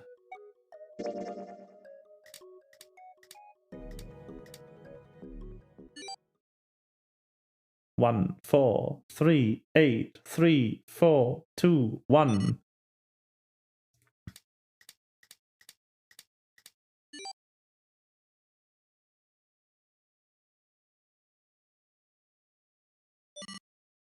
One, 4, 3, 8, 3, 4, 2, 1. Well, no, now it is time for the coffin ending. Huh? We're not done. Huh? Hey, what the hell were those numbers? Oh my gosh. Are those? Huh. Don't get ahead of yourself. 4, 3, 8, 3, 4, 2, 1. 1, 4, 3, 8, 3, 4, 2, 1. Also, yeah, I was figuring this wasn't the true ending. Because there was still a secret left that we hadn't, like, done.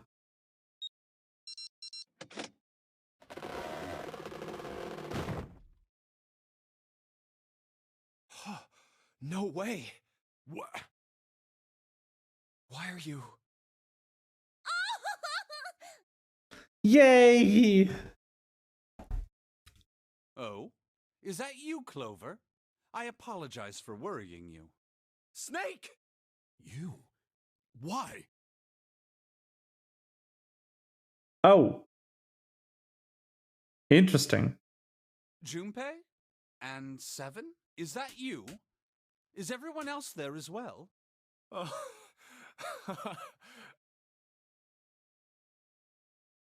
Jeez. So the coffin ending is just showing you the coffin, and then that's the ending? Oh shit!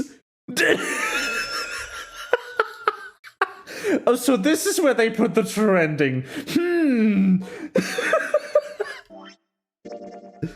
Holy fuck, Roni.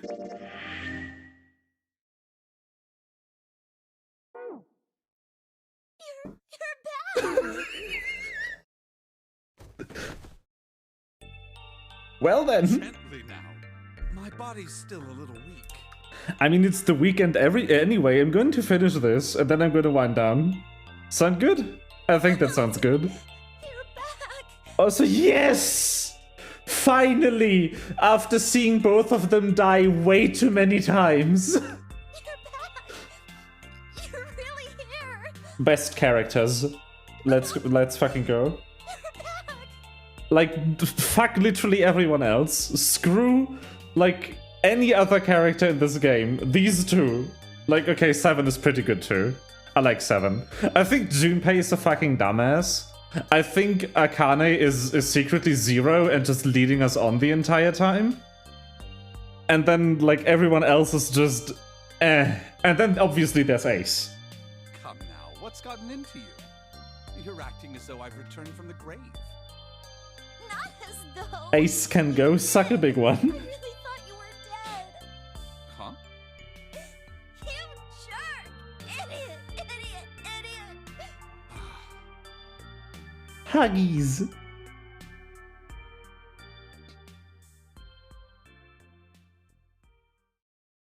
I see. I believe I understand things rather well now, thank you. In the shower room, there is a dead body wearing my clothes.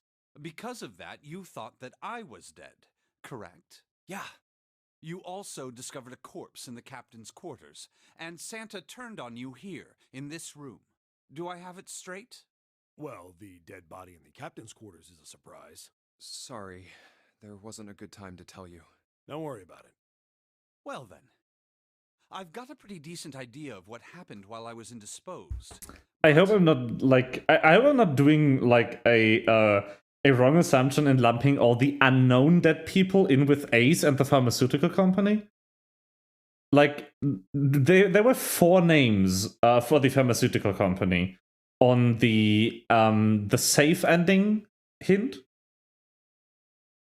And Ace is one of them. And if the 9th man, the dead person in the shower room, and the dead person in the captain's quarters are the other 4 people on that list, then every name that has been dropped would be accounted for except for Aoi. It's still something of a mystery who did all this. No, sorry, except for Light. Aoi, I'm pretty sure, is the one who died and is Santa's sister. The corpse in the shower room that looked like me, and the corpse in the captain's quarters. Why were they killed in the way they were? You don't know? No. Why would I? The guy in the shower room. We don't know who he is, so let's just call him Mr. X. Anyway, this Mr. X is wearing Snake's clothes, but you're wearing some kind of weird robes. That means someone took your clothes and put them on Mr. X. We need to figure out who that was. I apologize, but I have no idea who might have done this to me. I only just now woke up. I was unconscious during all the events you just described to me. They must have undressed me and changed my clothes during that time. When were you knocked out? When we split up to look for the red. Where did they get you? Do you remember?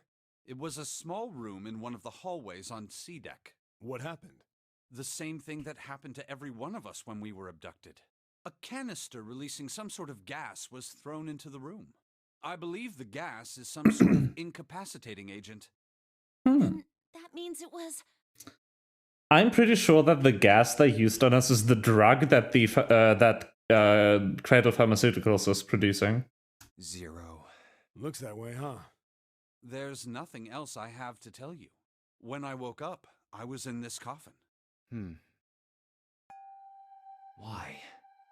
Why did Zero make Mr. X wear Snake's clothes? How would that benefit Zero? I'm super curious now where the other 9 door, the one in the incinerator room, leads to. I don't get it. What the hell does any of it mean? And I have no idea how I got the passcode for the coffin either. Truth had gone, and truth had gone. Where did those words come from? Why did I feel compelled to push the buttons on the bracelet after hearing them? They came for the other from the other playthrough, the save ending, where you first entered them into something. I don't get it. What the hell does any of it mean? Also, Snake and Clover have been subjects in a similar experiment 9 years ago. The ability to access a morphogenetic field is affected by a couple of things. The first is epiphany, and the other is danger. And someone did actually die. A girl. Her name was...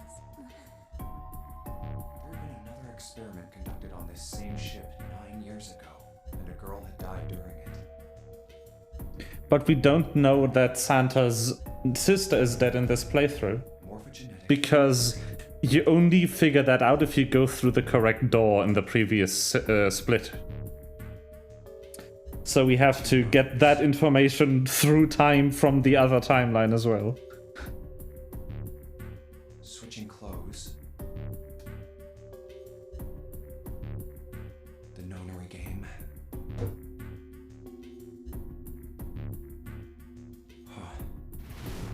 Zero. He's the ringleader. The person who trapped 9 of us on this sinking ship. Zero should know everything. If we can uncover Zero's identity, all of our questions will be answered. By the way, I'm pretty sure the ship isn't actually sinking. If this is the exact same experiment as 9 years ago, I'm pretty sure that all the contraptions are the same.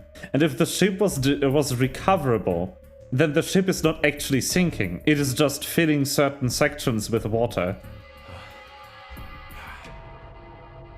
At any rate, we'll have plenty of time to decipher the details later. For now, it is of utmost importance that we escape. And I think that in the original experiment design, the sinking was only a frame element.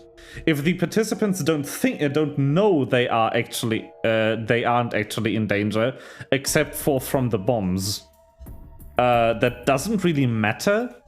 Like, from how Clover described it, you have to be in danger for it to be easier to use the morphogenetic field. But I think that only has to be, like, feeling in danger. It doesn't have anything to do with, like, actual dangerous situations, but rather with the, like, the need to, like, call for help or something. Junpei, it was 4:30 the last time you checked the clock, yes? That means we have less than an hour. We must hurry. Hey, how are we gonna get out of here? Isn't that obvious? Through the other number 9 door. Oh yeah, you're right. With Snake, we can open the door. Don't tell me you hadn't figured that out. Come on, you gotta tell me these things. I, assumed you'd figured it out. Forget it. Let's just get going.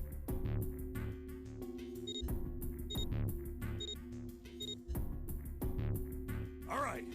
You guys ready to go? Yes. Yep. Not yet. Huh? Before we go in, I'd like to check something. You want to check something? Yeah, but before I do, 7, could you pull the lever? I want to make sure we can verify with just the 4 of us. What do you mean? We don't need... Just do it, alright? But if the door opens, don't go in yet, okay? Please, this is really important. I really need to check this, okay? Work with me here. Fine.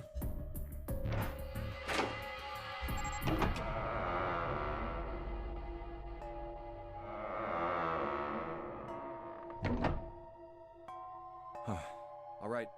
That means the 4 of us can go into door 9. So, we knew that already. It's obvious. Obvious. Yeah. You're right. It is. Now, what happens if we add Zero's bracelet? What? Zero's bracelet? Why don't you take it out, Clover? So you did know I had it. I picked it up because I thought it might be useful sometime. This was on the left hand of the corpse in the captain's quarters.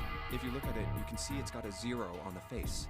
Just to make this a little easier to talk about, I'm gonna call the guy we found dead in the captain's quarters, Cap.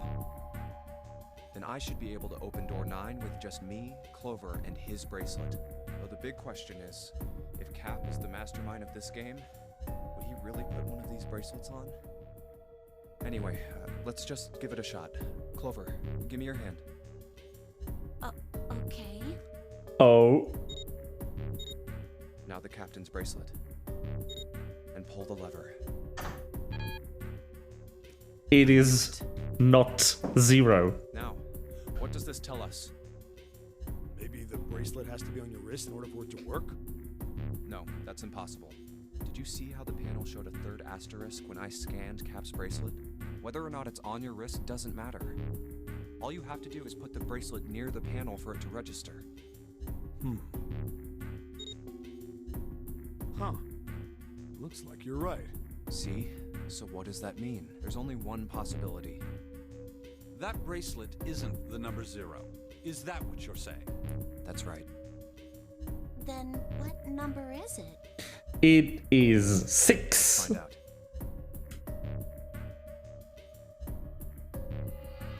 Okay, so to make 9 with a 6 bracelet, we need to add 3, which we cannot easily do. Because Ace isn't here. Otherwise, Snake, Ace, and Cab would open this door. That means the next best number we can make is 18. Which means we need to add 12. We can make 12 by combining 7 and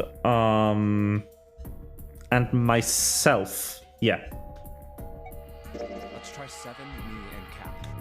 If this combination opens the door, then Cap's bracelet is number 6.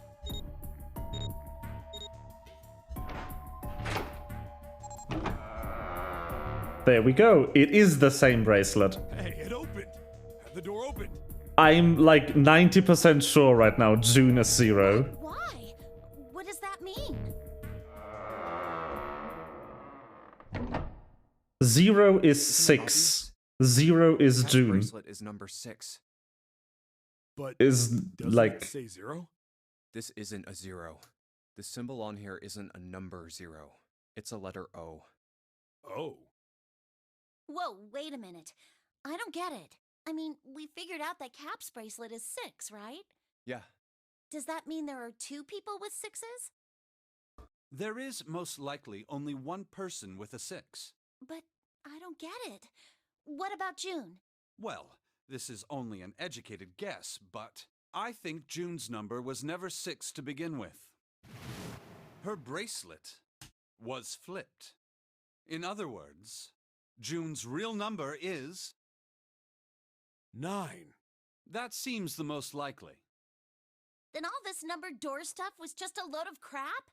Why would you say that? Because if June is 9, then the numbers wouldn't match up. Here, look. List of all the numbered doors June's gone through. I'll let you know what I'm writing, okay, Snake? oh, it's so cute. And that's everything. I wrote down which door she went into and with whom. And I wrote what all the numbers were. So if you switch 9 in wherever there's a 6, the numbers don't work. If the digital root is 7, then you can't open door 4. If the digital root is 2, then you can't open door 8.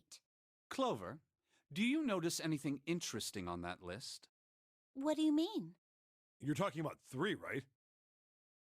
3? Santa's always in the room with her. That's what you're saying, isn't it? Yes, that's right. What about it? That's quite simple, really. You told me that the first time you came to this room, Santa was the first to refuse to leave June behind. Now, doesn't that beg the question why? why would Santa do such a thing? The answer is easy. Because Santa can't open door 9 with only 7 in Lotus. Of course, there's only one reason for that. His number isn't actually 3. Santa's real number, 7? Would you be so kind as to modify my sister's equations? Yeah, sure. This is what you were getting at, right, Snake? Thank you. That is exactly right, 7. Santa's true number wasn't 3. It was 0. No way. Santa is 0? And June was 9, not 6. Conversely, Santa was 0, not 3. I mean, that would work. Plus 3 and minus 3, they cancel one another out. Nothing appears out of order. Santa was still playing by the rules of the Nonary game this whole time. Precisely. So you're saying Santa planned this whole thing? I'm not sure if he acted alone or not, but I think it is safe to conclude that he is 0. If my hypothesis is correct.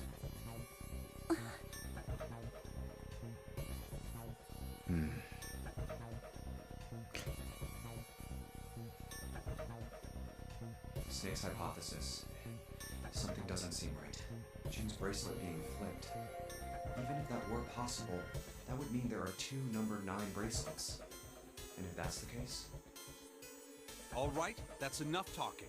Let's go. It's high time we went through that door.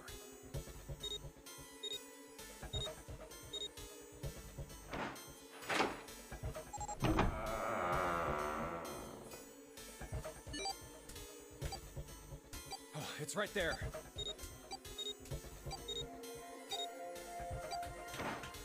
Yes. Oh.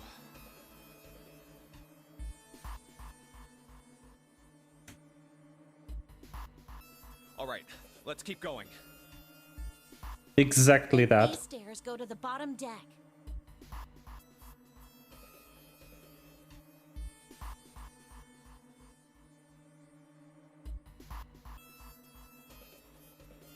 Looks dry.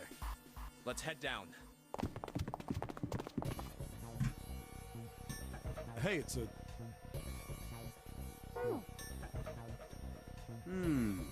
This is the Neptune symbol. There must be a key around here somewhere. Neptune key. I only have the Uranus key card. It's a different planet. Plus, it's the wrong kind of key. Let's turn around and go back for now. Yeah. Hey, another door. And a card reader this time. It's the Uranus symbol. This is the place.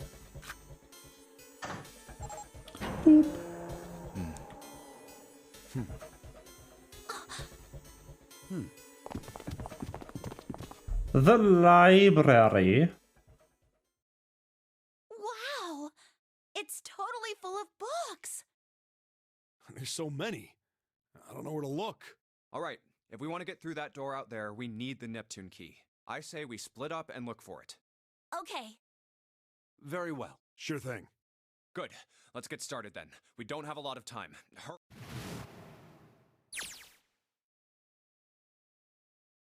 Alice sleeps in a small chamber past the Forest of Knowledge.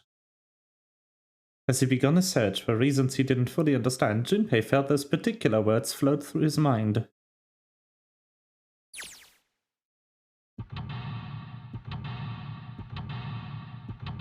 Yeah, swapping 6 and 0 would make the same thing as swapping 3 and 0. And 6 with 9. Because the result in either case would be a shift of 6.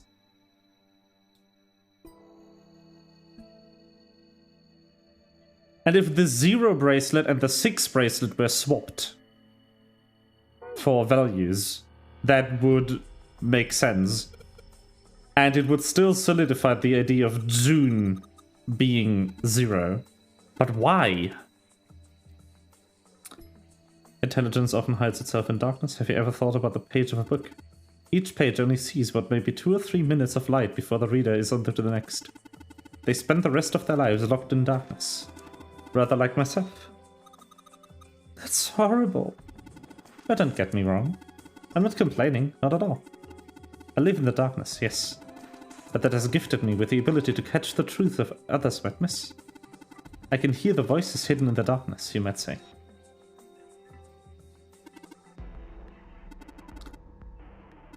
Okay. Transitions of species, of extinct species. Paleontology, this one is about fossils. What? Ammonites are cute. Mother Nature.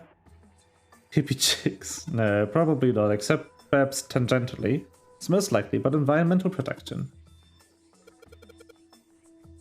Dude, hippie chicks, really? Introduction to geology? Think about the Earth, even when you're in the ocean. Kind of romantic in a way, I guess. Theories of the Cambrian explosion. No, wrong kind of explosion. Also wrong kind of place. Yeah, research suggests the variety of living organisms increased by an order of magnitude. What that happened is, however, still something of a mystery. There are a number of theories. This book is most likely a collection of them. Theory of evolution. Heck, I even know this one. This is that Darwin guy, right? Well, yes and no. Charles Darwin wrote a book called On the Origin of the Species. In it, he put forth his theory of evolution. Natural selection, yeah, exactly. Micrographia. Robert Hooke's famous work, first published in 1665. Crap. He then drew pictures of many of the things he'd examined and published them in book. I'd hazard a guess this shelf is concerned with the natural sciences. Why did mankind lose their tails? Junpei, do you know what this one's about? What was that? The music is going a bit nuts right now. Why are you asking me? I didn't even know we had tails to lose. Maybe you should ask a human with a tail. Mankind's... Why does it just speedrun through the text boxes?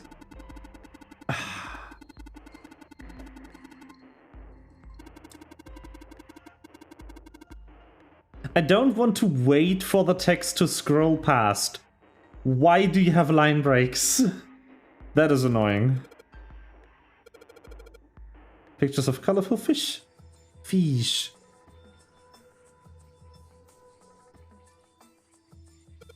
What's the deal with those stones? Just gibberish. Hey, what if we switch them around? Move them around, they must spell something.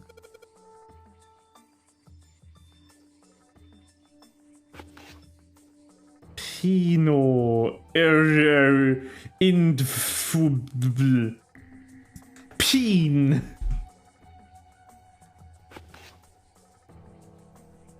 Pion Erhaldiflub Poen Ere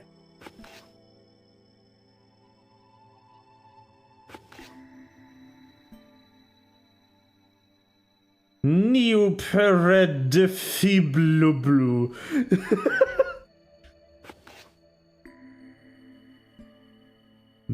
Nope.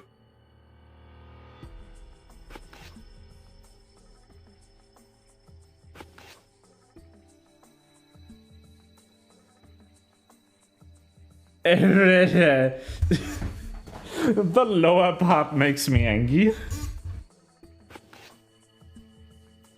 No, you already had this one. Bulb?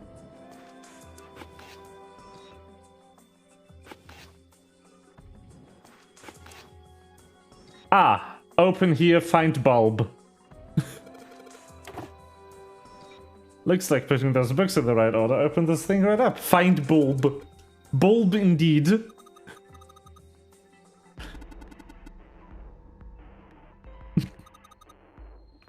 So the letters from the title spell out open here, find bulb. Bulb. Light bulb. Quantum gravity. 7, do you have any idea what this is? How about you start by using real words? Then maybe we'll get somewhere. General relativity. Einstein, yep. Overview of conformal field theory, yes. Theory that posits an invariant quantum field where conformal transformation can take place. Science voodoo.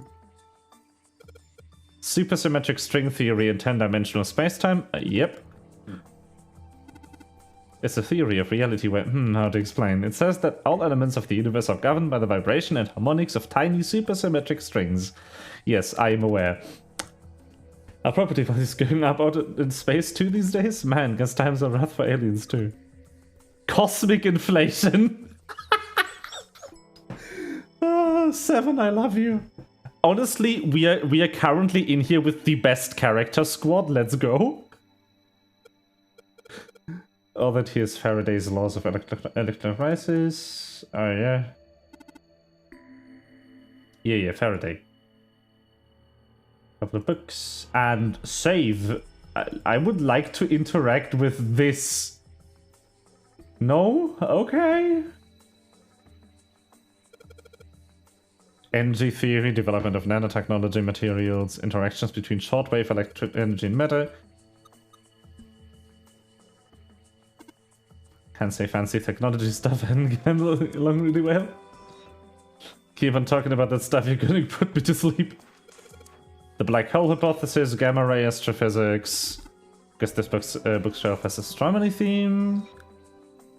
Easy. Energy theory. I didn't even understand the damn title. Looks like the shelves is all science and technology, yep.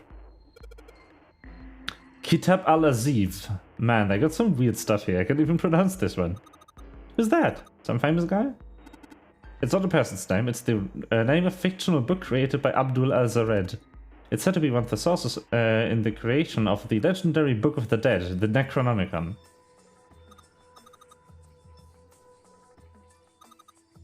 Is the golden rabbit on the moon? Does that mean it's about a rabbit that lives on the moon? Rabbits are pretty cute, but what's the moon stuff about? It's a talking about the Judas tree that is said to grow on the moon according to Chinese legend. Teletemporation and telepathy. Teletemporation. It refers to having the ability to travel through time, which apparently I have done. Mind swap. I mean, you could like change bodies with someone? Pretty much, but I'd rather die than let 7 switch with me. What the hell? Like, I don't even want to swap bodies with a little brat like... Hey, will you just imagine it? You were. Yeah, well, he wasn't the only one. Yeah. Okay. Weird. Sure. That's the same scene. It's the same bookshelf, rather. Automated robotic assembly line techniques. Very cute. What's that? Some sort of comic book? Jeez, I guess boys really like that stuff, huh? No, you're thinking of a different sort of robot. This book is talking about automated machinery that's used to build things like ours. Foundations of DNA and genetic engineering. Communication and computer science. Overview of photochemistry. I think whoever set this up wanted us to see the cover, not the spine. Bulb! Yes! So I'm just flipping through random book titles to find bulb. Does picture a book like this doing here? It looks like but Little League? Yes, let's take the baseball book with us. Functions of the human brain, nervous system. Principles of monkey behavior. Praxeology studies on monkeys. It's called the correlation of muscle, bone density, and bone strength. You're just saying that because it says muscle. The book's just called Dissection. This bookshelf must be all medical books. Genre, yep. Human anatomy, regeneration of internal organs. Ancient gladiators, what's that book doing here? Dissection atlas. Medical books. Recreation of lost human functions. You think they're talking about if you like lose part of your body, then you could grow it back? I don't think so. Maybe they're talking about reconstructing abilities that humankind once possessed. In other words, they might be talking about cultivating a sixth sense.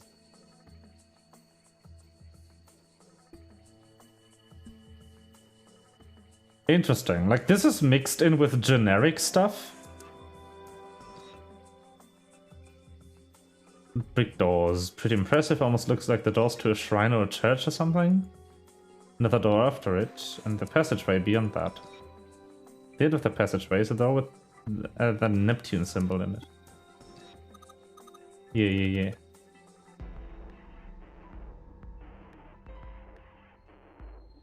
Okay. Kids' pictures books. Very cute. Hellenism. Greek and Oriental culture. Greek mythology. History of the Western world.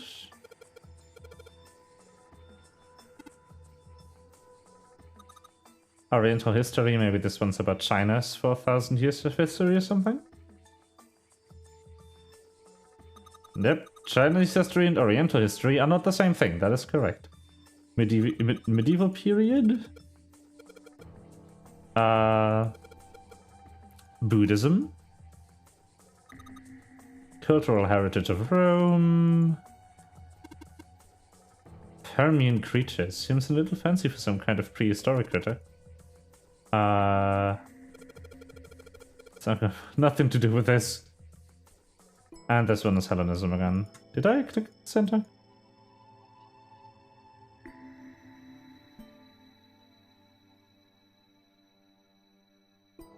Oh yeah, this one we also completely like did at this point.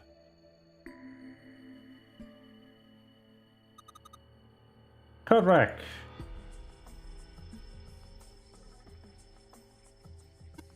Don't show if I'm not kidding, don't push me. What the heck, man? Was it gonna? But now that you bring it up. Yes, shove him down the stairs. Murder him. Owen isn't enough to go in. Perhaps it's about the English Revolutionary? Liebernitz. This book is in German. It looks like the complete works of something. Never heard of it. Dead kind. Not with that name. Sheldrake.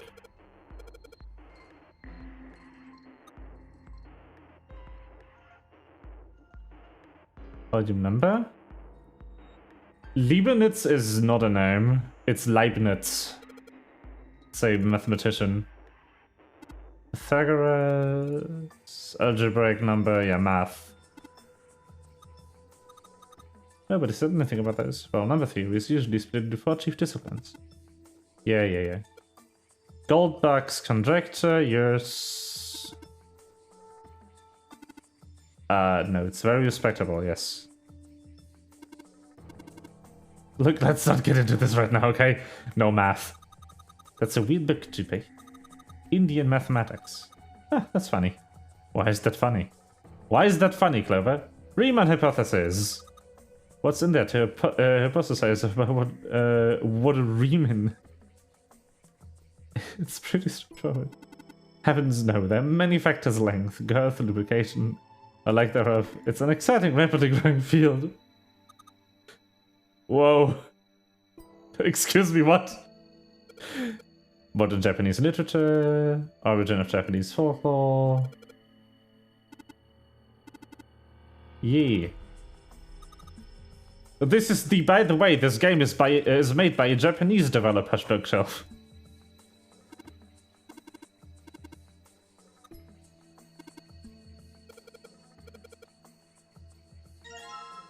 Another children's book. Woo! Iron plate is bolted down. I think it's a wall. Suspicious about the shelf to the left. I know we already looked at the screen. Sorry. I'm sorry. Look at the sappy stuff.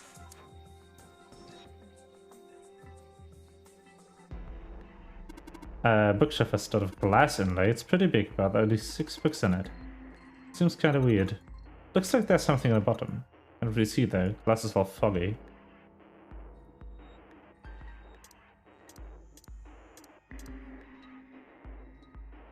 Okay. It's a magic wand in it. Oh, wow. Head.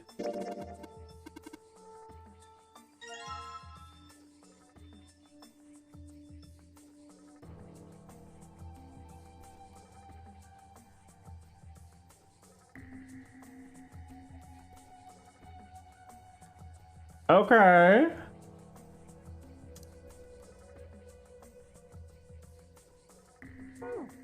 What? Bulb time.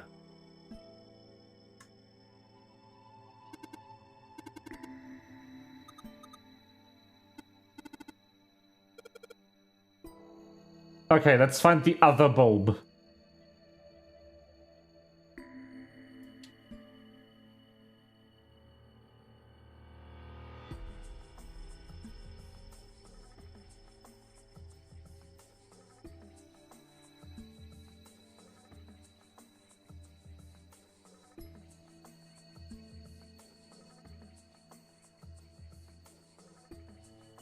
Where's the third light bulb? Bulb.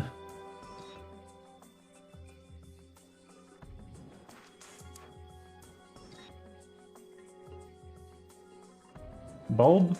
Bulb. Bulb. Bulb. Bulb. Bulb. Bulb. Bulb. There was a light bulb there, actually.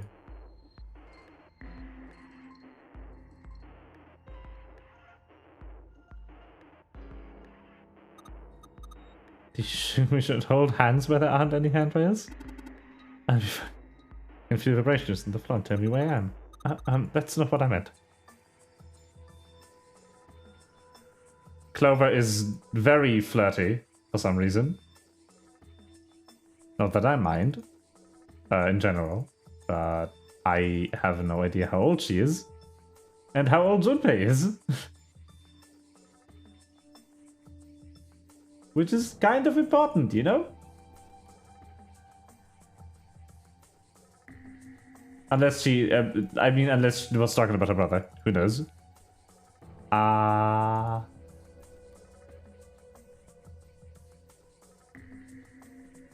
Open here, find bulb. Bulb has been found. I need another bulb.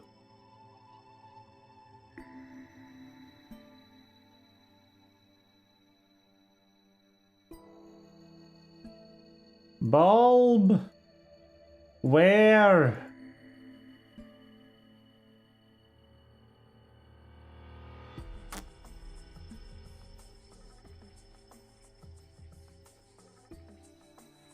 Bulb? Hello? Bulb?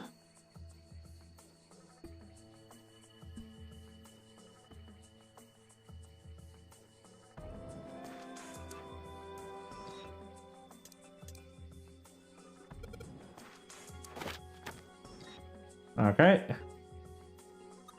Little weird. It is weird, but I only have 2 bulbs.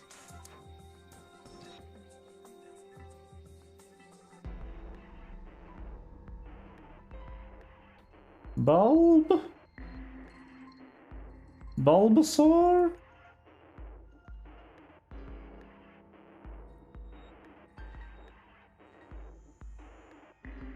I'm pretty sure I've clicked on all of these.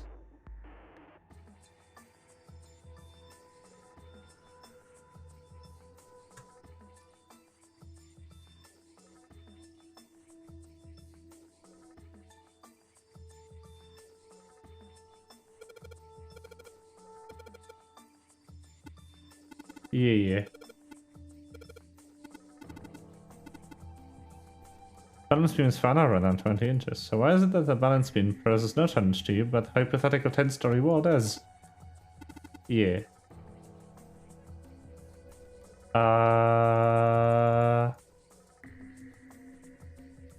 Where? I am confusion.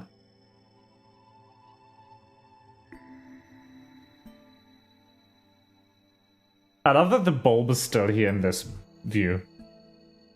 Even though I picked it up. Where though?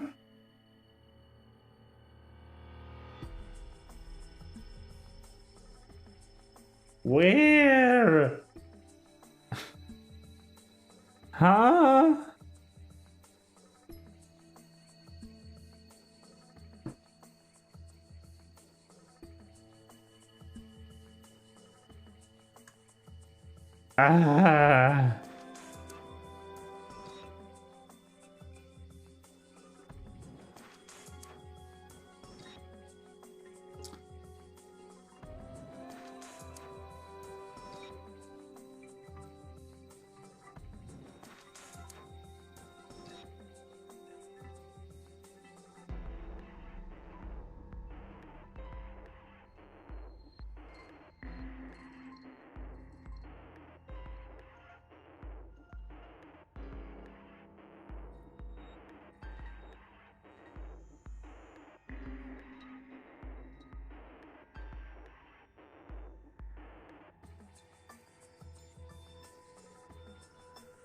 Ah. It's the same shelf again, damn it. We have this one.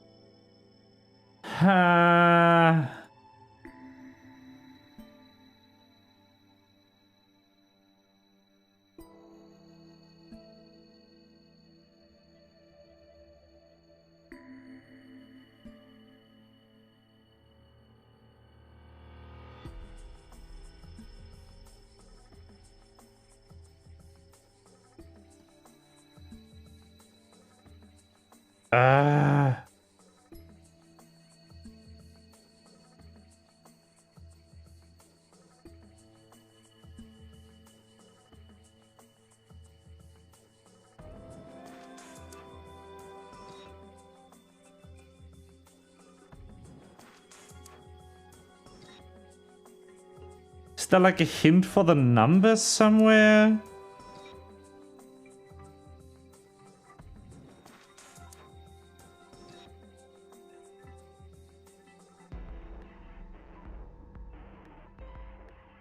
Oh, wait. Well, there is numbers. 632415. Maybe that'll work?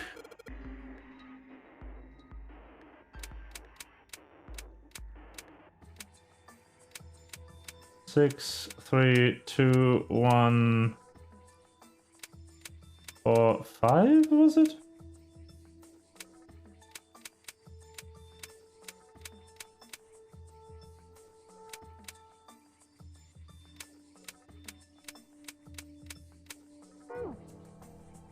Wait. 362415, sorry. 6, 3, 2, 4, 1, 5. Oh, well, that'll do it. You did it, Chippy! Yay! At least the lock's open now.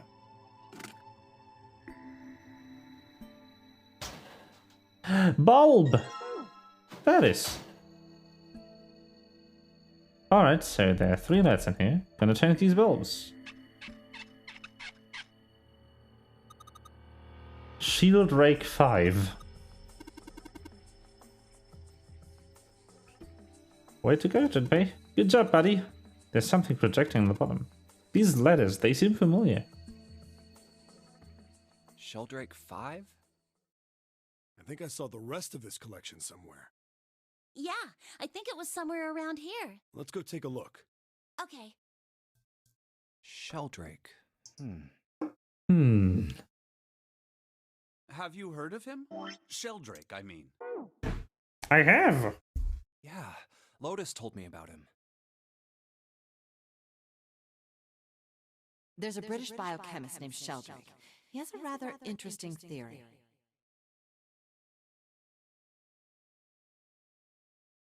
Morphogenetic fields, which relies on the theory of morphic resonance.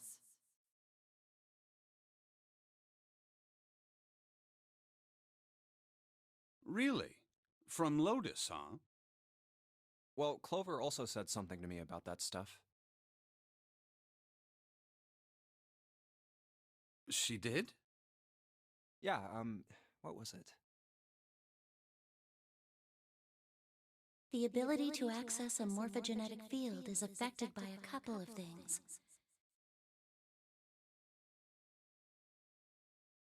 The first is epiphany, and the other is danger.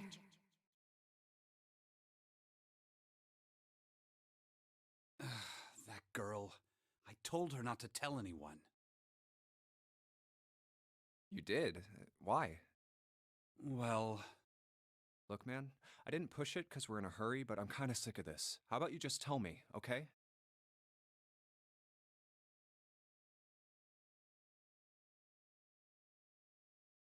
Tell you what? Don't give me that. About the experiment. Ugh. Story time! Very well, fine. I'll tell you everything. Let's go! Finally! But not here. Let's move to the top floor.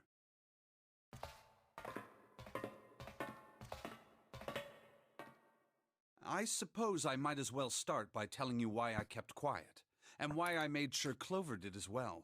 Because Ace is the dickhead. To be honest, the explanation is quite simple. Zero told me not to. I had little choice. He didn't walk up and tell me, of course. He gave me a message engraved on a card. That's a Braille card. It looks just like the one you showed us earlier. So you had 2 cards. No, only this one. But since Snake is the only one who can read Braille, and he already participated in the first Nonary game, he had no issue explaining the rules of the game to us without actually telling us what's on the card. What do you mean? And this way, it would be really easy for him to just make no one suspicious of the contents of the card. I thought that card just had some rules for the Nonary game on it. Yes, it did. And those were the rules I read you. However, they were not the only thing on the card. Or that works There too. was something I didn't read. Well, perhaps I should say there was something I couldn't read. And that was? Tell no one of the events that took place 9 years ago. Tell, and I activate your sister's detonator. What the It's a fuck? threat on our lives. Oh. Well, what about Clover? Did she get a message from Zero too? I don't believe she did. But doesn't it strike you as strange that Zero would shut my mouth, but not hers? Yeah. To be on the safe side, however, I told her it was best not to tell anyone. It was probably because Zero didn't, no, wait, Zero must have known. Apparently she told you. Known. That girl. What's wrong with her telling me? I figured some stuff out with the things she told me. Zero must have known that she was in the experiment, otherwise she wouldn't have abducted her? Right?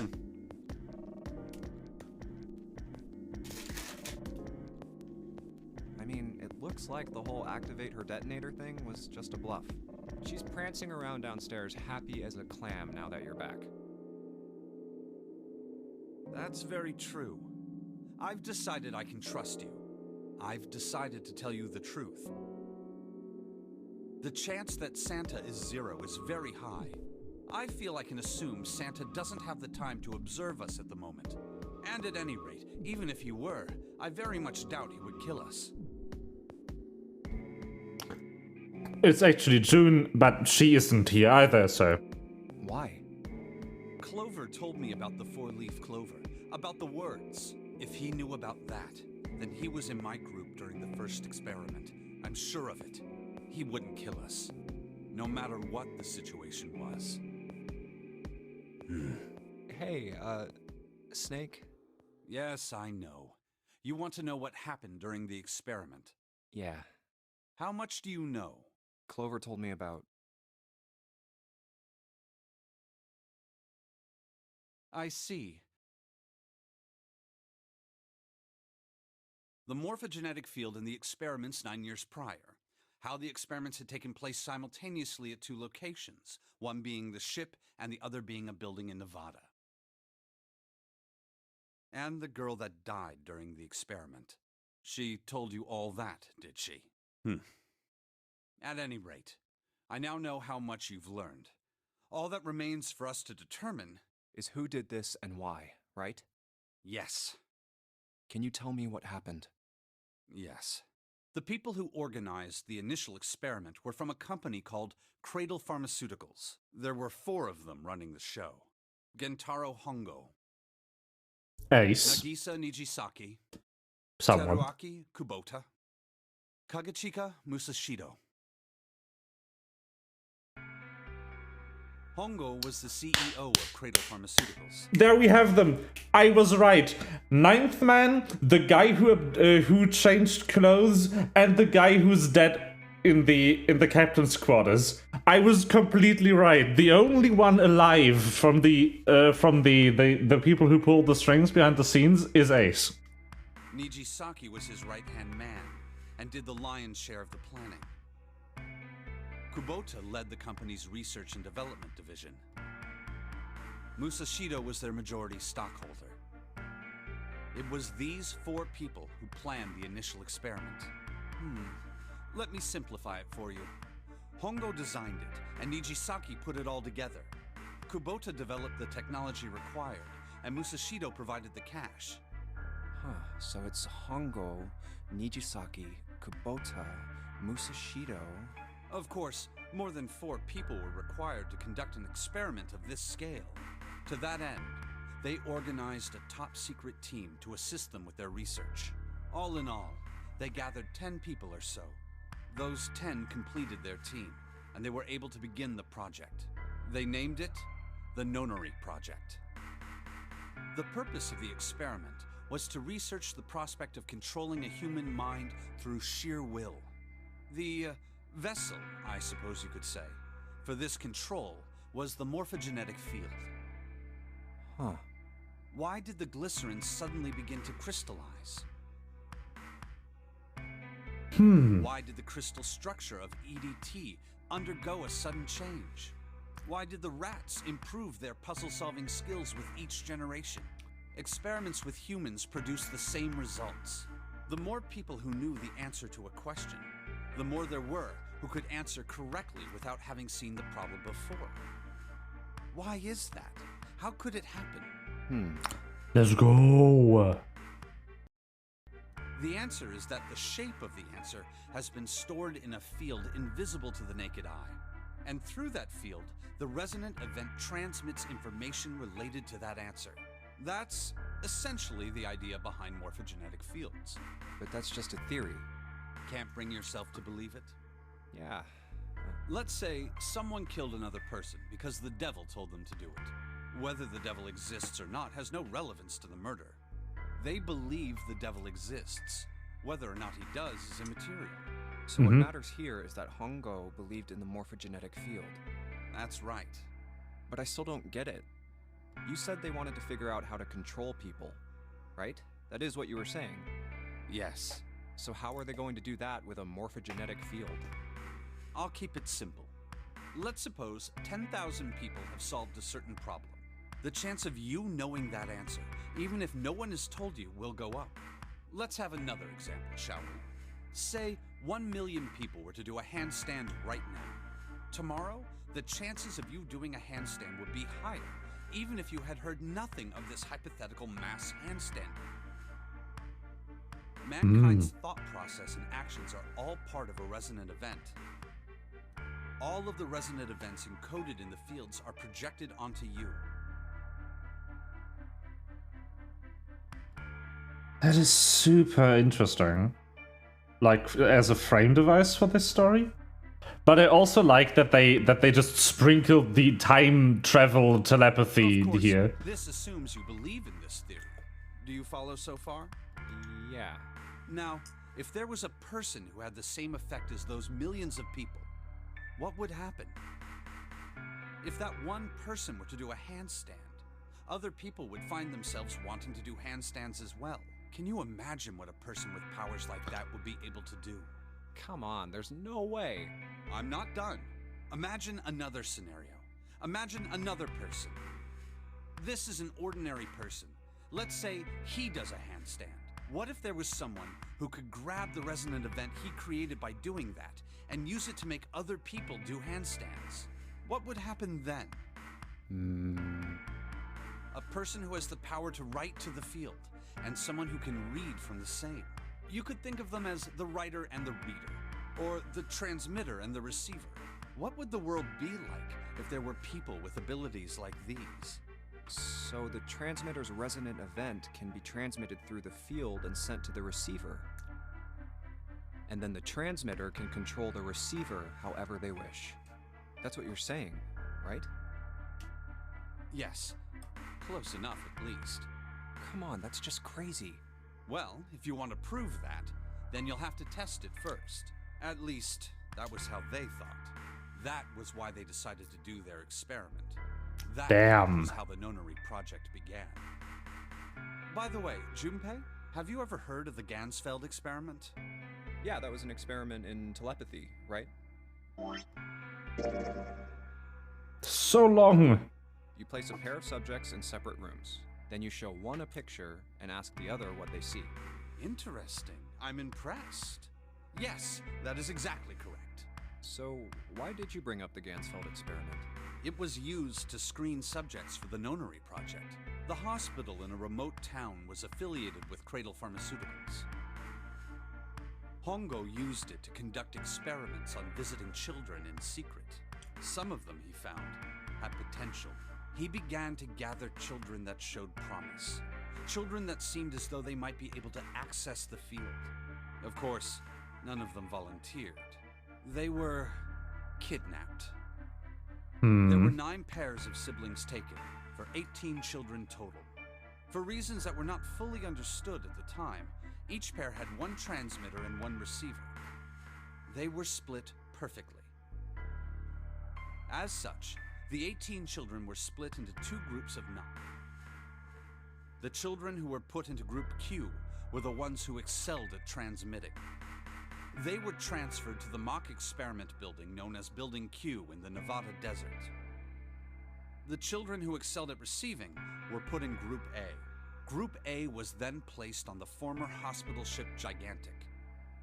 From the experiments he had conducted so far, Hongo had learned the following. There are 2 things that can increase one's resonance with the fields. The first is epiphany. The other is danger. Have you ever been faced with an especially difficult problem and thought about it? It may seem obvious to say so, but that is what is meant by epiphany. The information obtained through that epiphany can be easily transmitted through the fields, where it can be easily interpreted. Adding danger to that equation allows for even easier field access. That's where Hongo came in. They set up a number of puzzles across the Gigantic. The participants had to solve each one before they could move to the next room. Of course, he hadn't forgotten to include danger. He had detonated a bomb on the hull of the Gigantic. The children in Group A were forced to play the Nonary game as the ship sunk. By forcing the children into a life-or-death situation, Hongo hoped to increase the likelihood of their tapping into the fields. The children from Group Q, on the other hand, were confined to the mock experiment building, Building Q. Building Q duplicated the interior and puzzles of the gigantic exactly. Every detail was exactly the same. Hongo explained the situation to the children in Group Q. Solve the puzzles you find throughout the rooms. When you have the answers, transmit that information to the children in Group A. If you succeed, they will be able to solve the puzzles and escape.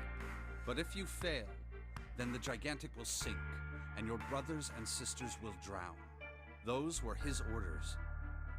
Do you know why the astronauts of Apollo 13 were able to return to Earth safely?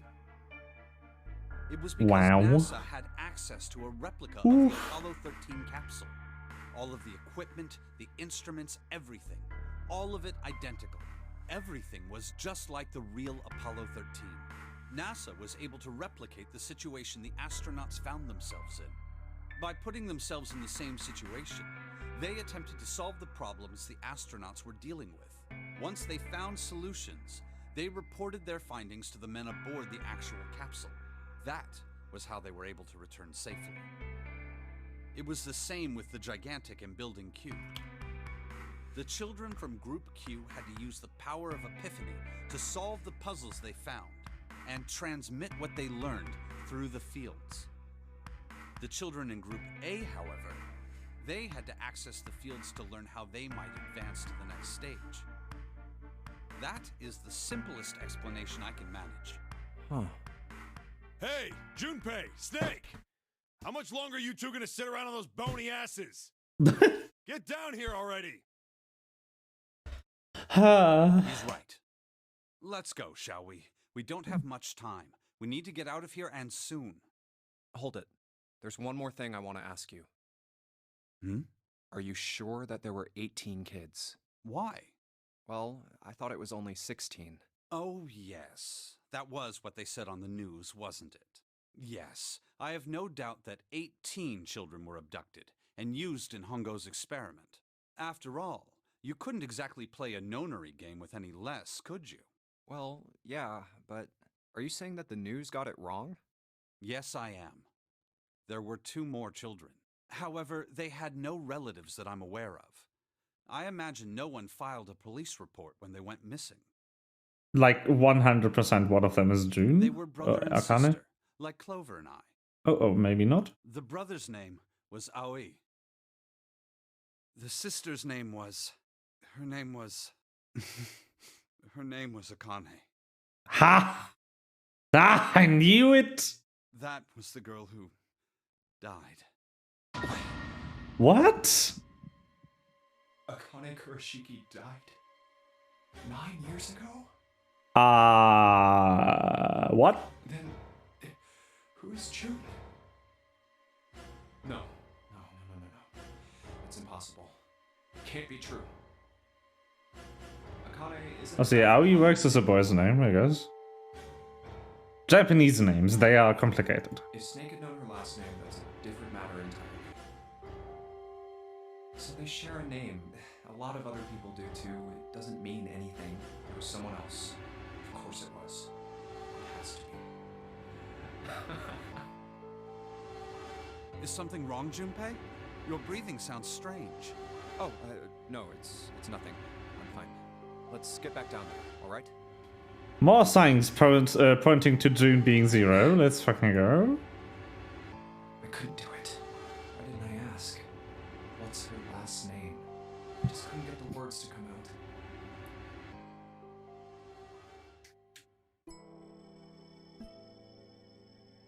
Anyway, the fuck?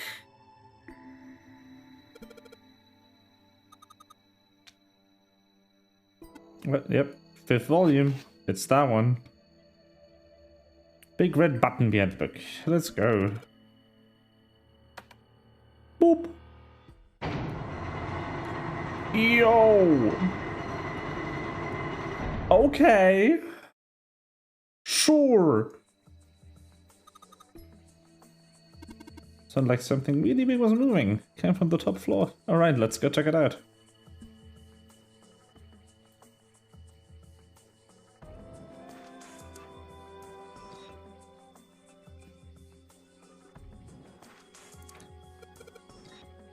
Yeah. Nope.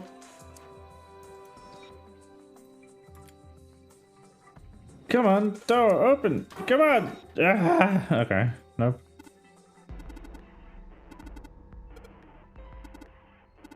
Let's go. One thing. This one. And there's some sort. 13, 14, 10, 13. All Roman numerals. Keyboard doesn't have any number keys. Can't stuff in. Okay.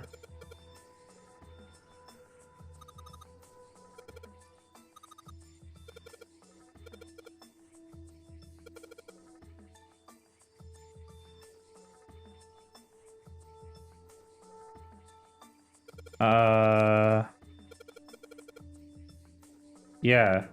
Yeah. It's base 16 again. So it's 13, 14, 10, 13.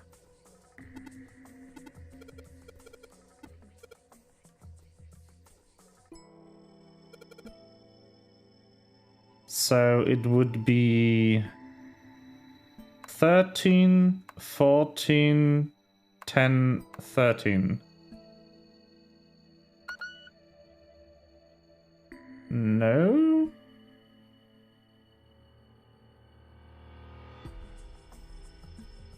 Ten, 11, 12. Stupid. It's dead. I'm not alphabet apparently. Yeah, you did it. It's unlocked. It's dead.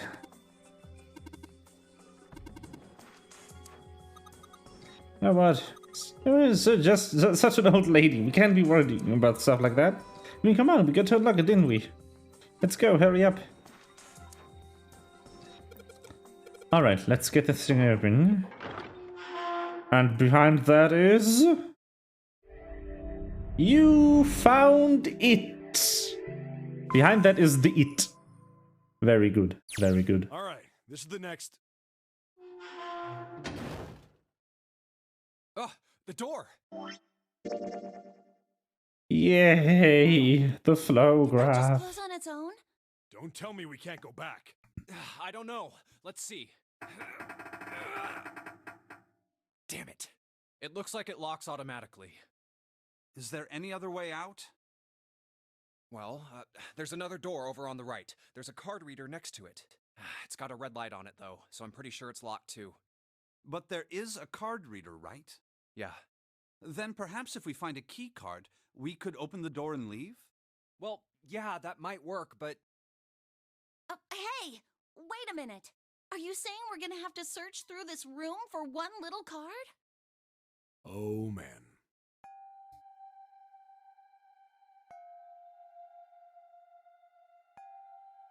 Looks that way.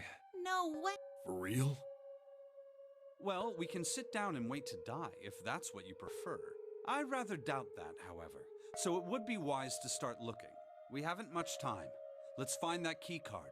Oh, and the Neptune key as well. We won't be able to get through the hallway without it. All right then, let's begin. Again?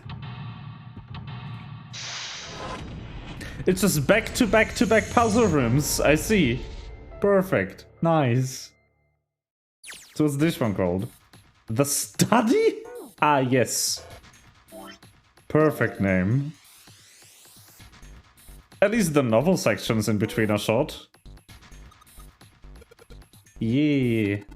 Suppose belongs to overuse this room.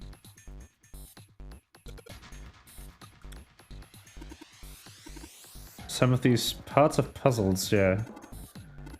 This room could be Zero's laboratory. Machines and puzzles you need to see his plan come to fruition. Just a pile of junk, okay. Oh, it's a nautical table. Yeah, it's the other way around though. New material has been added to the file screen.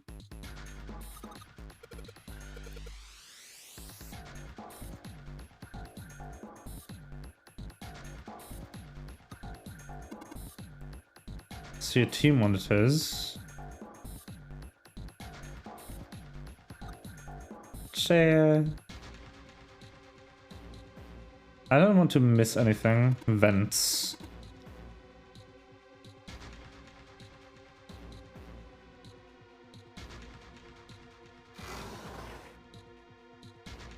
Piece of paper.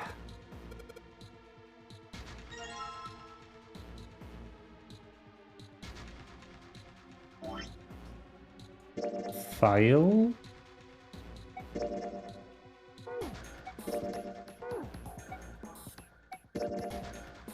The study nautical table. Nine-pedal cross puzzle, first draft. Suspended the filing cabinet in the small cluttered room. First draft presumably was approved upon the second draft, and then so on.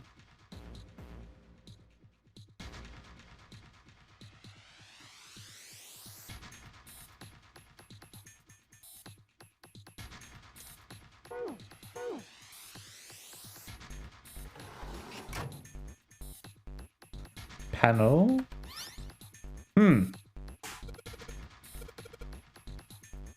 There are cells here with numbered letters. I see. So whenever you touch a cell, the ones next to it turn on or off. Just go to use it to make the make all the cells on the right, the bottom green.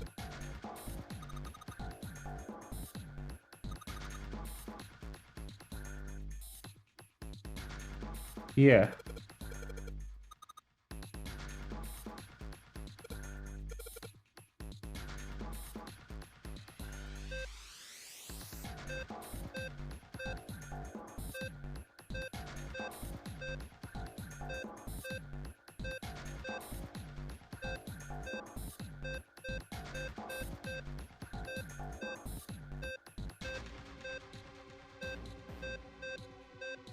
Screw it.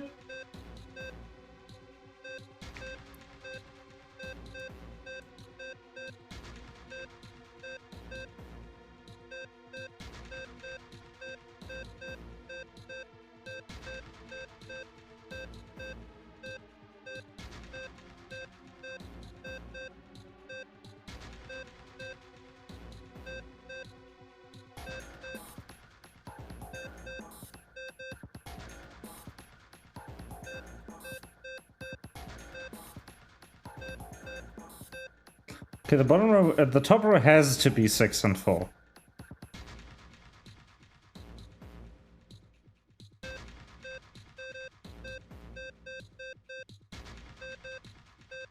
D on its own doesn't work, and D combined with the others doesn't work. These have to be that. That has to be all.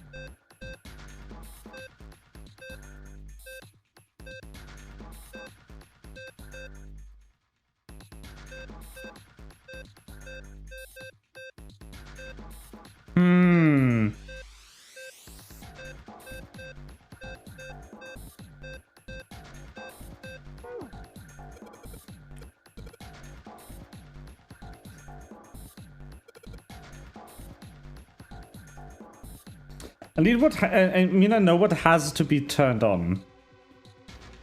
It's the bottom. Yeah, and I need to turn this on, this off, and this on. Without turning the center off, though.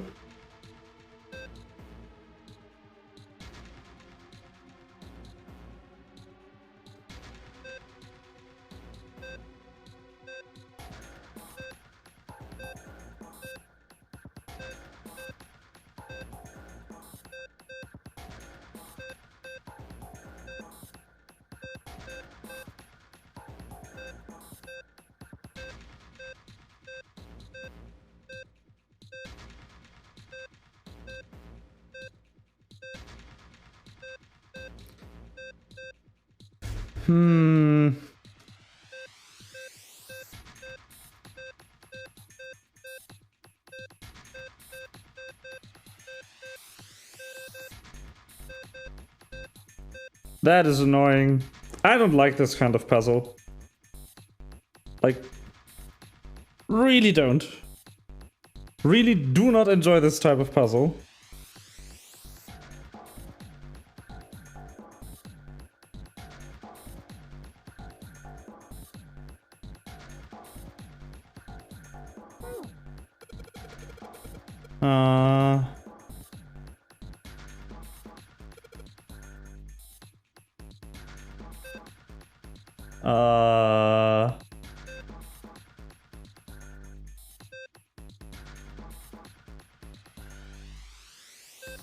Oh, well.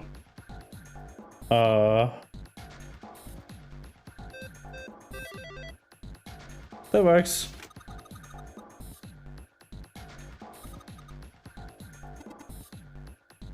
Yay.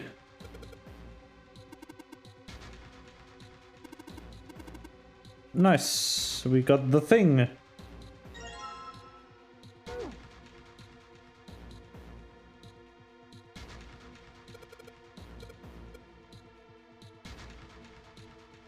Okay.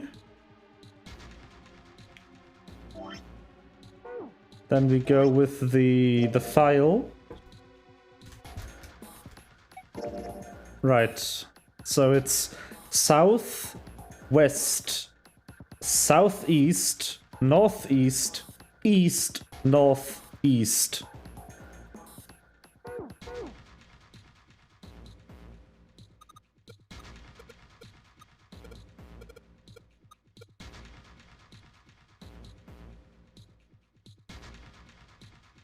Yeah.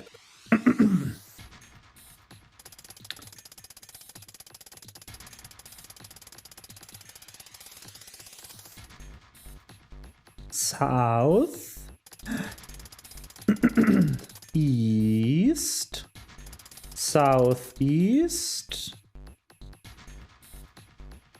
northeast,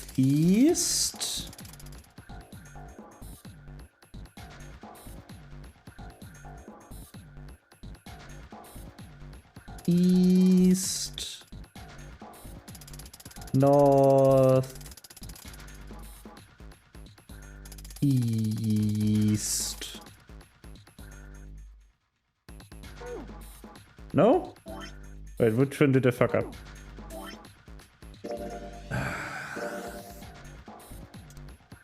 South? Oh, it's west.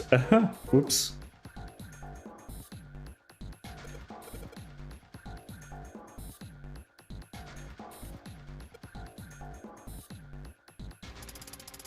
Oops. South. West. Southeast. Northeast. East. North. East. Haha! I have done it! Yay, something came out. A new thing.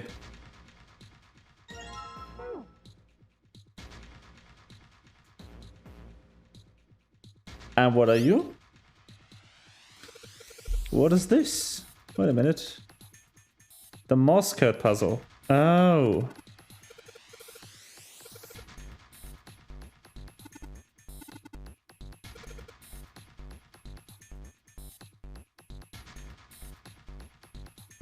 Yeah.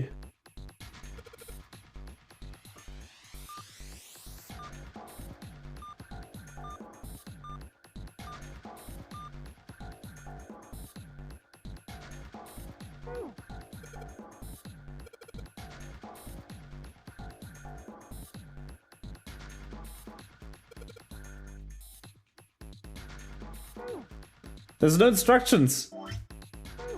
Hello?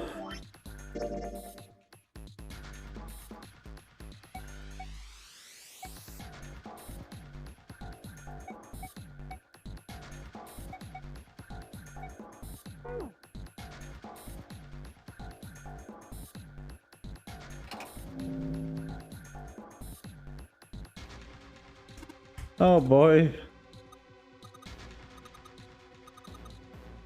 Position numbered ball after selecting an area will cause the ball to be moved to that area. Cannot move the red balls. Move 3 to 5 balls in a single area.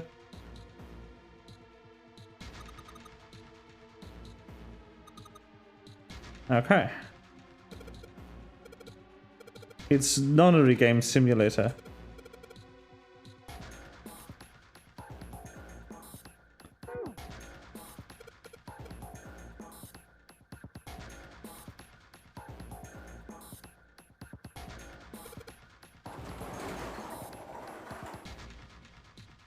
Oh, holy shit!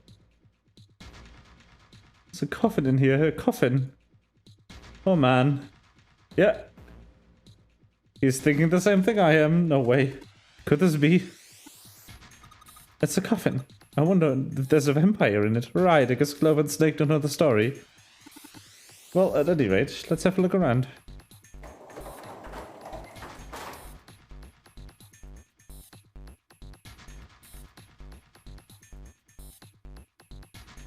Beep, bop, whoop.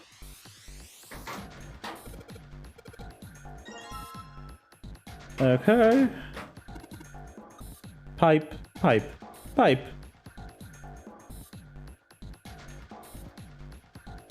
Trials of crap.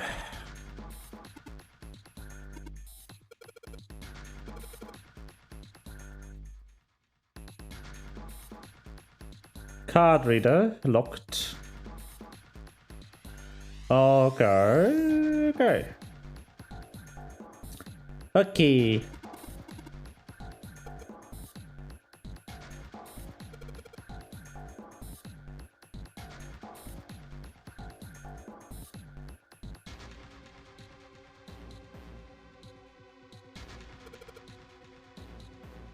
Ah, now I have code sheets.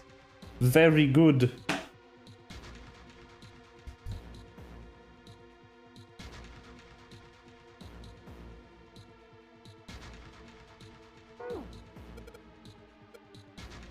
Oh, I have an idea. I have an idea what I could enter.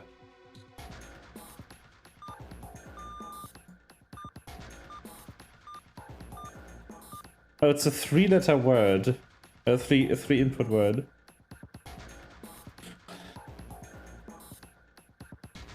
The last one has to be E or T. I could input not.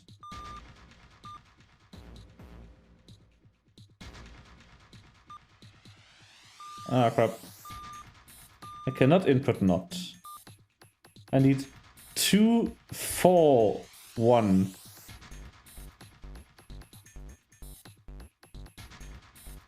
As to add in either T or an E.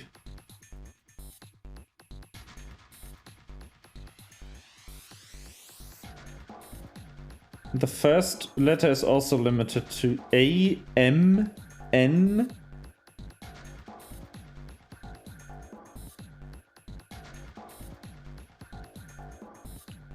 or I.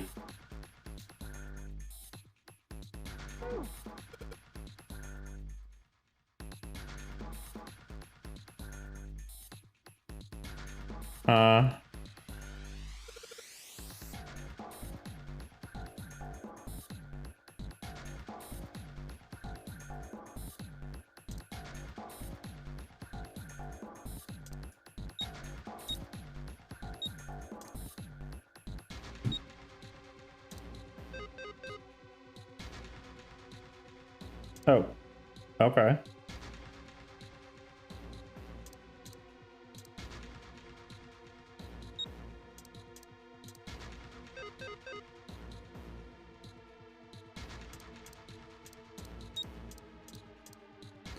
Okay, I need to make 6 and 3 out of 1 through 8.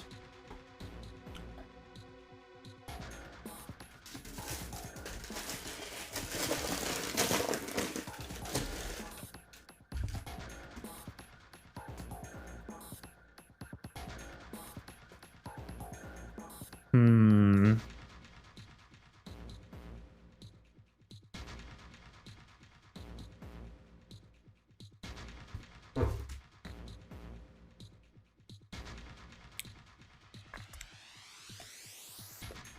Hmm.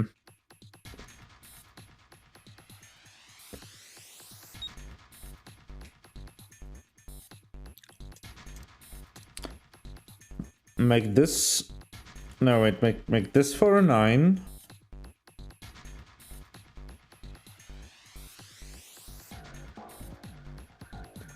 Make this for another 9. Then add 3. Did this work? Yes.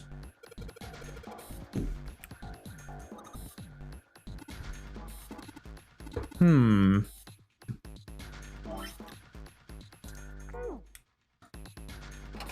Put it in it. Cross.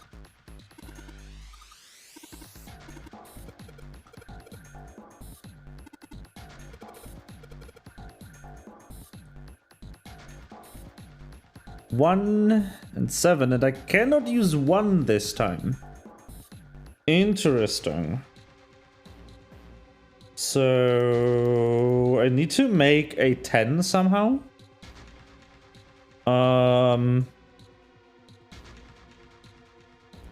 So if I make a 10 here, and then I add a 9. That doesn't look right. Or is it? Oh, it is right. Oh, neat. That worked.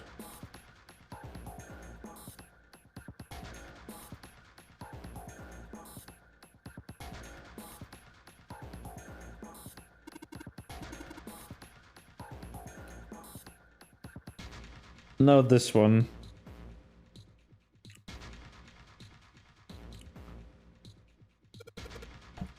What letter starting in...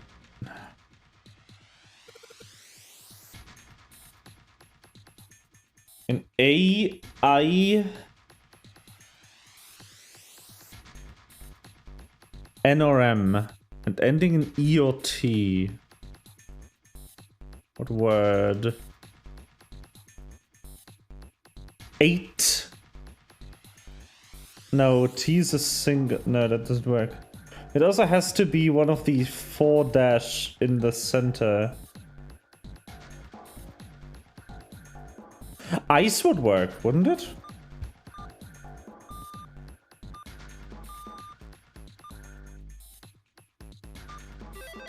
Hey! Kind of figured, like, with the ice. The all ice. All I had to do was listen to the sound the machine made. After that, the trivial matter to decode them. Ah yes, I believe I heard a noise from somewhere in the right of this device after you solved the puzzle. Boop.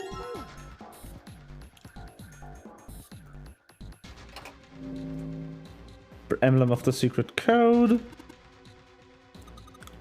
I think you should double check it. Yeah.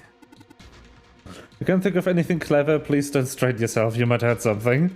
Ah, shut up, just give me a break, alright? I'll think of something. Oh, not 3 this time, and 2 7s? Okay. I'll make the 7s first. And then I have an issue, because they have 8 left over, and I cannot make a 9. Okay, so I need to do this differently then.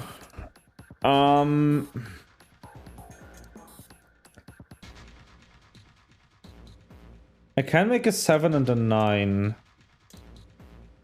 But what would the leftover make? 7. Okay, cool. That works.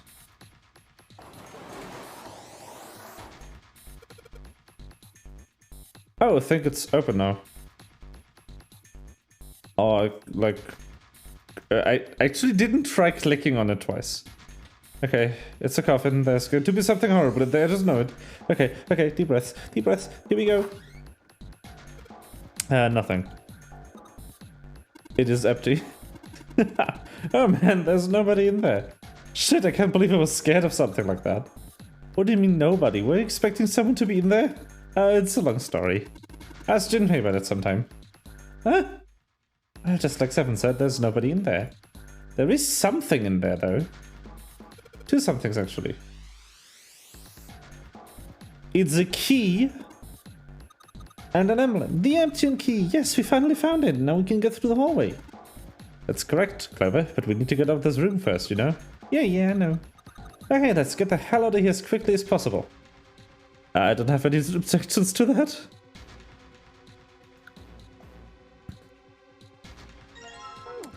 Neptune key is added to the story inventory. The story inventory. Store inventory. Strin. 1, 2, 3, 4, 6 more. Oh my god. Let's see what happens when I put the emblem of the coffin into this indentation. The fourth one, the puzzle looks a lot like the last couple. I think this is probably the last one. Once we solve this puzzle, I'm sure something will happen.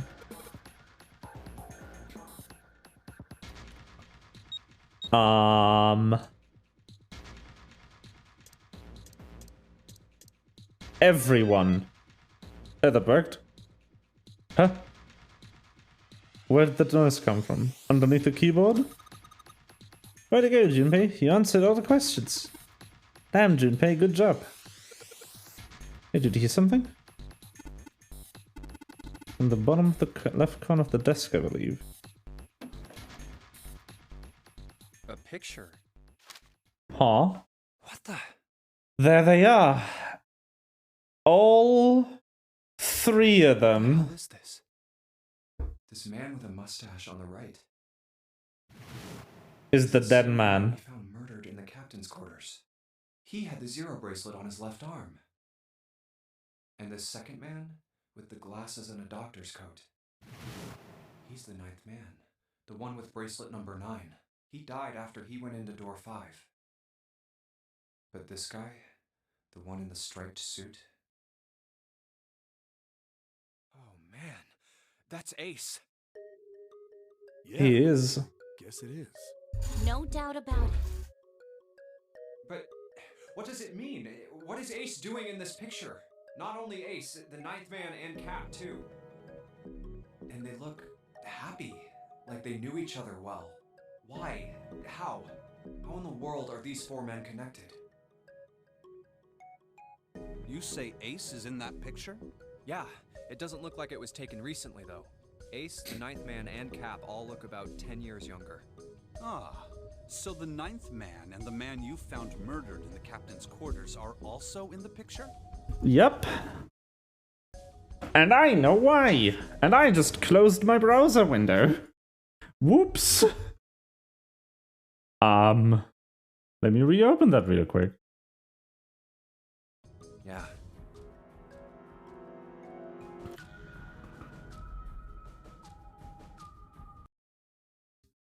Is there anyone Whoopsies. else? Or are there only 3 people in the picture? No, there's one more guy. One more. He's got kind Okay. of long hair. He looks smart, but a little cold. He's the only one I don't recognize. What's the date of the photograph? It doesn't have one. Did you look on the back? Back. Yes, the reverse. The other side. Huh. Praying for the success of the Nonary project. With Nijisaki, Kubota, and Musashido. Huh. Then the 4 men in this picture were the organizers of the Nonary game 9 years ago. And that means that we finally figured out again that Ace is an asshole. Man and Cap were all responsible for making it happen. But I feel like I should be more shocked about this. It's almost as if that's just how things were always supposed to be. Why? Why am I not surprised? Because you already knew from the other timeline. Ace was the one in charge of the Nonary project. But why? Why am I so calm? It's like I already knew. Ah, of course. I understand now. Ace was the CEO of Cradle Pharmaceuticals. He was the one who invented the game 9 years ago. He was Gentaro Hongo. Ace is Hongo? I had my suspicions from the beginning. Their voices were similar. Too similar to be a coincidence. I could never forget his voice. It was the voice of the devil. True. I couldn't be sure, though. After all, I had no way to check. I certainly couldn't ask him. Even if I had known, however, I would never have told you. Zero made it quite clear what would have happened if I did. Oh my gosh, I had no idea. Huh? I didn't know that Ace was Hongo. Oh, yes. I suppose you wouldn't have. 9 years ago, you were in Building Q in Nevada, but Hongo was in the Gigantic with us. I know. That's why I didn't know what Hongo looked like. But why? Why didn't you tell me? I mean, I'm your sister, right? You could have told me. I'm sorry. I apologize for keeping this from you. But if I'd told you, Clover, you would have told everyone else. And if you did, then I would have been forced to tell them about what happened 9 years ago. I had to prevent that. Hey, Junpei. You think I could borrow that picture for a sec? Sure. Sure. Hongo Kubota Nijisaki Musashiro. Oh, is he gonna remember? Hongo Kubota Nijisaki Musashiro. Hongo Kubota Nijisaki Musashiro. I think he's gonna remember. Hey, Seven, do you... Shut it. Just be quiet. Poor Bean.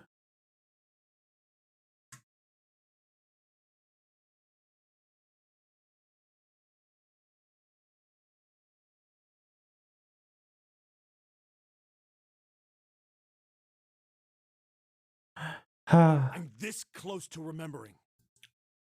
This close.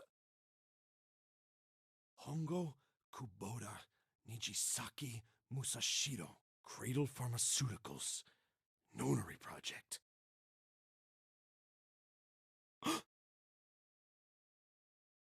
Shit. What? What's wrong? Holy shit, this is nuts. What's nuts? I remember Remember what? everything. Everything? Everything? Yeah, I remember all of it. My memory's back. I remember what happened before I got snatched. What? Let me tell you what happened. Like Snake said, Ace is Hongo from the right. The other three are Musashido, Nijisaki, and Kubota. Musashido was the man with the cash. Nijisaki was Hongo's right-hand man. And Kubota developed the actual technical details of the experiments. How do you know all this? Come on, man, I told you, I finally got my memory back. No, that's not what I mean. I'm trying to ask you why you knew all this stuff in the first place, before you forgot it. You really want to know? Of course. Me too. This is gonna take a while. Hell, it'll probably take me a good 3 days to tell you everything. Well, we don't have 3 days. Just give us the short version, alright? Short version, huh? Alright, fine. I'll give it a shot. No promises, though. I'm a detective. It's a little awkward to say this about myself, but you could probably consider me a lone wolf type. I hold to my own code, as I think doing what's right is more important than doing what you're told.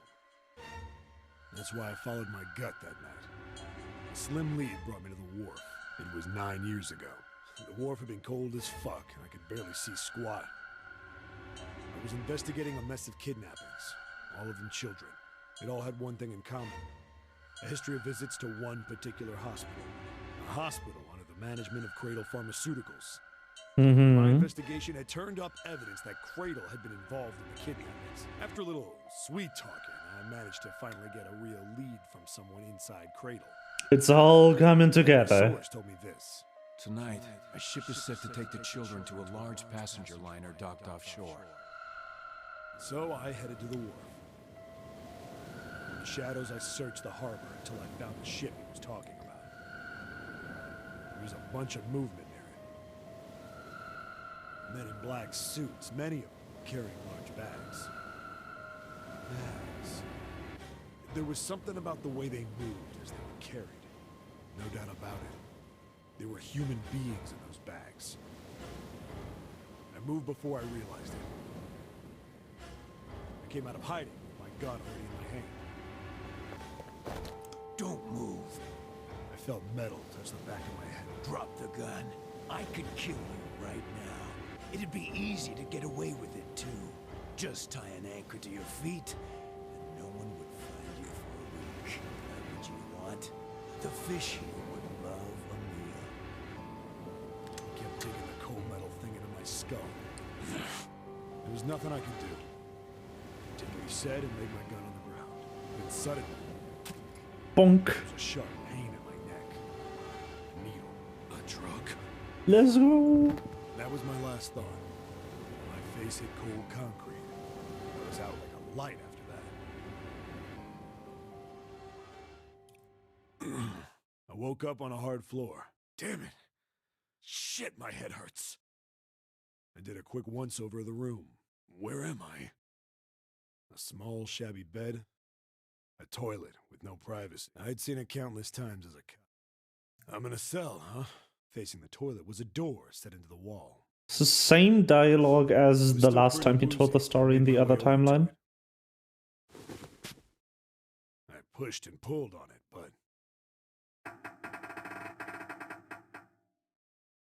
it won't open. Not like I expected much else. Would be dumb enough to put me in a cell and leave it unlocked. Threw myself against the door a few times, but it wouldn't budge. I knew it. I gave up and made my way back to the bed.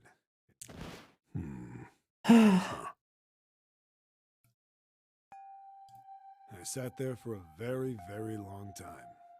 Who knows how long. Then, I heard a faint voice. The voice was far away.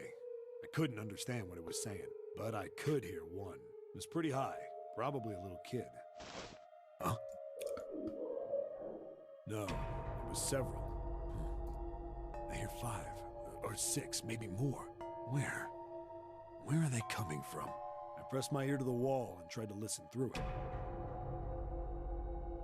No, that's not it. Left. It's coming from under the bed? I hauled on the metal frame and flipped the thing over. And there it was. The bed had hidden an air vent under it. The hole in the wall was covered by a metal grate. I dropped flat on the floor and peered through the grate. I couldn't see shit, but I knew it in my gut. This was where those voices were coming from. Why are there kids here? But then what my inside man told me popped into my head. Tonight, a ship is set to take the children to a large passenger liner docked offshore. Whoa, whoa, whoa. Am I on that ship? It didn't matter. All I knew was I had to get to those kids. I checked out the metal grate. Let's go. Could I fit? I stuck my fingers in and grabbed it. And then...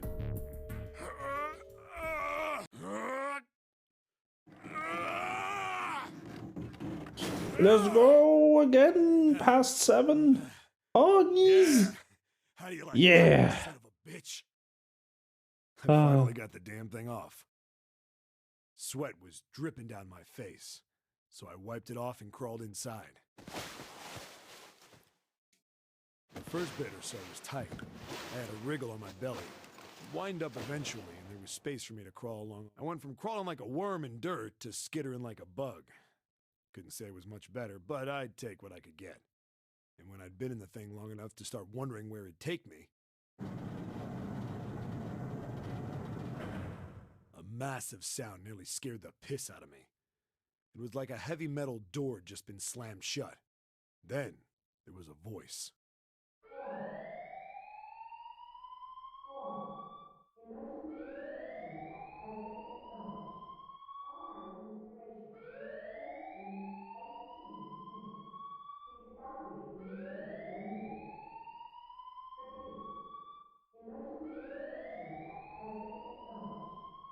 What? I wasn't sure what it meant, but anything with incinerator is bad news. Then, almost as if that was a cue, I heard a mess of young-sounding voices. A bunch of them were straight up screaming in terror. And all the sounds together made a howl that made the hair on my neck stand straight up. Damn it! What the hell is going on here? I scrambled through the duct as fast as I could. I made a giant racket, but I didn't care at that point. I soon found a metal door on the left side of the duct. The kids were screaming on the other side. I found it. I yanked the handle and threw the door open. I almost ripped the metal off its hinges. What the hell is this place? I couldn't believe what I saw. The room had a dome up top, and there had to be about 9 walls, all the same size. Up in the ceiling was an upside-down funnel. Almost like a chimney. I looked down. There they were. The kids I'd been searching for. They all gawked up at me, suddenly silent. For the moment, from surprise and fear. Look! It's I bet this is Snake. Scared of the room or me, I couldn't tell. Probably both, actually. Not like I can blame them running into a mug like this when they're already scared shitless. I snorted at my own dig at myself and turned to the kids. Don't worry, kids, I'm not your enemy. I'm one of the good guys. All of them stood there, frozen. Well, except one. He was a boy, slightly older than the others. No, it is actually it is not 7. It is Who the hell are you? fucking Santa? He stepped forward and glared at me suspiciously. I'm a detective. I'm here to rescue you. It looked like they relaxed some the second I got the words out. How are you gonna help us? Where's the exit? I think. There isn't one. The doors we came in through won't open, and the door over there. He kind of cut himself off. I think he was considering something before he changed his mind. Anyway, there's no point. We can't all get out of here. If we don't get out of here, we're gonna be burned to death. Burned to death? Can't you hear it? That voice said the incinerator's gonna start up soon. So... The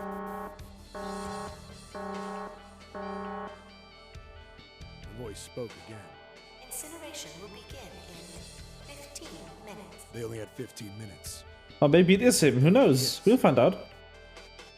Looks like a good 20 or 30. Oh no, this is the kid who spoke. This could still be. Yeah, okay. Okay, that makes some more sense. No way I could pull them up. Too big of a distance for any of us to reach. This appears to be Santa. And then this is. Yeah. What the hell was I gonna do? But then I got an idea. Wait right there. I'm gonna be right back. What? Where is he going? Are you just gonna leave us here? They just got frightened again. I'm not the best at that kind of thing, but I tried to reassure them with a smile. Don't worry, all right? I'll be back, I promise. So just stay calm and wait right there. Got it? I didn't wait to hear them respond. There wasn't time. I had to hurry. Well, as fast as I could on his hands and knees. Didn't take me long to get back to my cell. Still no way out of there, but I had a plan. I needed something from the room. When I got it, I dove back into the hole and took off towards the incinerator. Then... Sorry to keep you waiting, guys. I tipped out the doorway and dropped down the rope I brought with me. Back in the cell, I'd torn the bed... Yeah! Alright, just tie that around yourself, okay? I'll pull you up one at a time. Right. Huh. Wait a sec. Something was off. There were more of you before. Where'd the rest of you go?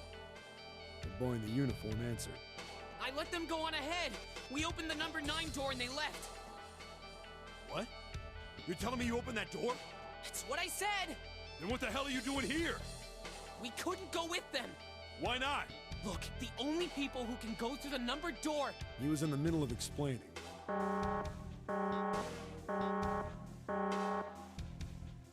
Incineration will begin in 5 minutes. The wall shook a bit and the voice bouncing around.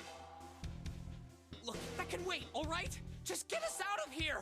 I bet that's the bean. Right! Grabbed onto the rope. The first one I pulled up was a girl with a ponytail. Next was a girl with a red necktie. A boy in a jacket came after. He said he'd climb up on his own. The boy in the uniform was the last up. Like the other kid, he climbed up the rope himself. He looked pretty scrawny, but I guess he was stronger than he looked. He moved fast, but when he was almost to me, we heard some knocking. Everyone looked at the door. It had a thick, square window set into it. On the other side, an angry face was staring in. God damn it! What's going on here? Why is the room empty? Where the hell are those fucking kids?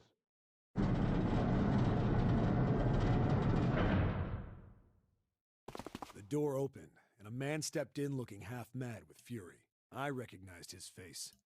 I saw him many times in photos during my investigation. The man's name was Gintaro Hongo, the CEO of Cradle Pharmaceuticals. Hongo saw the boy hanging from the rope. Yeah! It was like he was an animal. He lunged for the rope. Hurry! I know! The boy in the uniform booked it up the rope. You son of a bitch! Get back here, you little shit! 15 feet. 10. The second I could reach the kid, I grabbed him. I hauled him up and tossed him into the duct behind me. No! Hongo had his face didn't even look human. It was like the bastard pulled off his fake face. He was really a terrifying devil or some kind of damn monster. I quickly reeled in the rope. Yo. Yelling at me from the floor. You fucking bastard! You won't get away with this! How dare you compromise this experiment! Experiment? What experiment?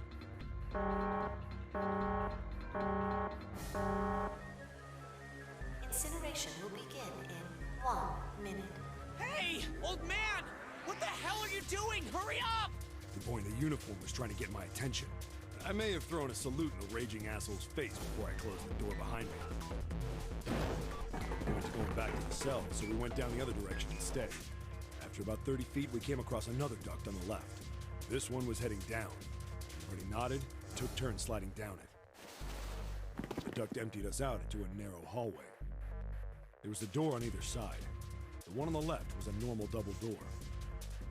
But the one on the right was familiar. It had black and yellow stripes, and a device next to it on the wall. The plate on it read, Incinerator. Incinerator? Yeah, that's where we were. It was the girl with the red tie who answered me. We were inside an incinerator? Yeah, Hongo might still be there. It looks like it's been shut off, though. Wait, what? If he's still in there...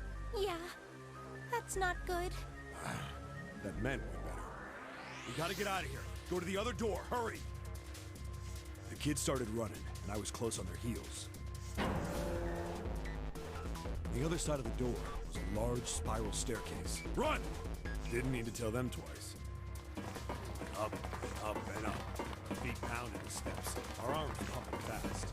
We went round, round, round. The devil was on our tail. The stairway kept going. We passed a couple of landings. It's him! Suddenly spoke. Let's go! Actual Snake confirmed. Something's up.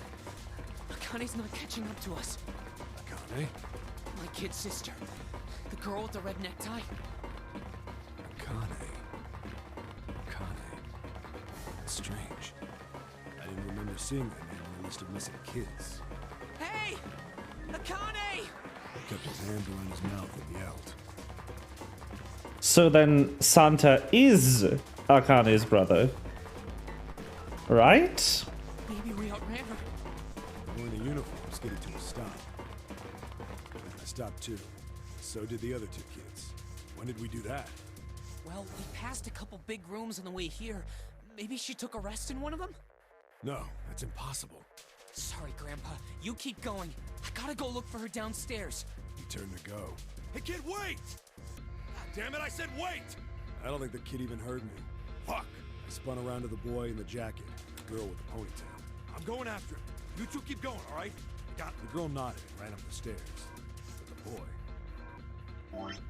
Are we still in the same story segment, by the way? Oh, we're still in the escape segment even. Holy fuck. I didn't have time to argue.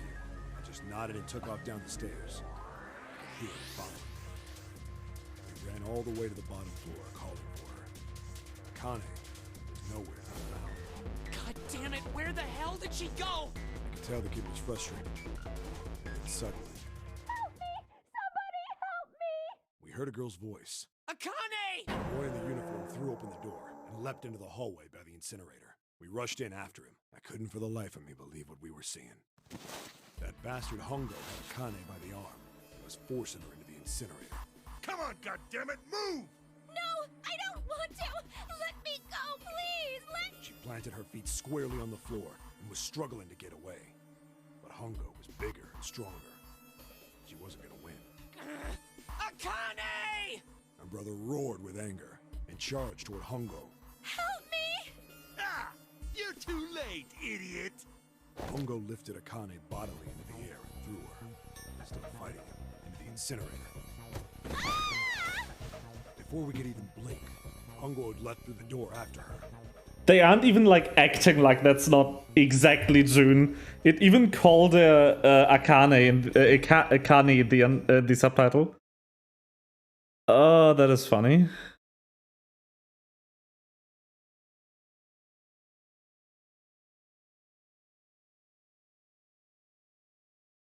Ah, that is hilarious. We saw him land inside. And then, the door slammed shut.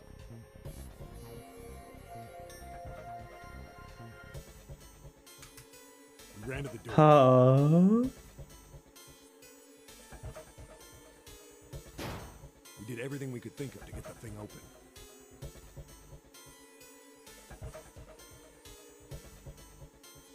But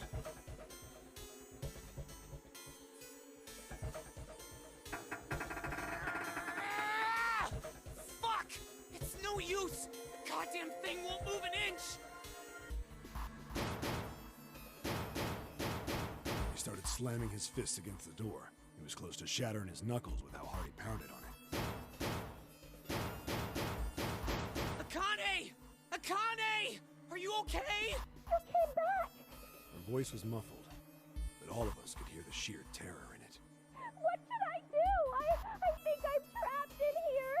Where's Hongo? He went out the other door! What? Warning. Warning. Emergency incineration command has been acknowledged. Automatic incineration will take place in 18 minutes. Please evacuate the incinerator immediately. Repeat. Emergency incineration command has been acknowledged. Are you fucking kidding me? It's the same damn thing. Are you there?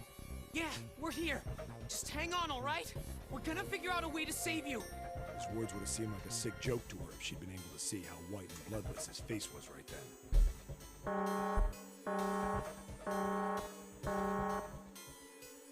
Incineration will begin in 17 minutes.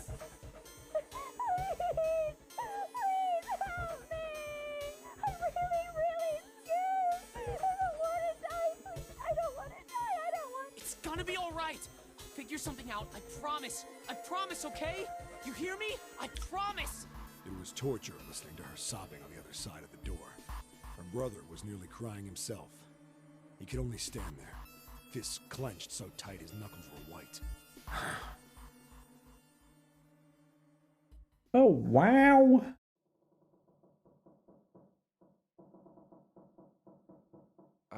What happened then? Come on, man. Put yourself in my shoes. It doesn't end good. You think I want to remember that? Then... Yeah. Shit. If I'd known it was gonna be like this, I almost wish I hadn't remembered. Hey, are you sure? Huh? Look, I don't want to ask this either, but there's something I don't get. So if you could just tell me, did that girl, Akane... Yeah, I'm sure. There wasn't anything we could do. After a while, the countdown ended, and we heard something... burning. The fire stopped, but we still didn't move. Me and the jacket kid were frozen. The boy in the uniform collapsed as if he couldn't hold himself up anymore. A few minutes passed. The door opened. And that is why Santa hates the clover, because the clover and the clover words were part of the experiment. But how did he not recognize his own sister? The boy in the uniform tripped over his own feet running in. Or is that exactly why he abducted her? We followed, too numb to speak. The air in the incinerator was hot. Every breath made my lungs... Was he in on it? It was like standing on hot asphalt. The air was wavering, and in the middle of the room, there it lay. The kid's legs were shaking so bad, I don't know how he managed to walk. I couldn't see his face, but his body somehow looked empty. Finally, he reached it. He fell to his knees as his legs gave out on him. And then... Yup.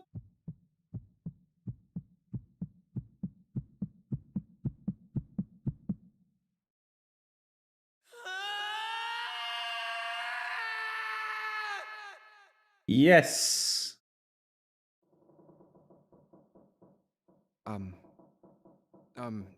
Can I ask you one more thing? What's that? The girl, Akane. What was her last name? What does it matter to you? Just tell me, okay? Please? Kurashiki. Her name was Akane Kurashiki. Yup.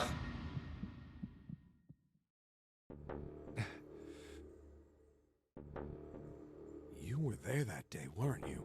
The tall kid in the jacket. That was you, wasn't it? Yes, it was. You are correct, Detective. Don't misunderstand me. I told you before how Zero threatened me. There was nothing I could do. I couldn't say anything about what happened 9 years ago. So you're saying you're not working for Zero, right? Of course not. Clover, what about you? Hey, come on! You really think I'm working with Zero? I told you before, you idiot! I was in Nevada, in Building Q. I did hear that a detective rescued the kids on the boat, but I didn't know it was you.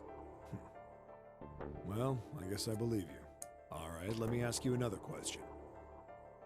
Santa's real name is Aoi Kurashiki. He's Akane's brother. Yep. You know that? No, I didn't. Did you? Well, yes. I know Aoi Kurashiki was her brother, but I didn't know he was Santa. At least not from the beginning. 9 years ago, he was in the middle of puberty. His voice is entirely different now. I'm ashamed to say that even my exceptional hearing wasn't able to make that connection. As such, I had no reason to think Santa was Aoi. When did you figure it out? Clover told me that Santa might have been one of the subjects of the initial experiment. It was only a short while ago, while we were leaving the library. When she told me that, I had a feeling. Santa is Aoi? Akane Kurashiki, June's brother? There's still a lot we don't know. I mean, like a lot. But there is one thing I think we can say we know. What's that? The body we found in the shower room. It had to be Nijisaki, dressed up to look like Snake. What? Come on, man, what kind of detective are you? You didn't figure that out already? Hey, go easy on me, man. I just got my memory back, alright? Cut me some slack. Well, if he is, the 3 murders make sense then, don't they? Yeah, that's right. Murder. Kubota blew himself up, but that was murder too. So why did these murders take place? If Junpei is correct, and the body in the shower room was Nijisaki's, that means all of the people who were murdered were involved with the creation of the Nonary project. And they were all murdered by Ace, so they wouldn't call him out. They wouldn't stab his back. The person who conducted the actual experiments. Nijisaki, Hongo's assistant. Musashido, the man who financed the project. You mean this was all just revenge? Santa is Zero. He's getting revenge for the death of his sister. That's why he killed them. No, I don't think Santa actually murdered anyone. If I'm right, then it's not hard to figure out who the next victim's gonna be, is it? I'm pretty sure I don't have to tell you. Yes. Yep. Right. The next target will be Gentaro Hongo. The person who planned the Nonary project. In other words, Ace. What? What the hell's going on here? It must be 6 a.m. Our time is up. Shit! Come on, we need to get out of here. How? The Zero keycard. Come on, let's go. Okay, let's fucking go.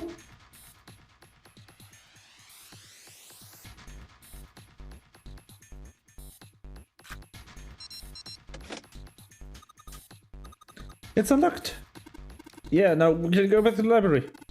Hurry up. Let's go. Move it.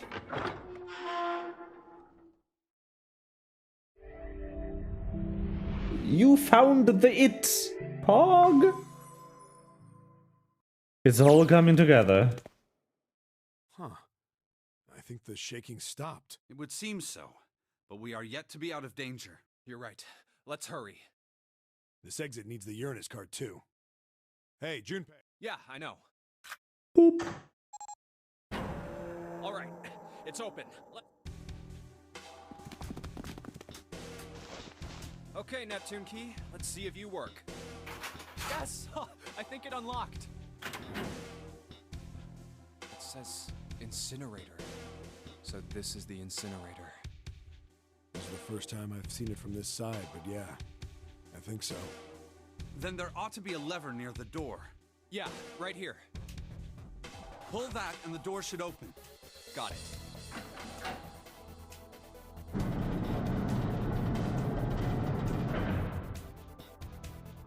Let's go. Into the incinerator. To the other 9 door. What the hell is going on? What's wrong? Are you okay? Jumpy, you came to get me. Of course I did. I made a promise. I'm so glad you're here. So glad. Hey, what happened to you? I'm fine. I just fainted. I wasn't feeling very good. I'm feeling a lot better now, though. Are you sure? Yes. I just need to rest a little longer. I'm sure I'll be fine. You shouldn't worry about me. Santa. Hey, where is it? Where's the gun? You hide it somewhere? I don't have it. I got sucker punched and they took the gun. What? Who took it? What? Isn't that obvious?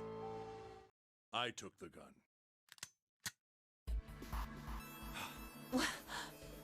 Just what the hell do you think you're doing, Ace? Or maybe I ought to say Gentaro Hongo, CEO of Cradle Pharmaceuticals? You have me at a disadvantage. And I don't like that. You know me, but I don't know you. Do you have any idea how much I've suffered? Can you even begin to understand my pain? The pain of prosopagnosia, right?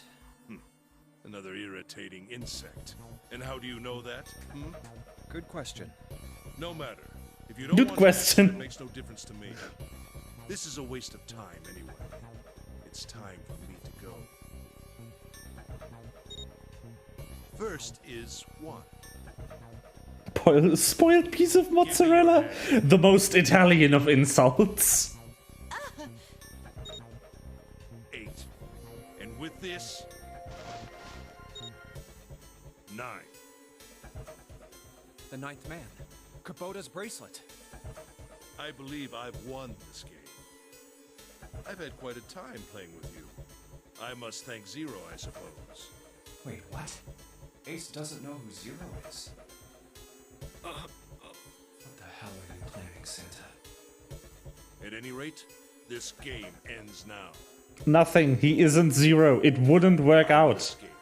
And the rest of you will have a slightly less pleasant ending.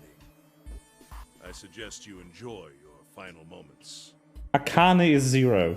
Goodbye. Wait!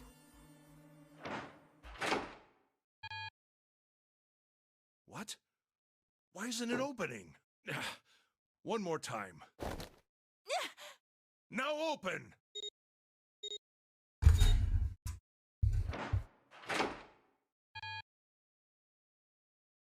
No! What is this? Why? That digital route should be 9! It has to be 9! Then why? Why isn't it opening?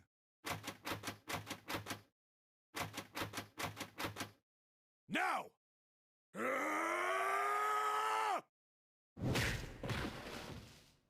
Let's go. Oh, that was close. Too close. Thank you, Seven. Don't mention it.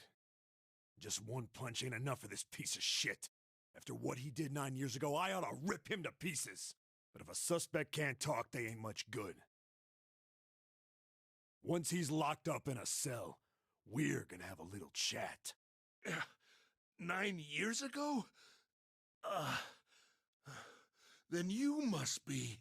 Yeah, you finally figured it out, dumbass.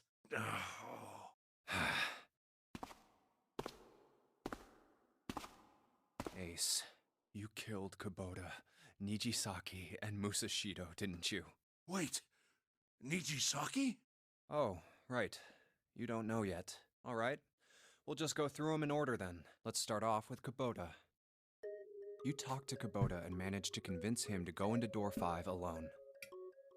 You killed him without making it look like you killed him. Mm-hmm. The way I figure it, you had 4 motives. 1. In the Nonary game, the number 9 is dangerous. Whoever had the 9 bracelet could join whatever team they wanted. Adding 9 to any number doesn't change the digital route, which means that number 9 could do whatever they wanted. You wanted to remove that threat as soon as possible. 2. You wanted the number 9 bracelet for yourself, so that you could make use of its power. In fact, you did use it in the murder of Nijisaki. 3.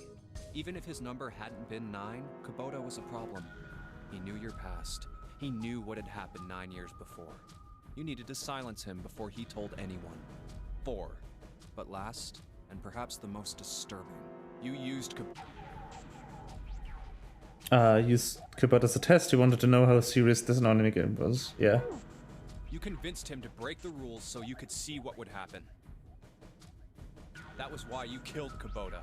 But he was only the first. Next was Nijisaki. While everyone was off looking for the missing parts for the Reds, you ran into Nijisaki near the big hospital room. However, because of your prosopagnosia, you didn't realize he was Nijisaki. Chiefly because, when you met him, he was dressed like Snake. That was why you thought Nijisaki was Snake. No, that's not... That was Nijisaki? Why? How did... I'll get to that. Anyway, you thought he was Snake. Snake was one of the kids in your experiment 9 years ago. You remembered him because he was the blind kid, but his presence made you think. Snake was one of my subjects 9 years ago. He probably hates me. But if that's true, why isn't he saying anything? Is he keeping quiet because he can't see? Or perhaps he's working with Zero to get revenge on me. Whatever the reason, anyone who knows my past is a threat. Before he tries anything, I need to get rid of him. That was when you decided you had to kill him. The murder weapon was Kubota's bracelet. You just waved it over the red. Verified your own number and then grabbed Nijisaki's arm and forced it over the scanner panel. Then, when the door opened, you kicked him in. 9 seconds later, the door closed.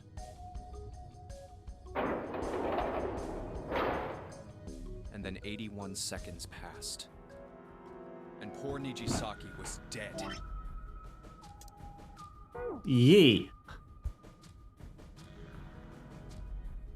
And you mean to say... Snake is still alive? Sorry to disappoint you, but I'm as good as new. Thank you for killing the wrong man, but I can't say I like knowing that you wanted me dead.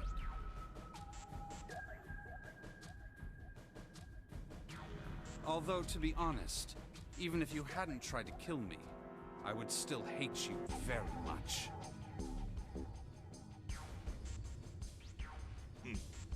Well, I wouldn't blame you.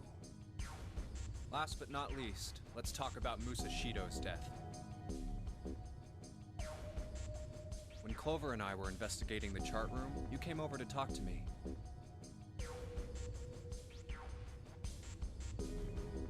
Do you remember what you said? Oh, a pocket watch. Might I take a look at it? I handed it to you, and you left the room. You had been in charge of the Nonary project. Of course you would have known the solution to every puzzle. Which which would mean that you also knew how to get out of the wheelhouse. Because it's the exact same setup. Place the watch in the indentation on the door to unlock it.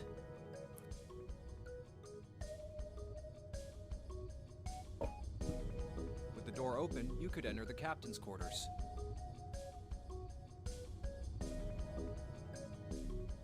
Musashido was there. Conveniently placed next to him was an axe that practically begged you to kill him with it.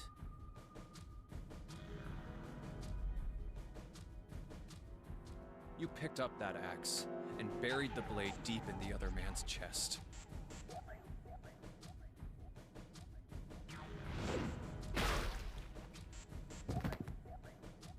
One blow was all it took. And then you returned to the chart room as if nothing had happened.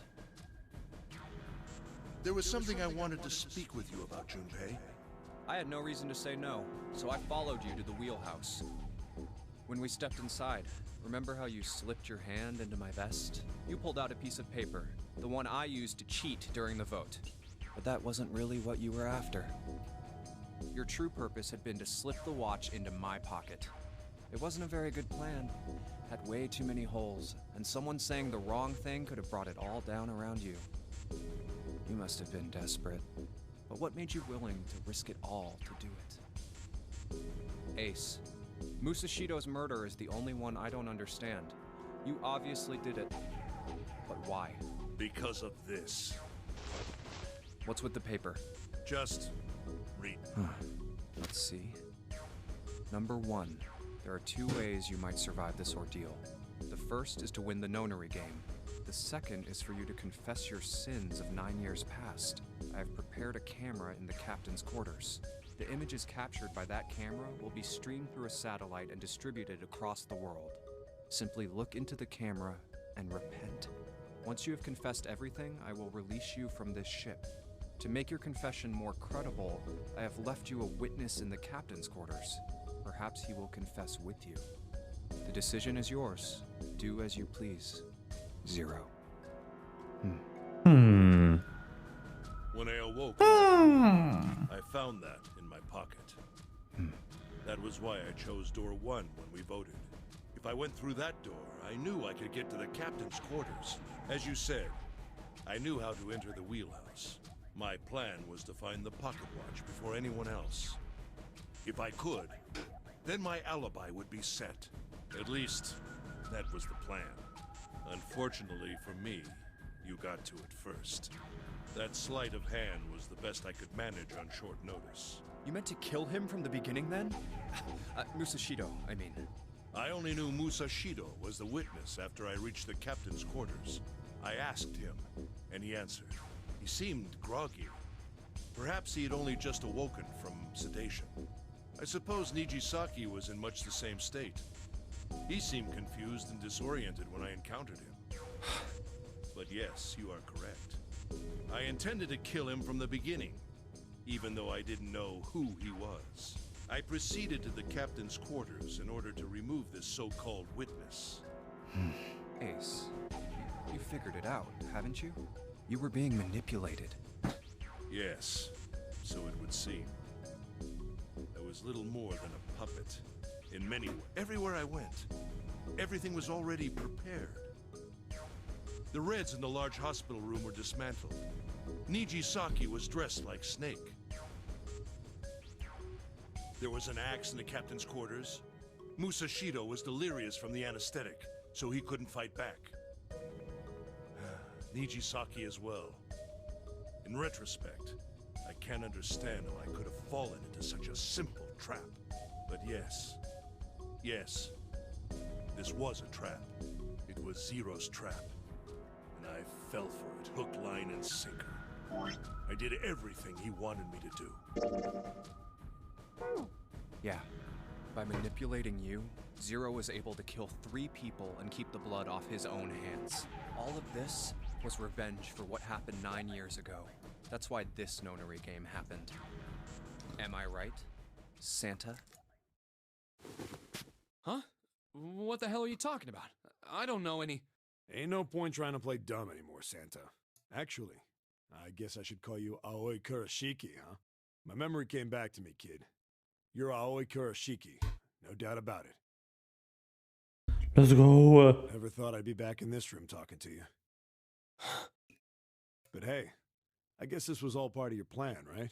After all, the person who planned the Nonary game this time around was Zero. And Zero's you. Nope. Looks like you really do have your memories back, huh?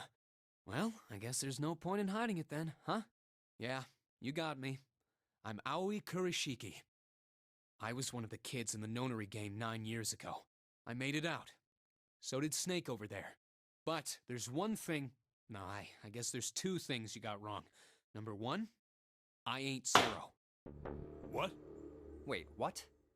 Sure, I was helping Zero out, but I'm really more of an assistant, like a secretary. But an assistant's only an assistant. I didn't come up with all this.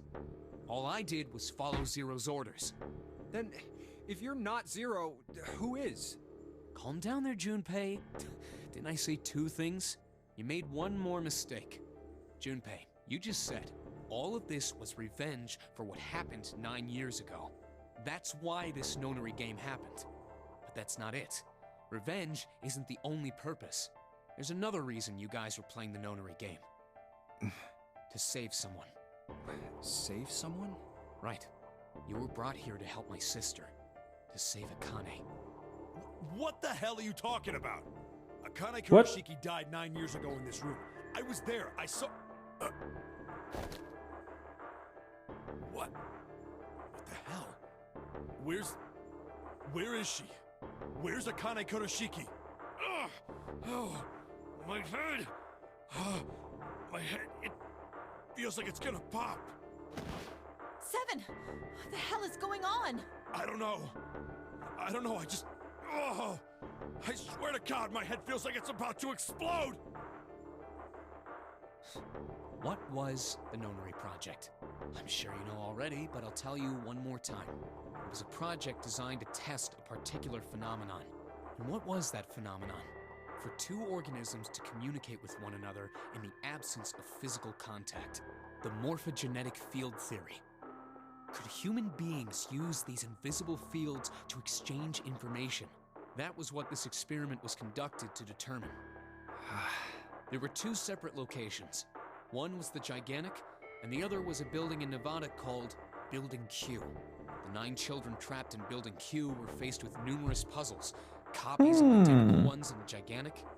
They were told to send their answers into the morphic field set and transmit them to their brothers and sisters on the Gigantic. The transmitters were put in Building Q, and the receivers were put on the Gigantic. Each sibling pair was supposed to be split up, but there was a mistake. Akane was a transmitter. She should have been in Building Q. However, for some reason, she was placed on the Gigantic with the receivers, like me. Perhaps she was mistaken for someone who was supposed to be in Group A. Whatever the case, Akane ended up on the Gigantic. I think I've told you enough. You get it, don't you? I'm pretty sure you know where this is going, Junpei. Where what is going? Don't play dumb. You know things you shouldn't. Things you couldn't. How did you know Ace had prosopagnosia? How did you know why Ace wanted to kill Kubota and how Nijisaki was killed? Were you surprised when you found out Ace was Hongo? And what about the coffin Snake was trapped in? How the hell did you open it? Well, that's...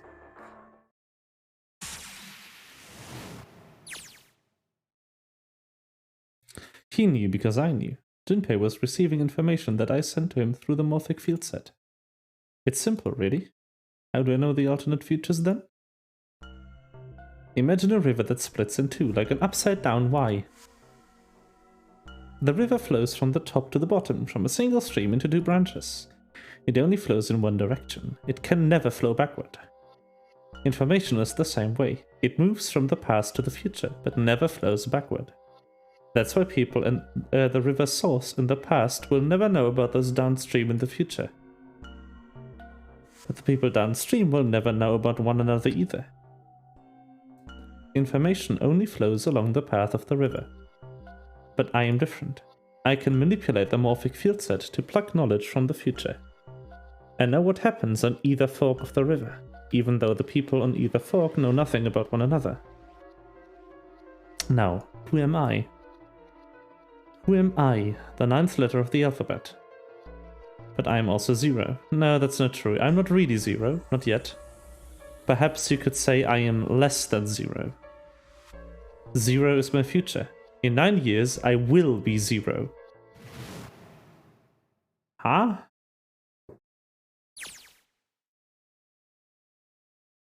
Where did you go? June? No, Akane. Where did you go? Santa! Where's Clover? Oh shit. Freeze. Santa's got the gun. I guess he picked it up when he went lodging. Looks like he's turned the tables on Ace though. Wonder how he's likes having a gun to his head. Get up. Sure isn't about to take that gun off him for a minute, is he? Ace isn't putting up any kind of fight. I mean, I don't think I would either, but he just looks drained. I guess he's going for the door, huh? He doesn't need to verify to go through the door, but... Hey, what's your plan, Santa? What are you doing? He can't get through any numbered doors with just 2 people. What the hell is he thinking? Didn't I tell you? I'm Santa Claus. It's time for me to go make a wish come true. That's it? That's all he's gonna give us? What the hell does that even mean? Shit, they're out.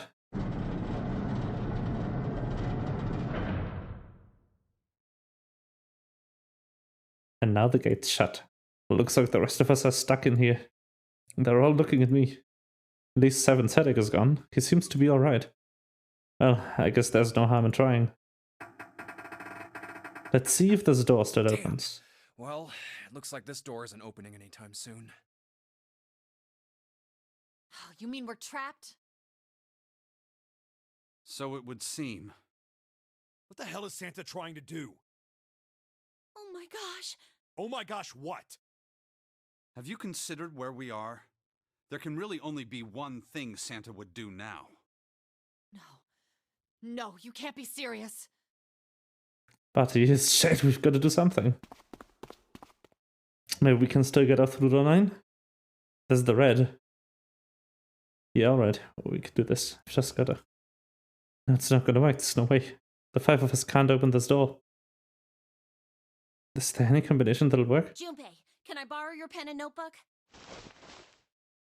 Sure, why not? I don't think I'm gonna need them ever again.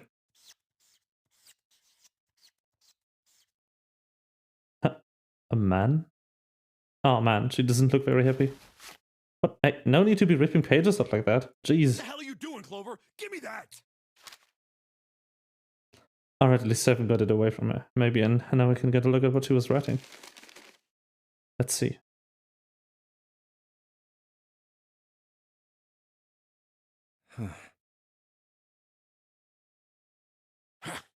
What?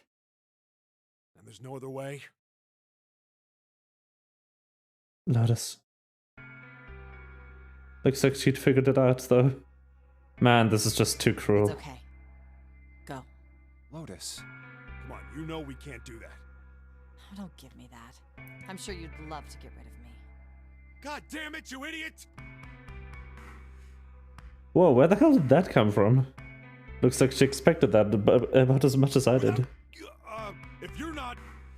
Look, it'd be bad, alright? For a cop, he sure doesn't have much confidence. Yeah. If there weren't assholes like you around, I'd be out of a job. Uh-huh. Look, I'm just not leaving you behind, alright? End of story. 7. He's right. I'm not leaving you either. Me too. You didn't honestly think I'd abandon you, did you? You're all idiots. Act as tough as you want, Lotus. We can all see you're about to cry. That being said, however, I doubt we would be able to open the door anyway, even if we were to leave Lotus behind. Huh? Why? I trust you remember what happened to Ace? I couldn't, see exactly what happened, but...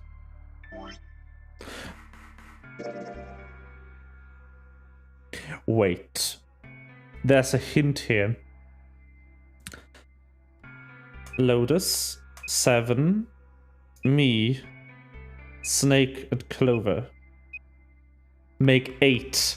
This is an 8 door. The puzzle in the other room, the way you solved it was opening the 8 door instead of the 9 door with exactly the people who are here. I was able This is all planned. earlier at the red. Oh, yeah. No! What is this? Why? The digital route should be 9! It has to be 9! Then why? Why isn't it opening? Just to see. Why don't we give it a shot? Give it a shot. Yes, that is what I said.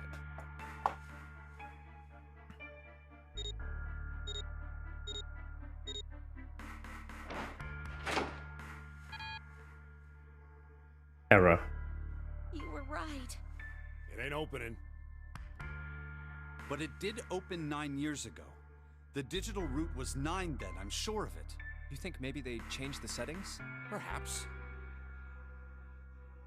Shit, if we can't get through the door, we can't get out. The walls are way too high. There's no way in hell we could go to that hole Seven popped out of 9 years ago.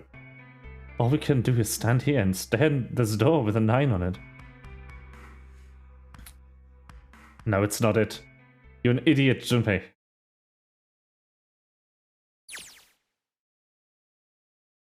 I was watching. I had watched everything that was reflected in his eyes. I was listening. Every sound that vibrated in his eardrums I heard. Smell, taste, touch. I felt everything he felt. I knew everything about him. What he was thinking, what he was feeling, what he was sensing. All of his feelings and worries and fears became mine. My mind, my consciousness, I was inside of him. Through the morphic field set, we were resonant, and we were as one. I was him, and at the same time, I was an observer. It started with a tremendous noise like a clap of thunder. It was approximately 9 hours ago. A bomb had gone off at the ship we were on. That was when my resonance with him began. My resonant event melted into him, and we became one. Inside of Junpei. Somehow I found myself in Junpei's mind, 9 years in the future. But I didn't lose myself. I was living in 2 realities at once. One was the present, and the other was the future. Perhaps you can't think of it like as 2 movies showing on the same screen at the same time. Eventually it becomes difficult to separate them and determine which movie is which. However, I concentrated. I was able to focus on one or the other. That was why I was able to grasp what was happening in front of me. Come on, over here! That was my brother, Aoi. He was yelling. I followed him. Around me were 7 other children. They all looked like they were about my age. Come on, hurry up! We ran down a long straight hallway and burst into the large hospital room.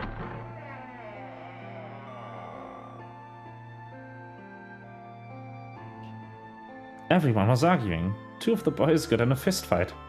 A girl watching them began to cry.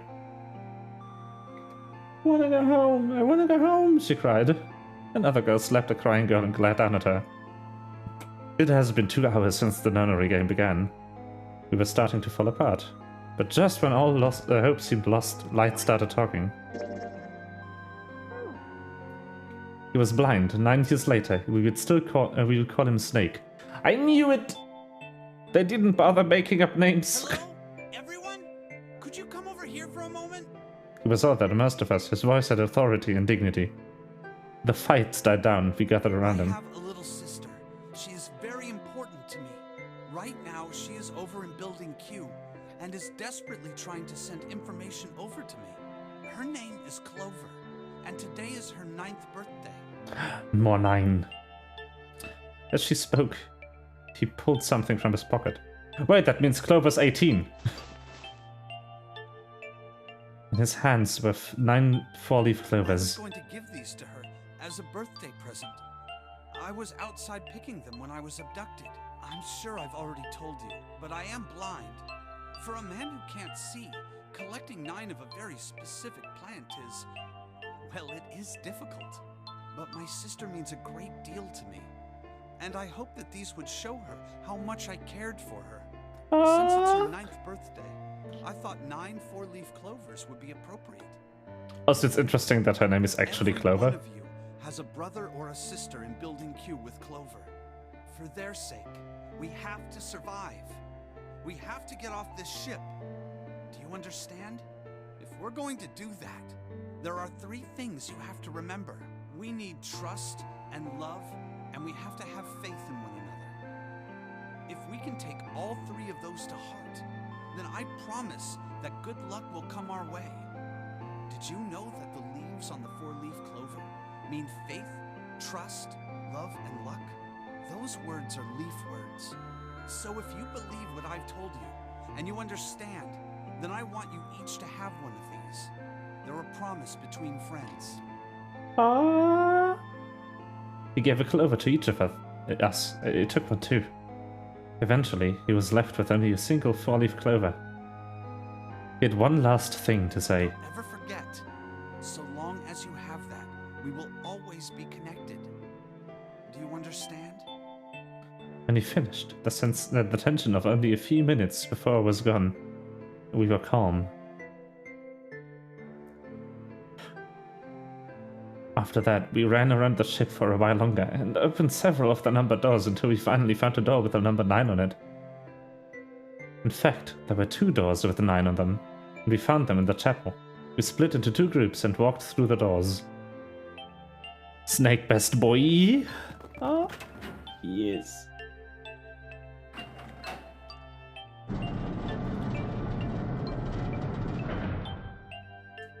Arcane vision.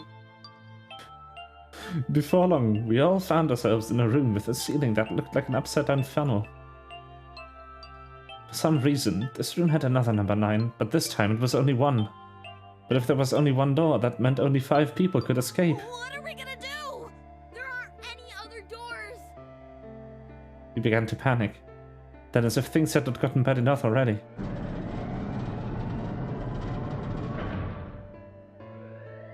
Warning.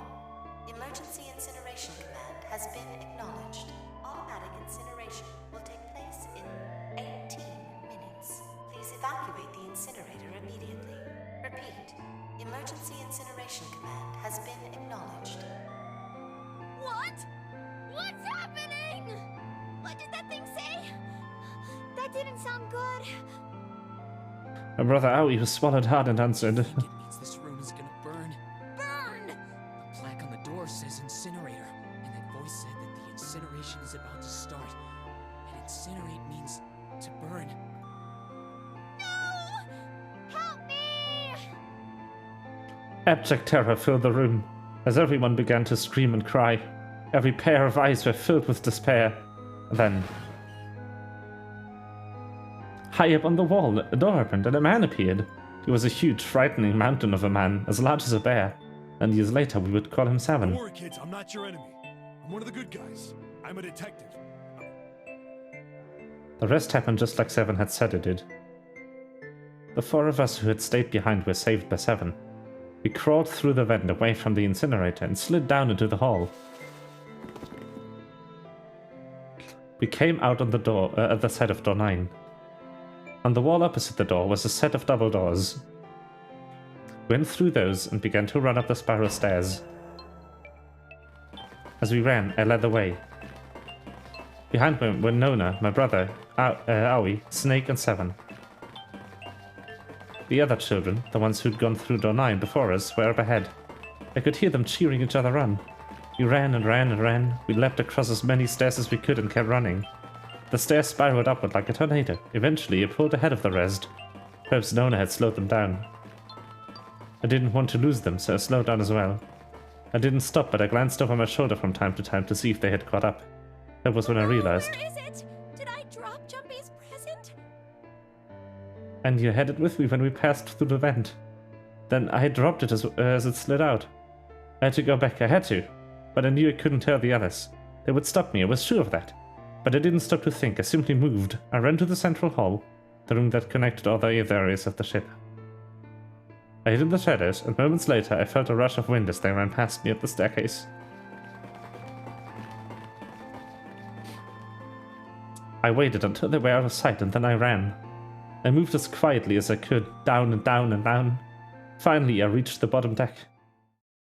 I ran through the hallway and looked around frantically. There it is! It was just where I thought it would be, sitting under the opening of the vent. I ran over and snatched it from the floor, but as I ran back toward the stairs in freedom,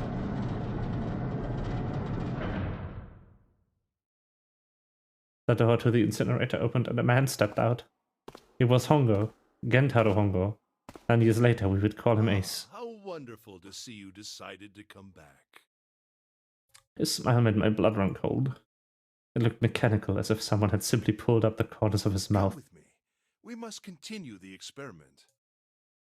I shook my head, eyes wide. Slowly, I began to walk backwards. 1 step, 2 steps, 3 steps. Then I spun around and broke into a run. I felt Hongo's hand close over my left wrist. I said, come with me. There was an edge of insanity to his voice now. I pulled as hard as I could. No, stop! Let go of me! Let go! I shook my body and flailed my arms, trying desperately to get Hongo to let go of me.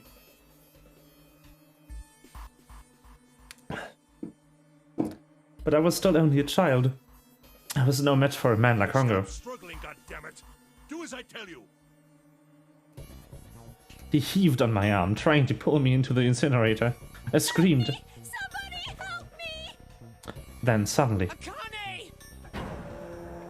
the door to the stairs flew open. My brother Aoi burst out of it. Behind him came Seven and Snake. Akane! Cried my name again and leapt toward Hongo. You came back! I cried out, but then You're too late, idiot! Hongo threw his full weight against the arm, pulling us both into the incinerator. The force of it threw me to the floor. I scrambled to my feet and looked toward the open number 9 door. Hongo stood between it and me, but behind him I could see my brother and his fists clenched. But those fists never reached Hongo.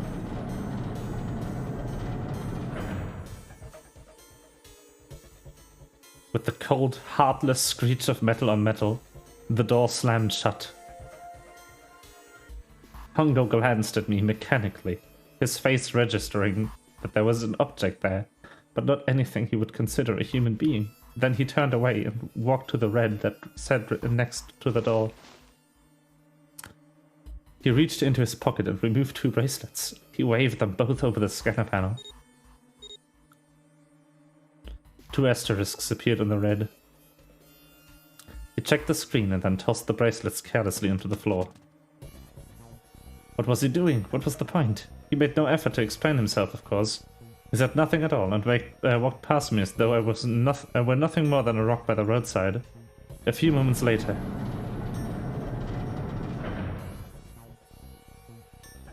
the 2 other doors slid shut as well. Faintly, I could hear someone pounding on the door behind me. I turned around and ran toward the door with a 9. Akane! Akane! Are you okay? I could hear a voice from the other side of the door. A worried, frightened voice. My throat was already raw, but I screamed as loud as I could. My voice echoed lonely around the empty room. What should I do? I think I'm trapped in here! Where's Hongo? He went out the other door! What? Then it started again. Warning, warning. Warning, warning. Emergency incineration command has been acknowledged. Incineration will begin in 18 minutes. Please evacuate the incinerator immediately. Junpei vision. Holy shit. Man, I knew I was going, what I was gonna say, but that is one hell of a creepy voice. I knew it! It's starting. Santa started the incinerator. Fuck! Man, I never thought I'd hear that damn voice again after 9 years. What the hell? What the hell? What in God's name are you talking about? It's 9 years this and 9 years that, and when it's not 9 years something, then you're talking about some sort of fucking experiments. You aren't making any sense.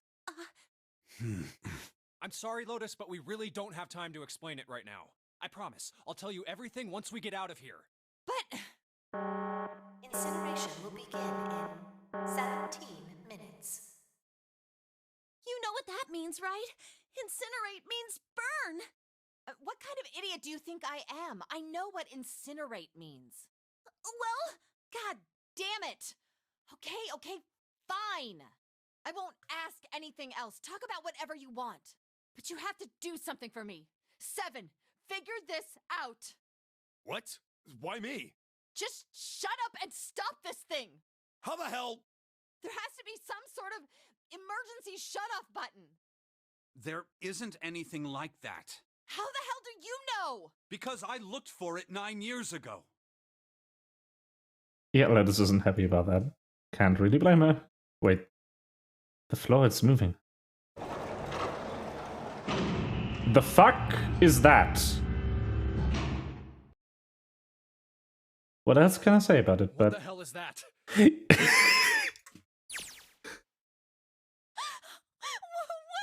that? What else could I say? The floor opened and a machine rose up out of it.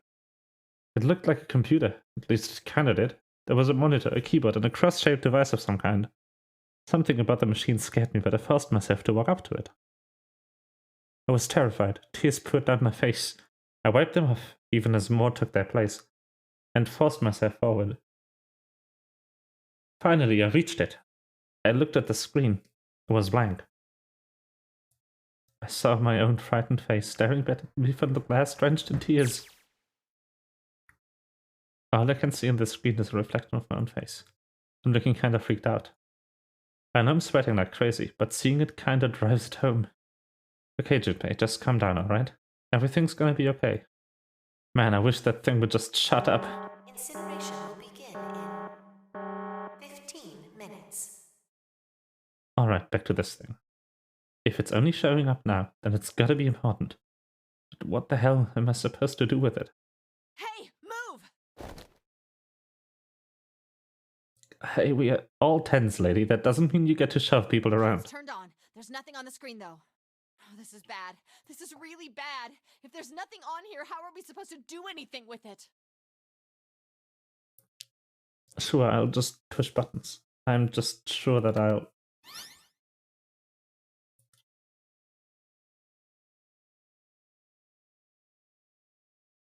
Well, at least it's on now. It's on the screen there. What's up? It looks like some sort of puzzle. It's got a bunch of numbers and letters scattered across a 5x5 grid. The numbers range from 1 to 8. Do you think that if we solve this puzzle, the incinerator will stop? Yeah. Well, we can hope, right?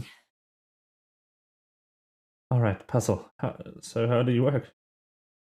Oh man, that goddamn voice again. Incineration will begin in 13 minutes. Shit, 30 minutes. Can we really do this? Heart feels like it's gonna pop. Arcane vision! Still 4 parts left of this, holy fuck! My heart was pounding like it was about to explode. I stared at the puzzle on the screen. I was sure I had to solve it, but somehow, but no idea how. My connection to Jumpy had been gone for a while. His mind was gone. I couldn't get any more information from him. I felt the seconds tick by as I stared at the screen, completely lost. My cheeks felt hot as tears poured over them. And I heard a voice. Hey, what are you doing? It was muffled. I turned around. Pressed against the window in the entry door was a frightened, eager face. It was Hunger. How long had he been watching me? Don't know what to do? He was yelling. Simple, really. But I suppose I might as well tell you. Just solve the puzzle on that machine.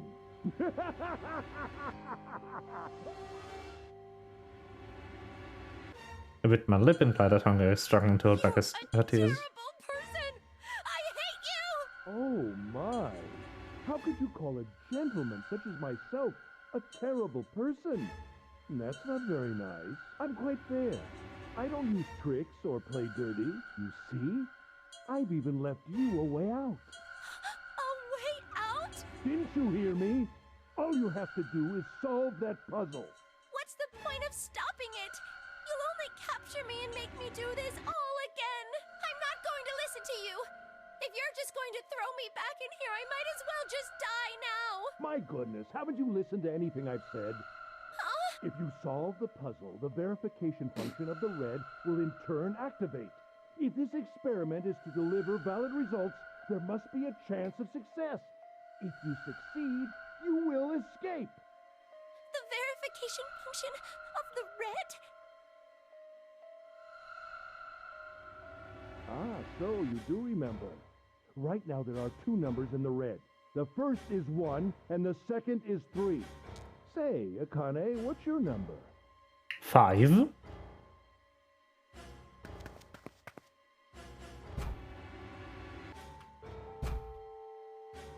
really... I've Yeah. already told you, didn't I? Once you solve the puzzle, in other words, if you haven't solved the puzzle, you can't enter your number. What kind of fool are you?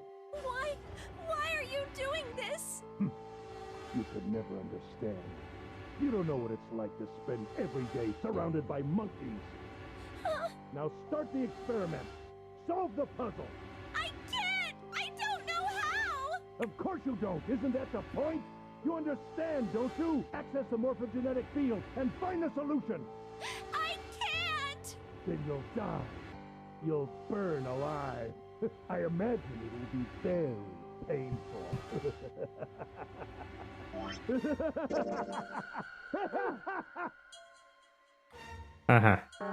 Incineration will begin in 10 minutes.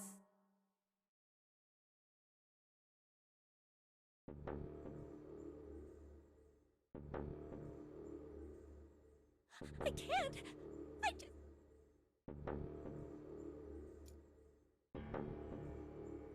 Pumps were sweating, my blood was boiling, my veins. It was hot, so hot, I couldn't breathe.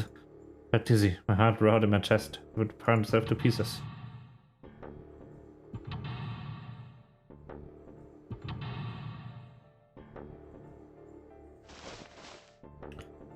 Wrapped my hand around the thing I'd come back to get, the doll jump he had given me, at least I had that. I held it tight with both hands and prayed. Help, Jumpy! Help me! Help me! Jumpy! Jumpy! Jumpy! Please, help me!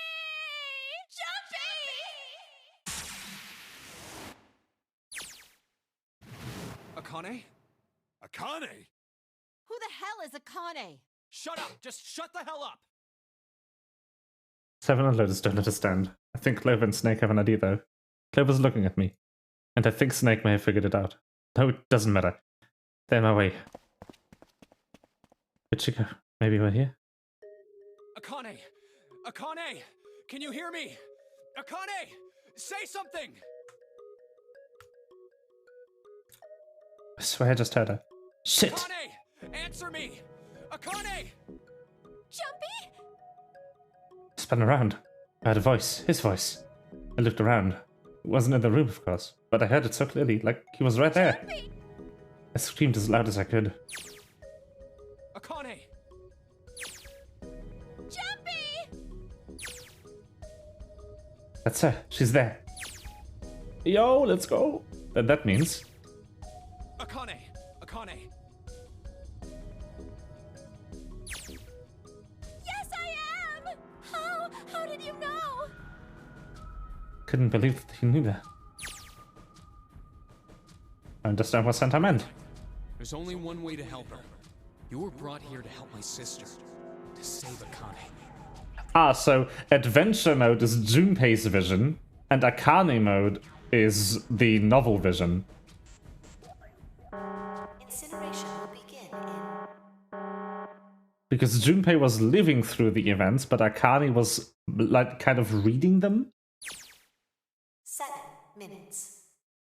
Jumpy, we don't have time! As quickly as I could, I told him that I had to solve the puzzle in order to stop the incinerator.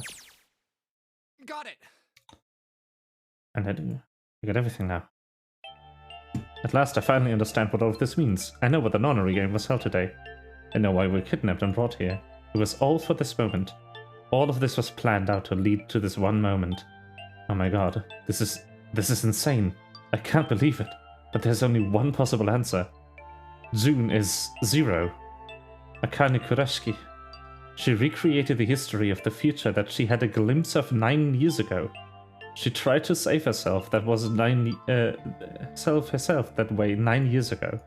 No, she's trying to save herself right now. That means that there's only one thing for me to do. Even if this is all some sort of insane plan, I will save her. I will save Akane Kurashiki. Incineration will begin in 6 minutes. The voice reminded me of how much time I'd left. Yeah, I know. Just hang on, all right? I promise I'll get you out of there. I'm not gonna let you die. I promise. So Let's don't go. worry, all right? Just give me a few minutes, okay? Oh, this counts as an escape. I sat in the room. It felt like my heart was on fire. 6 minutes or not. My heart burned with my feelings for him. Let's go. Yo! I need to close my windows. Ah!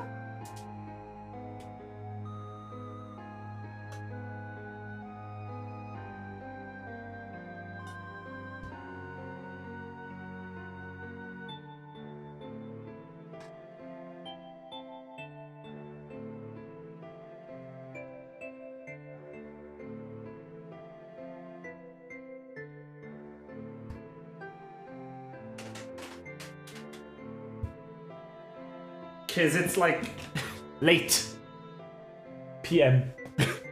AM actually. Snake talking to them about something. Whatever. Doesn't matter. Get out of my way. Hey, what are you? Just trust me, okay? Sorry, Lotus, I didn't mean to snap there, but there's a lot more at stake here than your pride.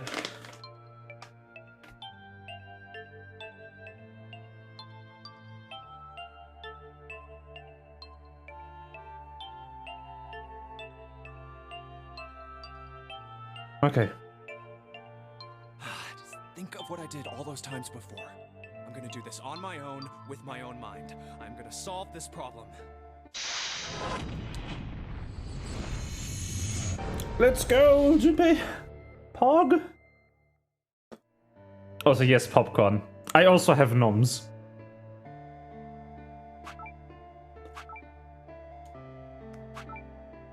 Password.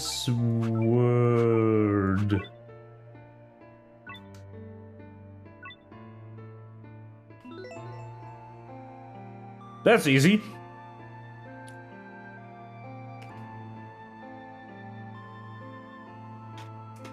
Can't tell if you're awake or not? Oh no.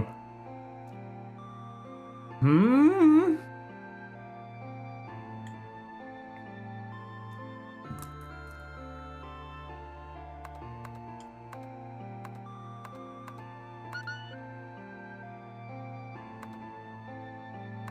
Excuse me? What?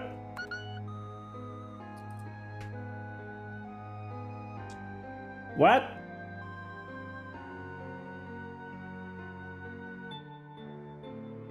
Sorry, what?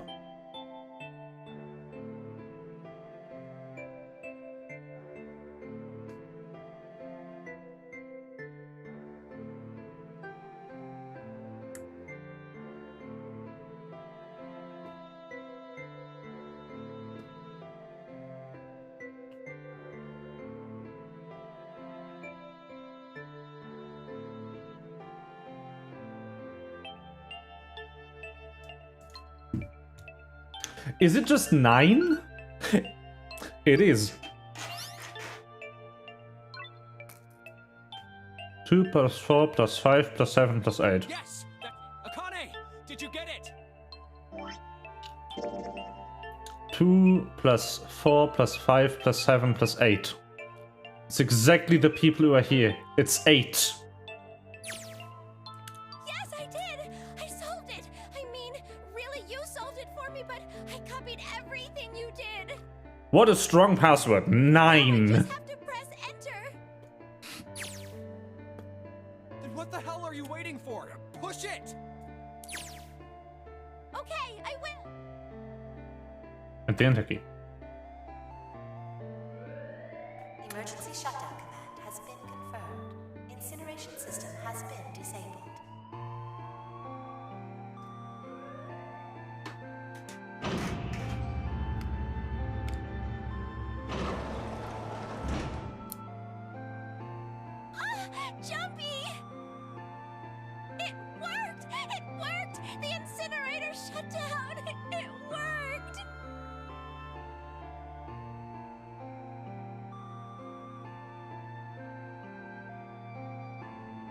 Let's go.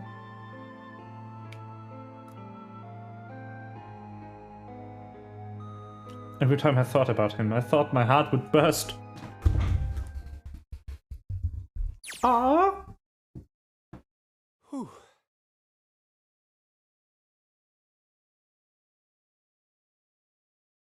I feel like my heart's on fire. Merp, merp. It's like 9. Like, so she was panicking, right? But she had 18 minutes for this. How did she not solve it? Akane, sorry, but things are kind of busy over here. I'm gonna have to hang up now, okay? Oh, of course, that's fine.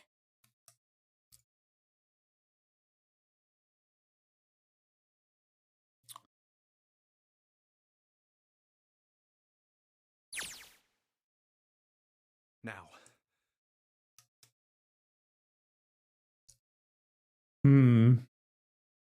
They don't look particularly happy with me. Not a very nice look to give someone who just saved your life, guys. Junpei, are you... Okay. Shut it. Right, okay, maybe they have a reason to be pissed off. So what if I haven't pressed the enter key yet? Alright, nothing to hold back. I hold me back now. Here goes. Wait. Incineration will begin in 90 seconds. It doesn't sound like it's stopping. No, it's fine. The hint is 8, you dumb fuck. I'm sorry, but I've been yelling at this game for the entire sequence because I figured it out like 3 rooms ago.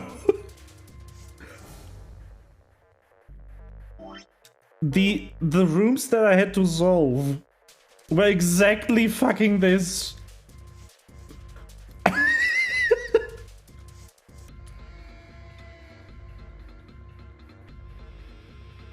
What the fuck is this thing stopping? The hell do I know, you pig?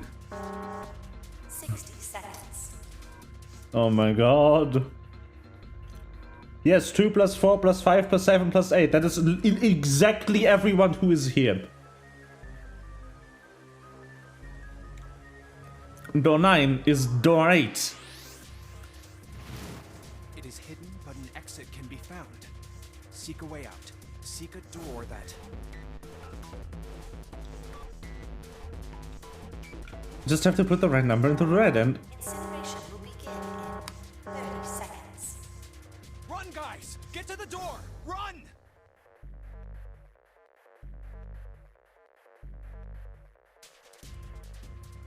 Quick! Verify your numbers on the red!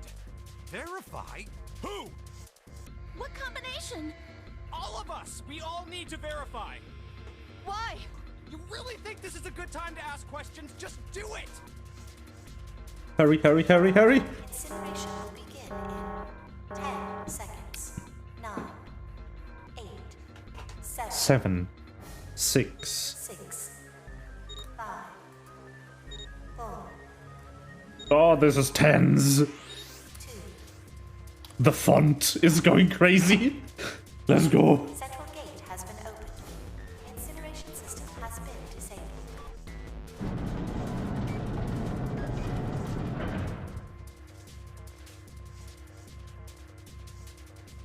Thank fucking Christ.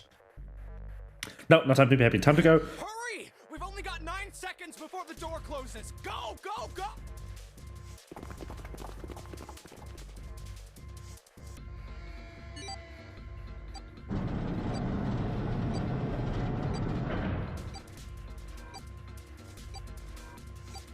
And there goes the door.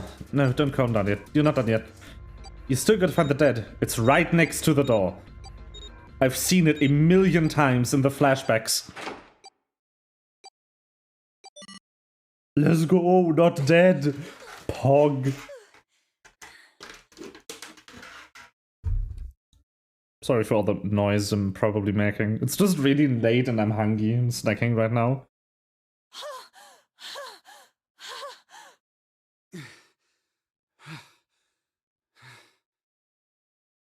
I have salami, like tiny salami. Mm. Shit. Looks like we made it, huh?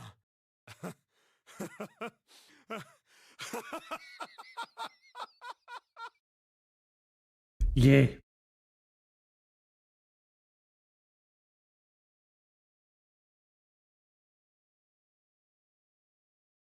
Clever notice a totally out of energy. Snake is shaking his head wearily. I just want to take a nap, but... Akane? Akane! Can you hear me?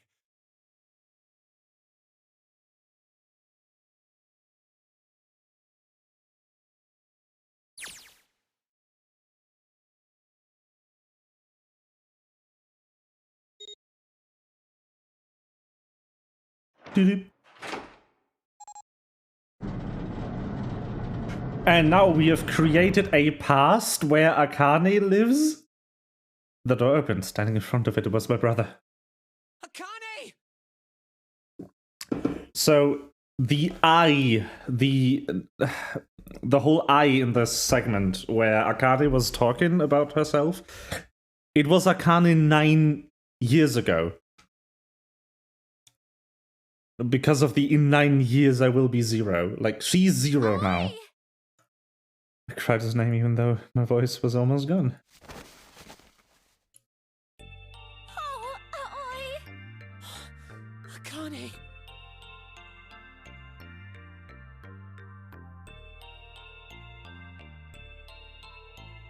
The steady thump of his heart made me feel like it was home. It beat almost like a lullaby. I wrapped my arms around him as fast as I could go and held him as tight as I could.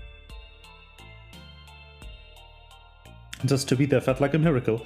I hadn't felt the warmth of another human body in what seemed like an eternity. I just wanted to stay there in his arms forever. But I couldn't. The moment I passed through the door, the bracelets had begun to count down to death. I leapt away from him and looked around. The door had already closed. Spotted the dead only a short distance away. It took me only a moment to get to and scan all the bracelets. I left the ones Hongo had dropped on the scanner panel.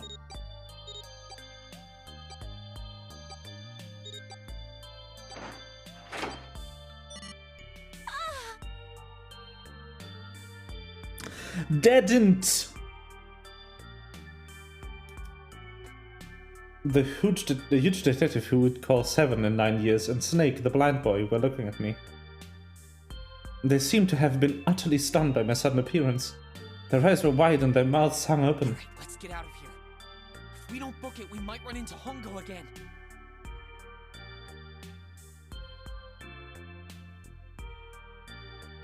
The mention of Hongo seemed to jar 7 and Snake out of their surprise and they nodded. We took off running up the spiraling stairs to freedom.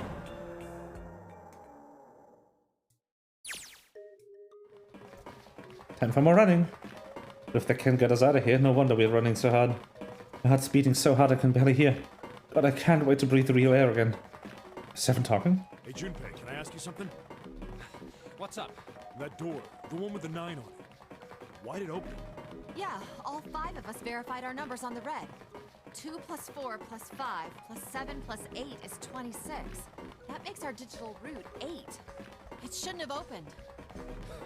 That's not like you, Lotus. I thought you would have figured it out already. Huh? Why? Because you were the person who taught me about the idea of bases. Bases? Yeah. What are the two numbers in base 2? 0 and 1. How about base 10? That goes from 0 to 9, right? And how about base 16? 0 through F. After 9, it starts at A and goes from there. B. You're right.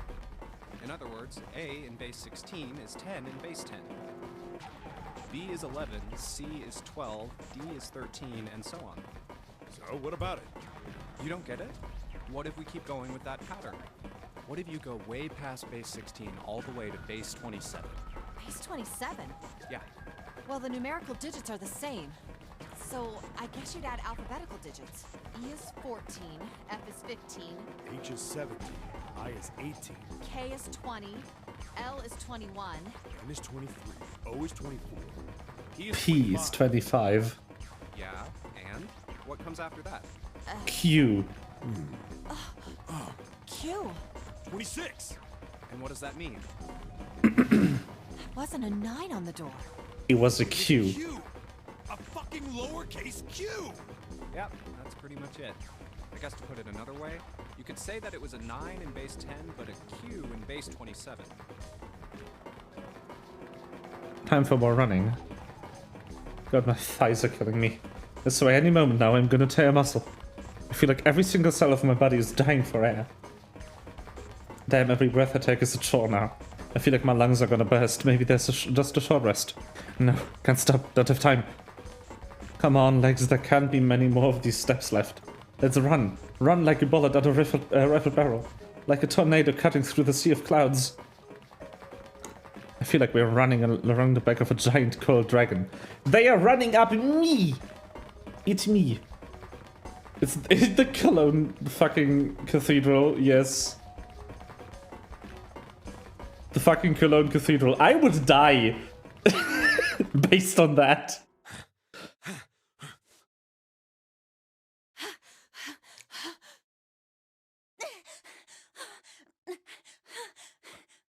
If you ever needed a reason to work out more and get back into shape, you could die in a Nonary game if you don't.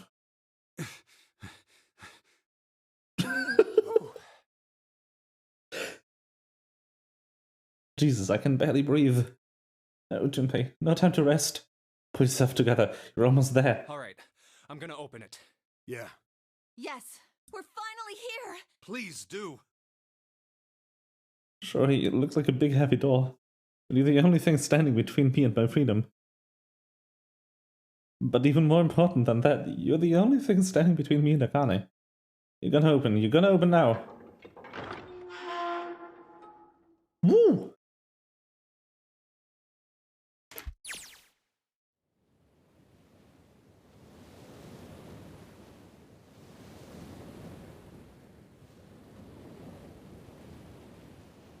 I felt a hand on my shoulder. It was Aoi's. He gave it a small, reassuring squeeze. I was so happy, I felt like it could melt. My heart was at peace. Not only because my brother and I were back together again. Thanks to the huge detective, all 9 of us who had been kidnapped. We were finally able to escape from the gigantic. I'm pretty sure that the others are in the building in Nevada.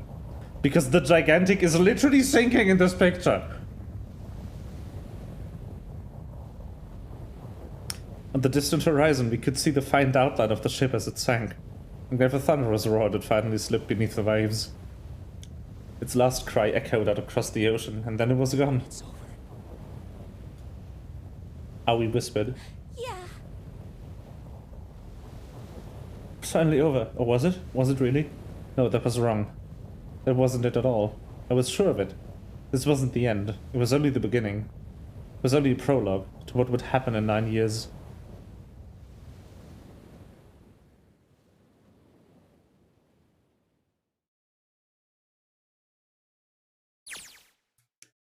So now she has to go 9 years later and be Zero for real. Otherwise the paradox just kind of collapses. Damn, that sun is bright. I can barely see anything. I gotta missed it. Doesn't look quite like... Wait. No. Oh. You've gotta be shitting me. What? It can't be. This is... The top of a building in Nevada. Let's fucking go. I was right. This is the building in the Nevada desert. the mock experiment building. Oh my god. This whole time we were in Building Q. Of course, you dumb fuck. The ship is at the bottom of the ocean. There's no way that Akane could unsink a Titanic-sized vessel.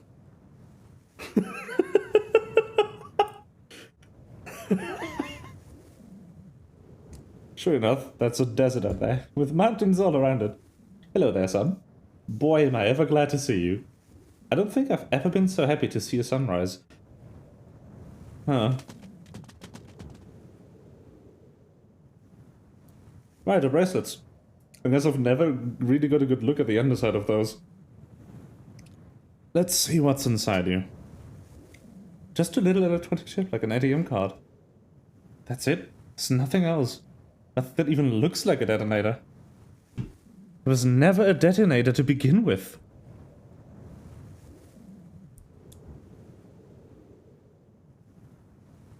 And let me guess, the only ones that had detonators were the ones on the 4 pharmaceutical employees.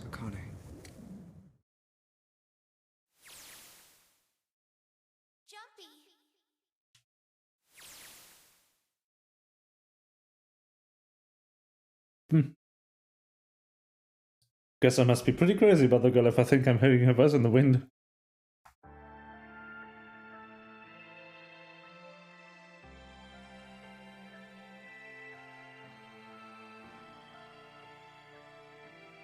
Hello? Game? Is this the end? Is this it? Can I shut down the stream after like 8 fucking hours? I think it is. Let's go. Oh, that was great. That was really fucking good. Thank you so much for suggesting this, Tarist. Oh, that was amazing. And I have a second one to play too, because the bundle I bought came with Virtue's Last Reward. So I can play the sequel too, theoretically. I'm not sure if I'm gonna do that though. I will give you a heads up if I do. Though. Because I'm pretty sure you're interested in the sequel as well. So I'm gonna give you ping. Or like tell you on Discord or whatever. If I'm gonna stream this. It just might not be on Wednesday because I don't know what I want to do on Wednesday yet. I don't like... I don't like making up new projects on the spot after just ending one. I like to sleep a day or two over my options. But yeah. This game is amazing.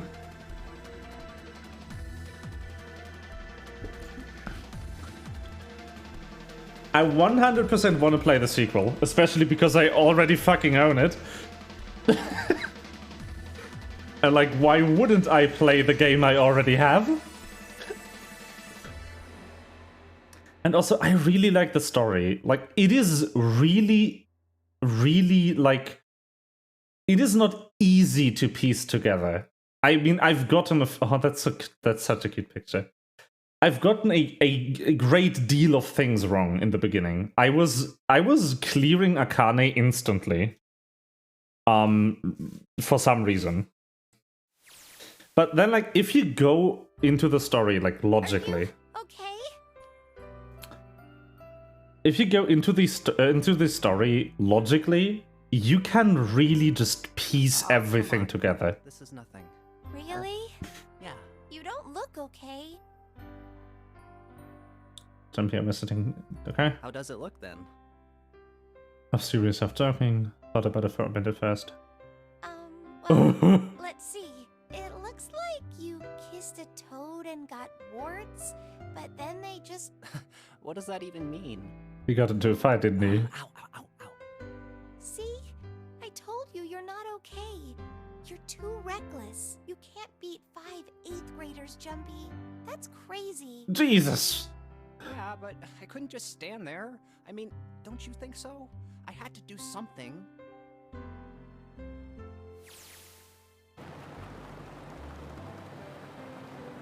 So happy to see me getting the Ace as a baddie way before this came up.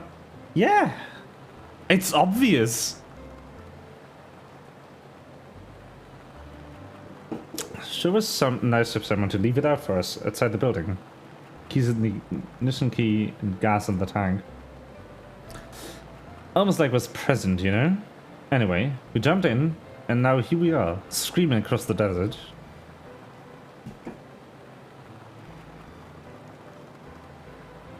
Lotus is over there, the passenger seat. Snake and Seven and I are all squeezed into the backseat here. Still can't believe we let her drive. This is so fun!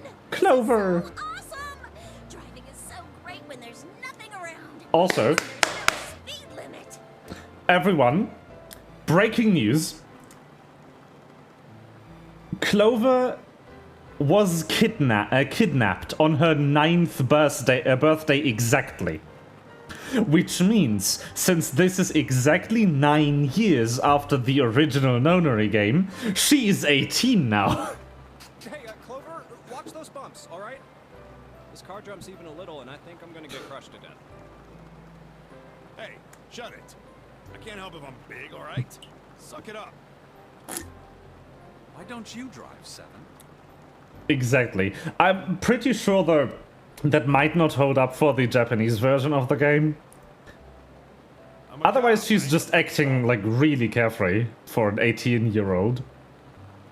He doesn't have an international license. Yeah, but you could have sat in the passenger seat. Oh, hell no. There's no way I'm giving this seat up. And Clover, there's no need to slow down. Clover has an international driver's license? And should be somewhere down this road ahead of us. Yeah, I saw some fresh tire tracks going out. There's no doubt about it. Then we've got to hurry if we want to catch them, don't we? Sure thing. Oh shit. God damn it, she doesn't have to drive so fast. I mean, you think a car like this should go this fast. We should throw it up a lot of dust.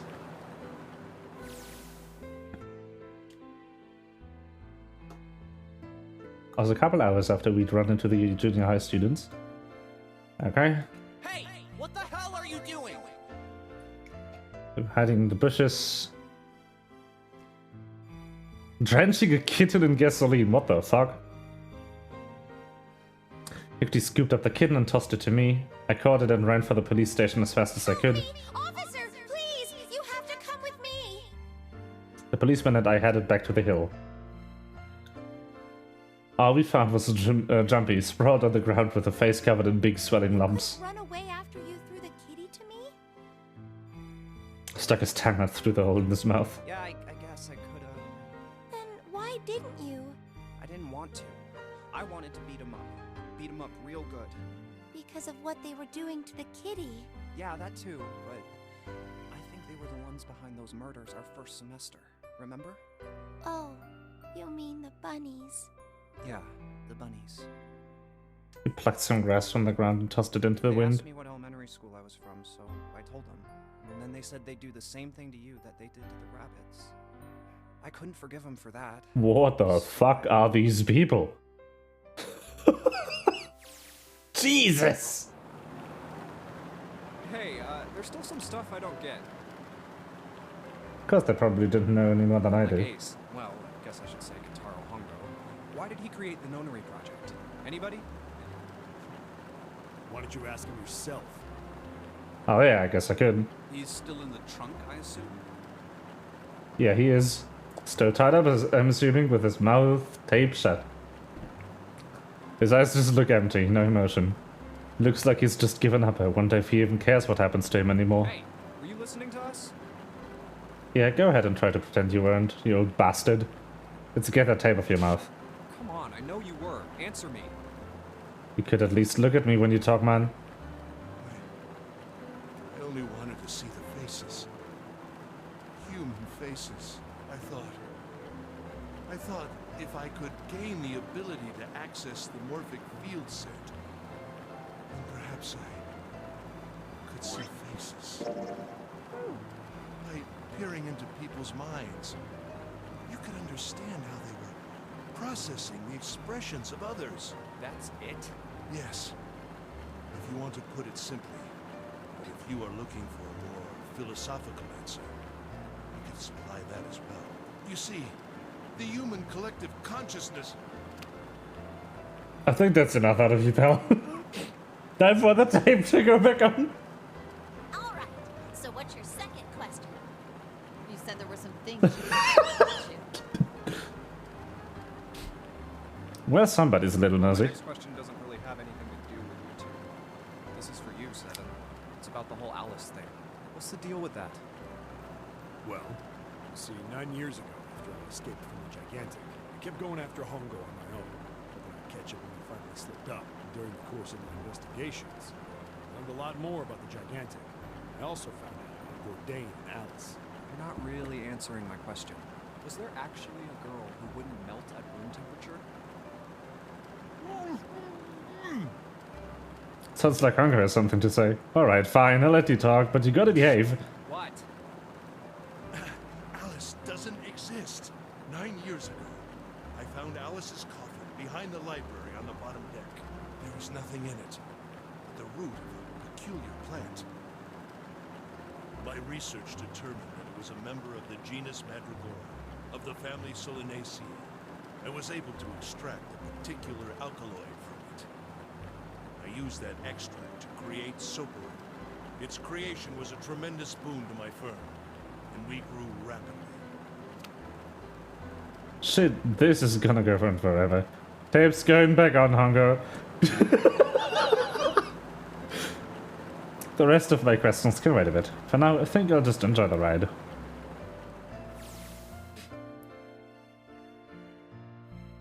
Here, this is for you. What's this? This is a for you doll. His name is Junpei. Jumpy pulled something out of his pocket and shoved his arm toward me. In his hand was a doll made of yarn, small enough to fit in his palm. Are you sure it's, for you, doll? Huh? Yeah, the lady at the shop said so, so that means it's for you, right? Are you sure it's not a voodoo doll? Wait, what? That's... Oh, man. Oh, man. Well, it sure looks like a voodoo doll. I mean, you do know what a voodoo doll is used for. Yeah, I guess calling it Junpei isn't a very good idea then. Why are you giving me this anyway? It just seems really sudden. The voodoo doll. It ties everything back together. We aren't gonna get to see each other too much. After June, are you kidding me? I mean, we're gonna be in different schools, and I just thought I'd, you know, Oh, okay, well, how about we call it June, then? Okay. So, I wanted to give you this. You sound like some sort of tribal chief in a bad movie. Yes. I, head of tribe. This doll, traditional charm of tribe. So I give Very cute. this, it me. So we always together. Oh, Jumpy. If something bad, then hold and pray. I go wherever you are. So here, take. I reached my hand out and picked up the doll gently. Thank you. Thank you so much, Jumpy. Before I knew I was crying, tears streamed down my face and fell into June's tiny yarn body. Jumpy, I'll never forget you, I promise. Yay! Very cute. Jumpy looked straight into my eyes and said just 5 words. I'll never forget you either. The sky was a beautiful crimson red as it melted down toward the horizon. The last golden rays of sunlight stretched out across the city and painted themselves across the hills. We sat bathed in the warm light of evening.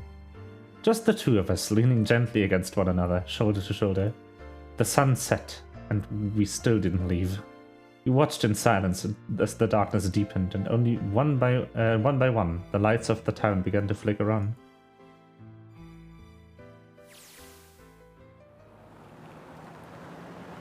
There's still one thing I don't get. To be honest, that's the biggest mystery as far as I'm concerned. And so also the only one that's really important. It has to do with June and Akane. 9 years ago, she died in the incinerator on the Gigantic, but she's still alive now as June. But how? Was it because I tapped into the morphic field set and saved her 9 years ago? Alright, let's say that makes some kind of insane sense. If I did that, then... How do I make sense of what Seven remembers? Snake makes sense, he's blind. He couldn't have seen her body anyway. But Seven, he said he was sure he saw it. Does that mean there's some kind of historical discrepancy? Oh wait, maybe that's not it at all. There's one other logical explanation. Was what you told me the truth, Seven? You look satisfied. No way. He couldn't. Hey, look! Over there! There's somebody next to the road. Huh? What? Hmm?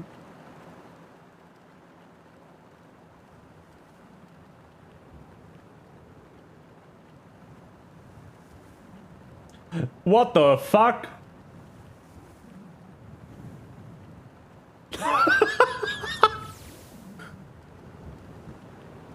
The burning gaze of the Nevada sun pounded down on her head. The desert around her rippled with heat. Standing there on that shimmering plain was a woman, her arm out and a thumb up. It would not be long before Junpei realized who it was. Sam was in on it from the beginning.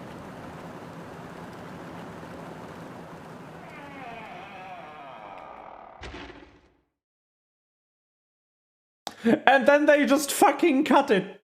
There's just a living Egyptian fucking priestess just standing in the middle of the desert, hanging out. What? Sure, Spike Chunsoft, you can go right to the fucking dumpster. Oh my god. Click to save. Yes.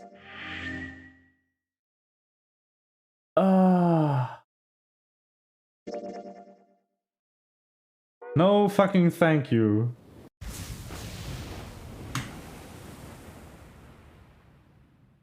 Oh my god.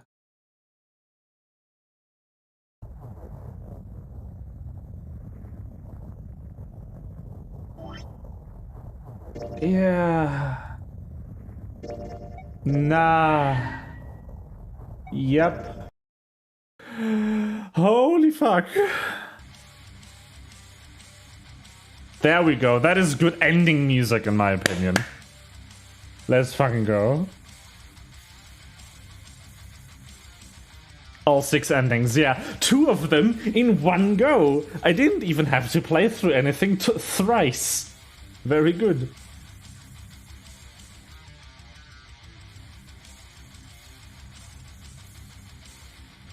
Anyway, I think this is excellent ending music. Thank you so much for watching. Thank you so much for the suggestion. And I will see you on fucking Wednesday, I guess.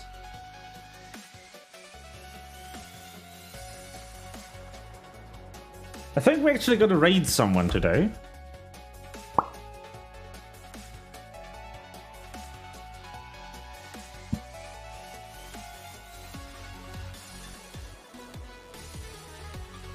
We're gonna raid Kitari, who is good streamer. She is playing Horizon Forbidden West right now.